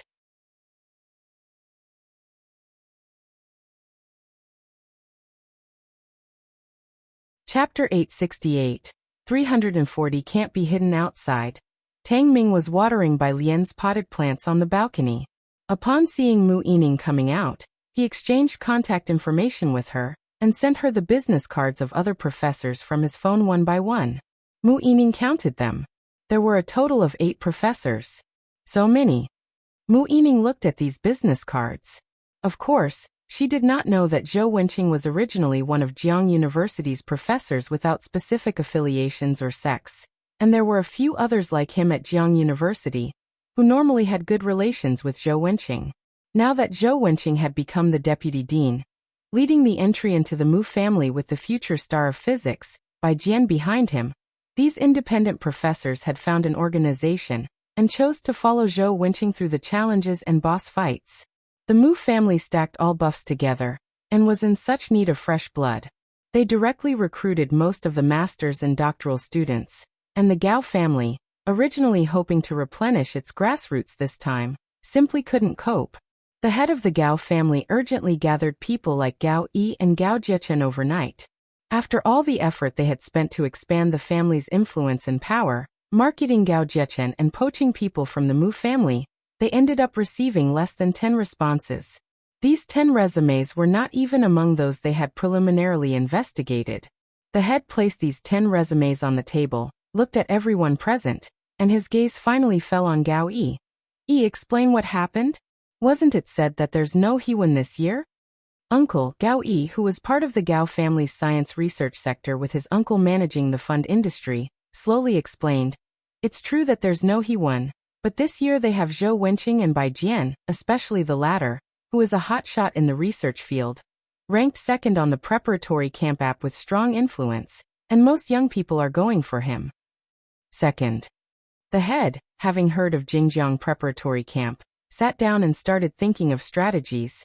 Okay, Jiechen, try your best to surpass him and reach the second spot within half a month. Professions differ hugely from each other. As soon as this statement was made, those in the Gao family managing finance all nodded. Gao Yi, Gao Jiechen, and Wu Hongjun from this sector remained silent.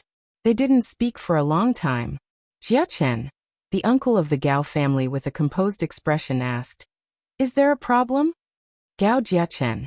He still didn't speak, but simply stood up from the conference table and quietly left the meeting room. Gao Jiechen, the only genius of this generation in the Gao family, sometimes would not even fake politeness with his elders. Wu Hongjun stood up to ease the awkward situation. You might not fully understand the issue, sir. The app is kind of a barrier of intellect. Most of the questions are automatically generated by the system without answers. It's not something Jie Chen can surpass just by wanting to, and we can't do much about this. Was this any different from asking Gao Jiechen to produce a photolithography machine in half a month's time? He can't reach it. The uncle's expression changed instantly. Jiechen is so capable, much smarter than Gao Yuan. He can't reach it in half a month. Then how about a month? Wu Hongjun bowed his head, feeling very bitter inside. He thought, how much of Gao Jiechen's fame is hyped up? Do you not understand? He can't even surpass He Won, yet you expect him to take second place in a month, not even considering who the current third and fourth places are. For the first time, Wu Hongjun questioned himself, whether continuing the cooperation with the Gao family was the right decision or not. While others had leaped to unbelievable heights, the leaders of the Gao family were still stuck at trying to replicate the Mu family's success, but their hardware just wasn't up to it. How will our new research institute manage without new blood this year? The leaders of the Gao family grew restless. Gao Yi remained silent, holding a teacup in his hand, his fingertips turning white. He had initially thought highly enough of the Mu family, considering it a success just to safely disentangle from the Public Security Bureau. Yet they were still able to pull such an ace from their sleeve at this time. This time, the Gao family was utterly defeated. Uncle, I think the Mu family is really coming on strong this time. After a long while, Gao Yi finally looked up towards the door. The era belonging to the Mu family might really have begun. This year's campus recruitment at Jiang University was quite spectacular. On the University Town Forum, the words by Jian were repeatedly brought up. The popularity had far surpassed that of He Won at his peak. The campus recruitment interviews concluded. Bai Lian returned to the research institute once again. When academician Ma left, he granted Bai Lian access to all the areas he could enter in the research institute. Meanwhile, at the private hospital opposite the Jiang family, Chief Chen followed old Mr. Chen to the top floor.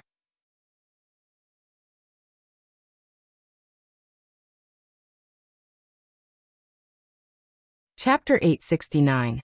340 Can't Hide _2 Ming Dongheng stood with his arms crossed outside the door, not appearing overly focused, but his presence was impossible to ignore. Next to him, Gao Shu listened to the doctor speak. Old Master Chen, holding his cane, coughed twice and peered through the glass at Jiang Fulai on the hospital bed. On the hospital bed, Jiang Fulai's eyes were closed, his right hand resting on the snowy white blanket, faint blue veins and a patch of bruising visible on the back of his hand, next to which a nutrient solution was being administered. His complexion was as pale as snow, with hardly any trace of color. The ventilator and heart rate monitor were both beeping steadily. After the doctor finished speaking with Gao Shu, old Master Chen asked, "The Luo family hasn't arrived yet?" "No." Gao Shu waved her hand to dismiss the doctor, her expression worried. "They've given a condition." The Luo family had carried on their legacy for so many years. Their ancestors were also imperial physicians in the court, and when it came to matters of mystic cures, people always sought their patriarch for treatment. A reputation acknowledged within the inner circles. They indeed possessed real expertise. Last year, the Luo family had played some tricks, enabling Xiaoqi to seize the opportunity and ruthlessly capitalize on it for promotion, leaving the Luo family unable to voice their hardships. Xiankong now enjoyed such strong reputation, partly due to the Luo family's influence. Old Master Chen looked over. "What condition?" "They want Xiankong, so please discuss it with Director Chen." Gao Shu raised her eyes, looking towards the old master and Director Chen. The matter of Xiankong was beyond Gao Shu's authority to investigate too much. She only knew that the Chen family was collaborating with them. Upon hearing Gao Shu speak, Director Chen was startled, hastily looking up.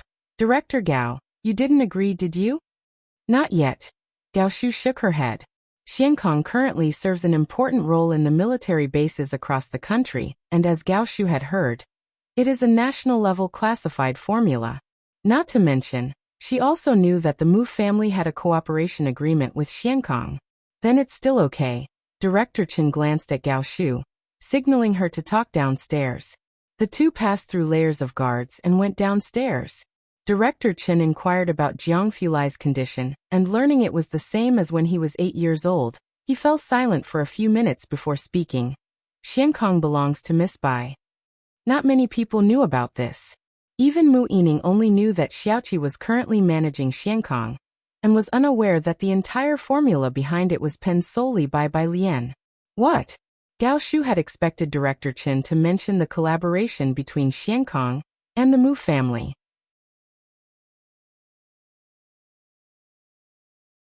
She never expected him to bluntly state that Xiankong was Bai Lian's. She was taken aback.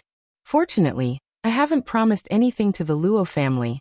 Gao Shu exhaled deeply. I will talk to the Luo family again, and keep this matter hidden from Alien.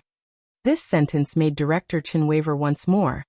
Director Gao, if I don't see Miss Bai, it's fine, but if I do, I can't keep this from her. He had only learned about Jiang Fulai's incident today while accompanying Old Master Chen. The details were confidential, not to be revealed to anyone. Otherwise, the Jiang family and the domestic physics community would descend into chaos. The Jiang family had excellent information security. Right now, not many knew about it, and Gao Shu didn't want Bai Lian to know for 3 reasons. First, to spare her the worry. Second, to prevent her from getting further entangled. And third, because her reactions would directly influence the outside world's speculation about Jiang Fulai's condition. Academician Ma's situation could not be kept secret for long. Gao Shu and the others could only hope to keep Jiang Fulai's incident under wraps for as long as possible. I can't possibly keep this from Miss Bai. Director Chen thought for a moment and spoke truthfully.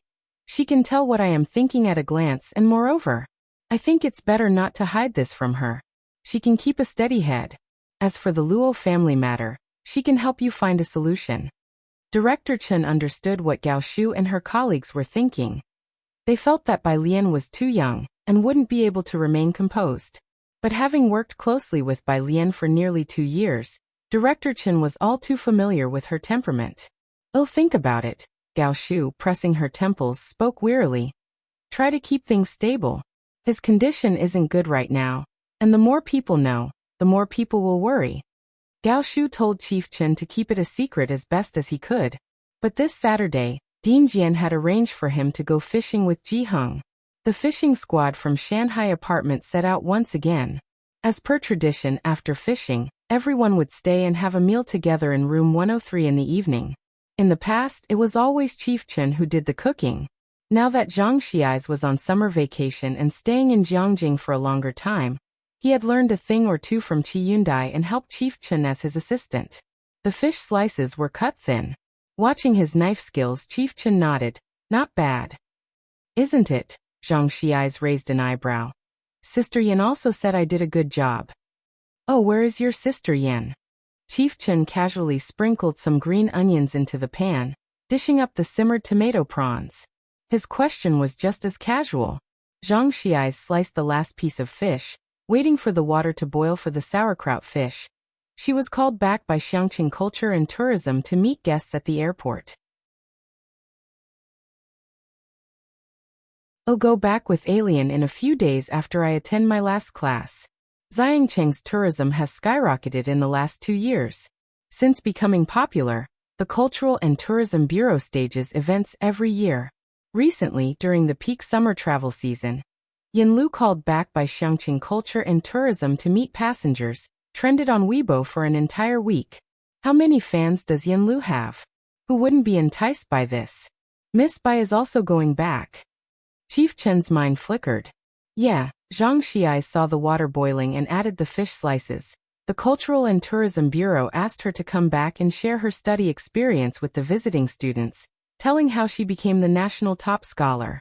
Oh right, and to give a spear performance on Wallow Street. Chief Chen. Very cool. Xiangqing Culture and Tourism are really bold. Probably only they dare to treat Bai Lian like this. If the Jiangjing Cultural and Tourism Bureau were to talk to Bai Lian like this, it wouldn't be Bai Lian who would have an issue, but Jiang University would bury Jiangjing Cultural and Tourism Bureau deep in the ground. He dished up the prawns. Carrying the dish out of the kitchen, he saw Bai Lian entering using her fingerprint as soon as he reached the table. Today, Bai Lian was still wearing that plain cheongsam embroidered with poppies, her hair loosely tied up at the back of her head, secured with a white jade hairpin. After entering, she lazily looked up. Her dark apricot eyes were apparent. The plate in Chief Chen's hand wobbled, nearly falling to the ground. Are you okay? Pu Xiaohan, who was passing by, helped him catch the plate. Chief Chen shook his head hurriedly. No problem. He quickly looked towards Bai Lian, who just glanced at him faintly, saying nothing. Chief Chen breathed a sigh of relief. Back in the kitchen, feeling more uneasy the more he thought about it, he asked Zhang Xiais, who was making the sauerkraut fish beside him. Good guy bro, you think there is nothing wrong with me, right? Zhang Xiais took a plate from below, looked up carefully at Chief Chen, and gave a thumbs up. Very handsome. Chief Chen. Forget it. He ate his meal with a pounding heart. All the while, he dared not look at Bai Lian. But until they had finished eating and left, Bai Lian didn't ask him anything. Chief Chen exhaled in relief. He took his keys and went out the door, just sitting down in the driver's seat.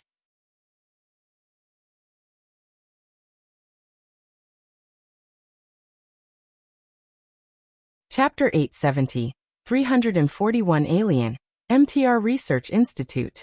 Jiangjing Theater. Xue Na brought documents to Gao Shu's residence.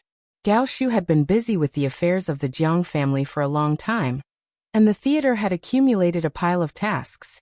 I've dealt with everything I could for you. I didn't touch Deputy Director Jiu's side, she continued. Jiu Yinghui was still the deputy director, and had been much more honest over the past half-year.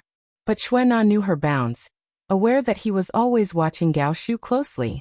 Gao Shu pulled out a chair and sat down, her eyelids slightly drooping, with a clear sign of fatigue between her brows. Also, I've been in contact with MTR, but they haven't responded yet, Xue Na continued. Dean Gu is negotiating with MTR, and all the materials are with Director Jiang. Gao Shu listened and let out a deep sigh. She had been under a lot of stress lately, needing to handle both the Jiang family and her work without showing any signs of irregularity, only revealing her true feelings in front of her confidants and at the hospital. Xue Na made her a cup of black coffee and quietly placed it beside Gao Shu. She could only do her best to help stabilize the theater for Gao Shu. Gao Shu picked up the coffee and began drinking while flipping through the documents. Just then, her phone rang. It was from Chen Yongquan. Director Chen? She put down the coffee and answered, her hand resting on the document. On the other side of the phone, Director Chen was looking at a speck of scarlet flame under the night wind, and the barely discernible cold profile, feeling a bit like lighting a cigarette. Miss Bai knows now.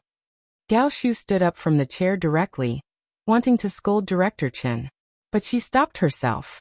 She wants to see young Master Jiang, Director Chen outright stated. Should I inform the Jiang family and take her over? Bai Lian didn't know, so it could have been concealed a bit longer. But now that she knew, Director Chen didn't think he had the ability to refuse Bai Lian. However, Jiang Fulai was heavily protected, and to bring Bai Lian there bypassing the Jiang family would also require the consent of a number of people. Okay, Gao Shu picked up her coffee again and gulped it down. I just returned to the theater, we'll meet at the hospital later.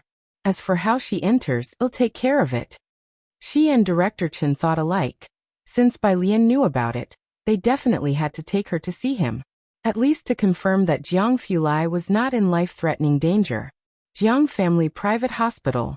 The hospital was not very large but was heavily guarded inside and out at this time. Gao Shu had arrived before Director Chen. She was waiting at the entrance. Jiang Shijue was also behind Gao Shu, his aide a bit puzzled. Dean Gao has returned. Are you still going to the mansion tonight? Are the people from the Luo family there? Jiang Shijue turned his head. They have been invited, but it's still unclear if he will come. For more accurate information, we probably need to make a trip to Azure Dragon Bar and consult their information network. Young Master Nanjing is already in contact with them. The young Master Nanjing mentioned was naturally Su Nanjing. Jiang Shijue pondered slightly. Wait a bit longer. His aide understood his meaning, stepped back 2 paces, and stood respectfully to the side, quite curious. This late, who were Jiang Shijue and Gao Shu waiting for? Just 2 days ago, the old master from Chen family had gone upstairs on his own. 2 minutes later, a black car stopped at the main gate. The aide noticed Jiang Ziji's body immediately tensed up. Gao Shu also looked up. She watched a girl open the car door and step out from the back seat. She did not look at anyone else, only lifted her head to observe the structure of the entire hospital. Bai Lian was wearing a light-colored dress today, exuding her usual literary aura, and the light at the gate illuminated her face, casting an eerie calm. This calm reaction was not what Gao Shu had expected. She took a step forward. Alien. Bai Lian lifted her foot, step by step heading up the stairs, her pleated skirt revealing poppies of various colors with each step. Aunt Gao. Her voice was terrifyingly steady. Gao Shu looked at this composed Bai Lian, surprised and puzzled. Come. With no time to think further, she reached out, gently patting Bai Lian's back, indicating for her to follow her upstairs. I'll take you up for a look. Upstairs. Ming Dongheng was still standing outside Jiang Fulai's hospital room door, slightly closing his eyes, like a guardian deity. Hearing the noise, his eyelids twitched, his fingers resting on the holster at his waist. Suddenly he opened his eyes towards the staircase. At the staircase, Bai Lian and Gao Shu came up side by side. Seeing the figure to his left, Ming Dongheng stopped his fingers on the holster, stood up straight, and in that instant, as if seeing his mainstay, relaxed completely. Miss Bai. How long? Bai Lian looked up, seeing through the glass at the person inside. Ming Dongheng's eyes were dark. 12 days. Bai Lian raised her hand. Go back to rest first. Come over again when you are fully rested.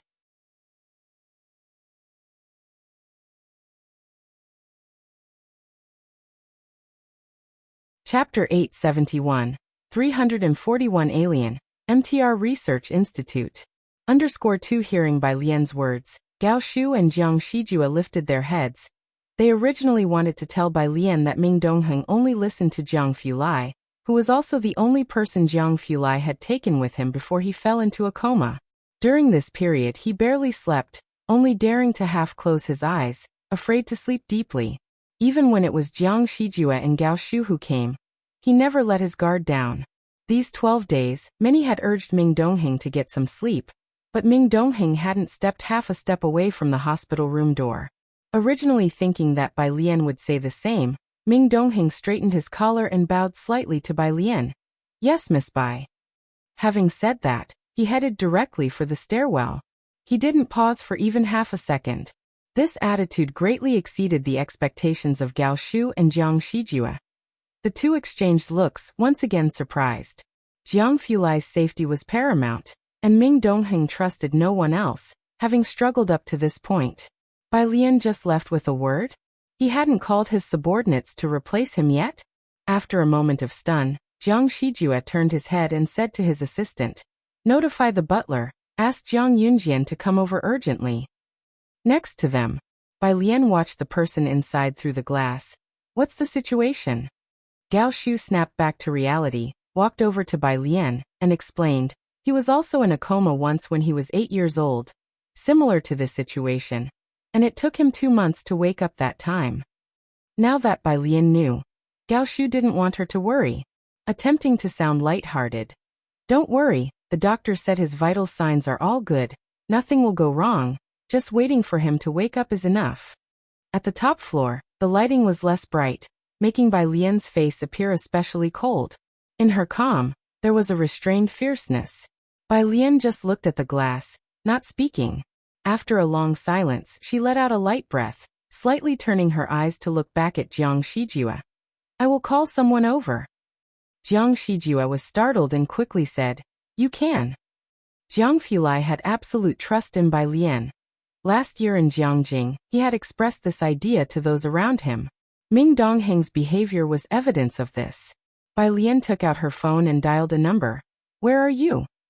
Zir Avenue The Bend. The caller, Mao Kuan, stopped his motorcycle by the roadside, took off his black helmet with one hand, and casually held the phone with the other. Hearing the calmness in Bai Lian's voice to the extreme, Mao Kuan became serious. Come find me. Bai Lian gave an address without further ado. At 9 o'clock, the roads were not very crowded. Mao Kuan opened WeChat to see the address Bai Lian had sent, which was on Zir Avenue, but it seemed like a private restricted area. He put his helmet back on and drove towards the location. Here.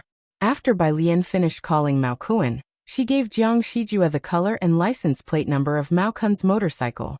Then, standing by the glass window, she sent a message to Ji Heng. "Can I go in to see him?" She asked Gao Shu. Gao Shu nodded. "Yes, I'll ask the doctor to get 2 sets of sterile suits, and we'll go in together." Next to them, Jiang Ziju's assistant pulled him aside and whispered to him about the mansion's situation. "The heir from the Luo family will come later. Are you still going?" "Not going now. Any news from Azure Dragon Bar?" The two spoke in very low voices. Gao Shu didn't hear much clearly, but Bai Lian listened attentively, slightly turning her eyes, her expression very faint, her right hand gripping the phone tightly, waiting for the attending doctor to come. Gao Shu pressed the code at the door, leading Bai Lian into the room. The temperature in the hospital room was 2 degrees lower than outside. The ventilator and heart rate monitor were still there, the monitor showing a heartbeat. Bai Lian looked at the green line, her gaze resting on Jiang Fulai's face, quietly standing by his bed. She reached out to touch his hand that lay outside the blanket.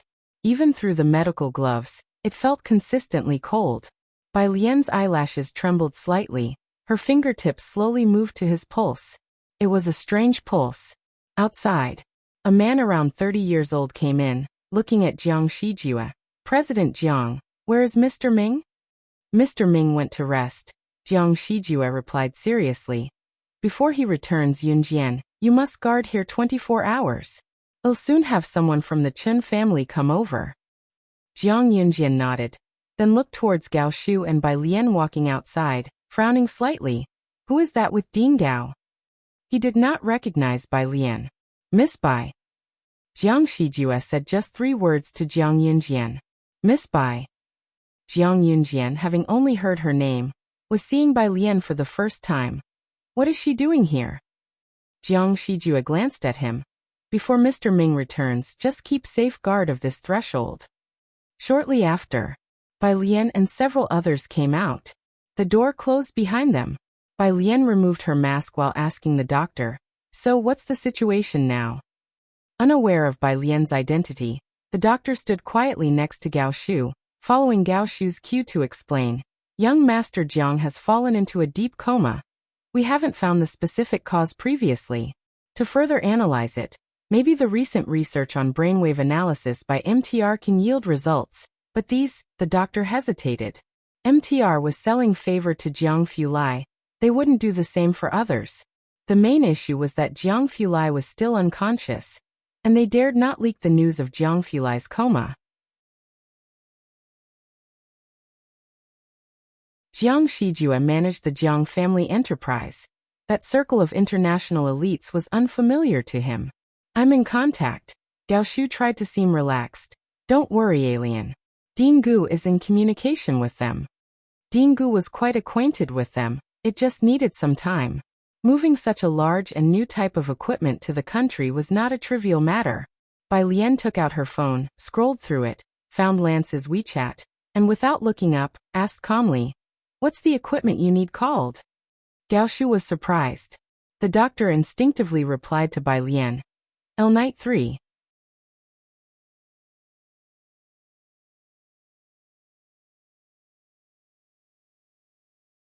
Chapter 872. 342. I hold half of the empire after the new year. Dr. Lance's vacation ended. Both were busy. It had been several months since their last meeting. Bai Lian held her phone loosely, not speaking immediately, and with Gao Shu unable to handle the situation, it wouldn't be easy for Dr. Lance to make an application. Her gaze shifted to the patient room. Silence, pausing for a long while. Without a word from her, Chief Chen peeked out from behind Bai Lian. "Dr. Lance, do you know about the L-Night 3 device?"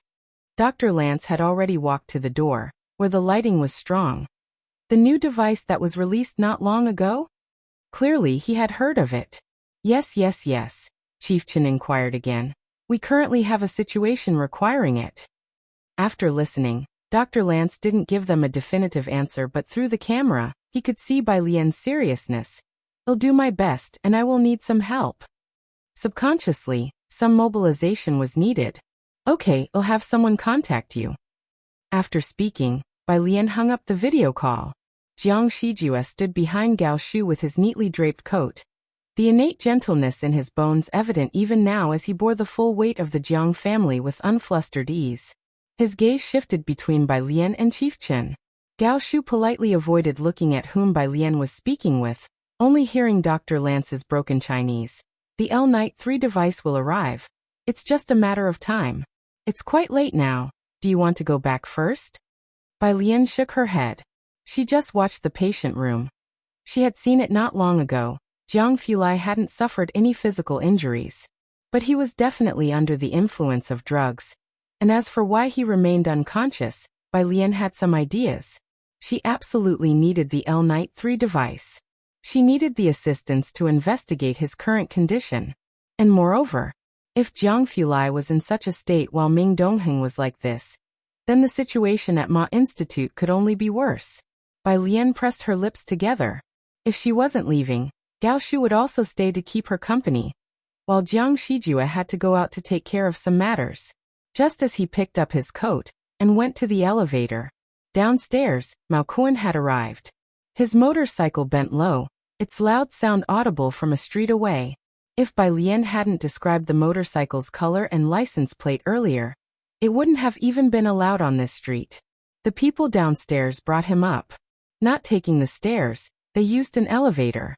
Different from people like Ming Dongheng or Jiang Yunjian, Mao Kuan didn't look strong. He still sported dyed yellow hair, not cut for a long time, with the front strands almost covering his eyes. He wore a black tank top and a string of bone beads around his neck. Sis. He walked straight towards Bai Lian. Without introducing him, Bai Lian simply told Jiang Shijue, "Before he wakes up, Mao Kuan will be here."